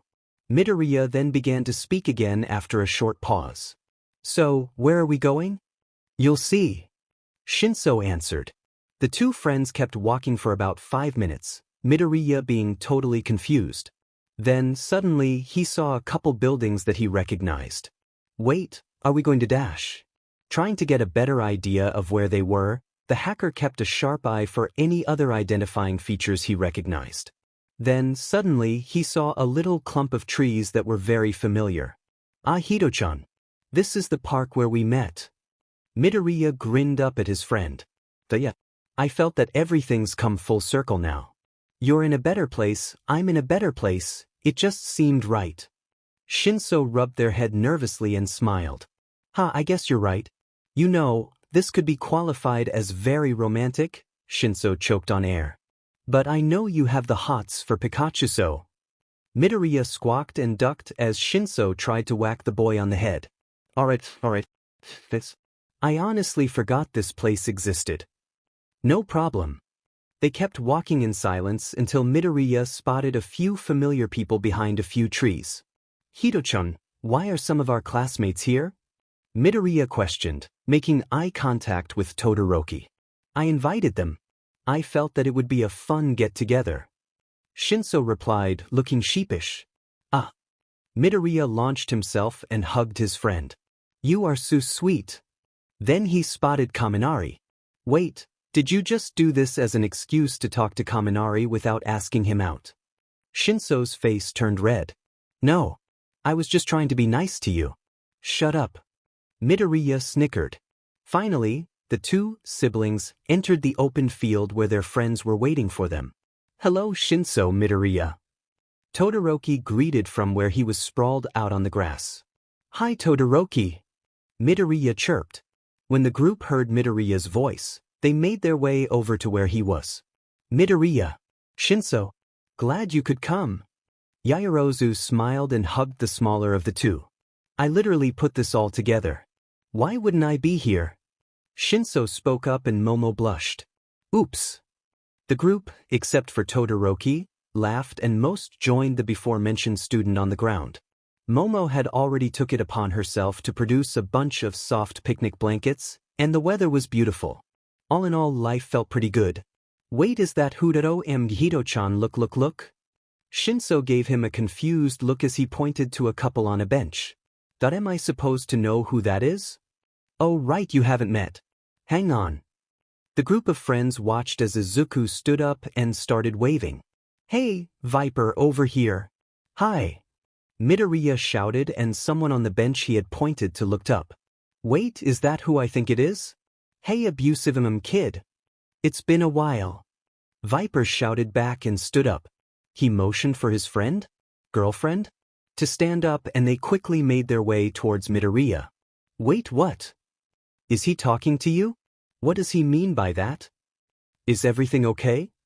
Both Viper and Izuku realized their mistake and winced a little. Midoriya made quick work of settling the group though. Guys, calm down, everything is fine. This is the friend of mine that was at the USJ, the one from my time in holding. We met right before my mom was arrested for being the worst, and kinda never formally introduced ourselves, I guess. Wait, he was at the USJ? But only villains were at the USJ. Todoroki commented. Viper and Midoriya flinched again, but both decided to ignore the question. Well, I should probably introduce myself. I'm Hiro Nato, reformed villain, and this is my girlfriend Tamasi Rina. He held out a hand to Izuku, who gladly took it. Midoriya Izuku, although you may know me as the hero Apparition. Midoriya added the last part quietly, remembering how he was the one that put Viper in prison in the first place. That was you. Oh man, how did I not see that coming? That's like anime tropes 101. I gotta say though, while you did put me in jail, you're also the reason my life got turned around, so thanks for that. I wouldn't be here without you, and I never would have met Rina.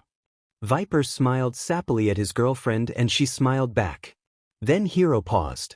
Just checking you're not in the foster system, are you? Izuku laughed at Shinso's groan. No, but I do have a 6th dad slot if you want it. The rest of the group looked very confused. Yeah man. You got it. Viper looked around and saw that everyone else in the group looked left out. Well, we should probably go. See you around. Yeah. I'll text you. Midoriya waved and the two walked away. You have an interesting group of acquaintances, Kaminari said. The rest of the group nodded in agreement. Hey. Midoriya laughed sheepishly and flopped on the ground. Did you meet him as Apparition? Todoroki asked. Yeah, I put him in jail for a bit. Midoriya answered while staring at the sky. I still can't believe your Apparition. Tokoyami mentioned. I heard about you in the Endeavor trial. It's insane that you put that terrible hero behind bars. No offense, Todoroki. None taken. Todoroki replied. Oh, you have no idea the amount of good Midoriya has done. He's even helped me. Shinso commented. Wow. You're amazing, Midoriya. Yaoyorozu spoke up and Izuku blushed. Thank you. Midoriya smiled and the rest of the group did the same. Hey Izuku. I'll be right back. Izuku watched as Hitoshi got up and went over to where Kaminari was sitting before saying something and leading him away. Oh, romance. Midoriya shouted, earning some snickers and a very flustered F off. The day went pretty calmly after that. There was lots of story sharing, such as Hitoshi puppydogging Aizawa into adopting 6 more cats, Kaminari asking Hitoshi out and them finally getting together, Todoroki living with his sister, and many more. Finally, the sky turned dark and the group had to split ways. So, did you enjoy yourself? Shinso asked, sounding pretty pleased. Yeah, I really did. You know, I don't think I've ever been this happy.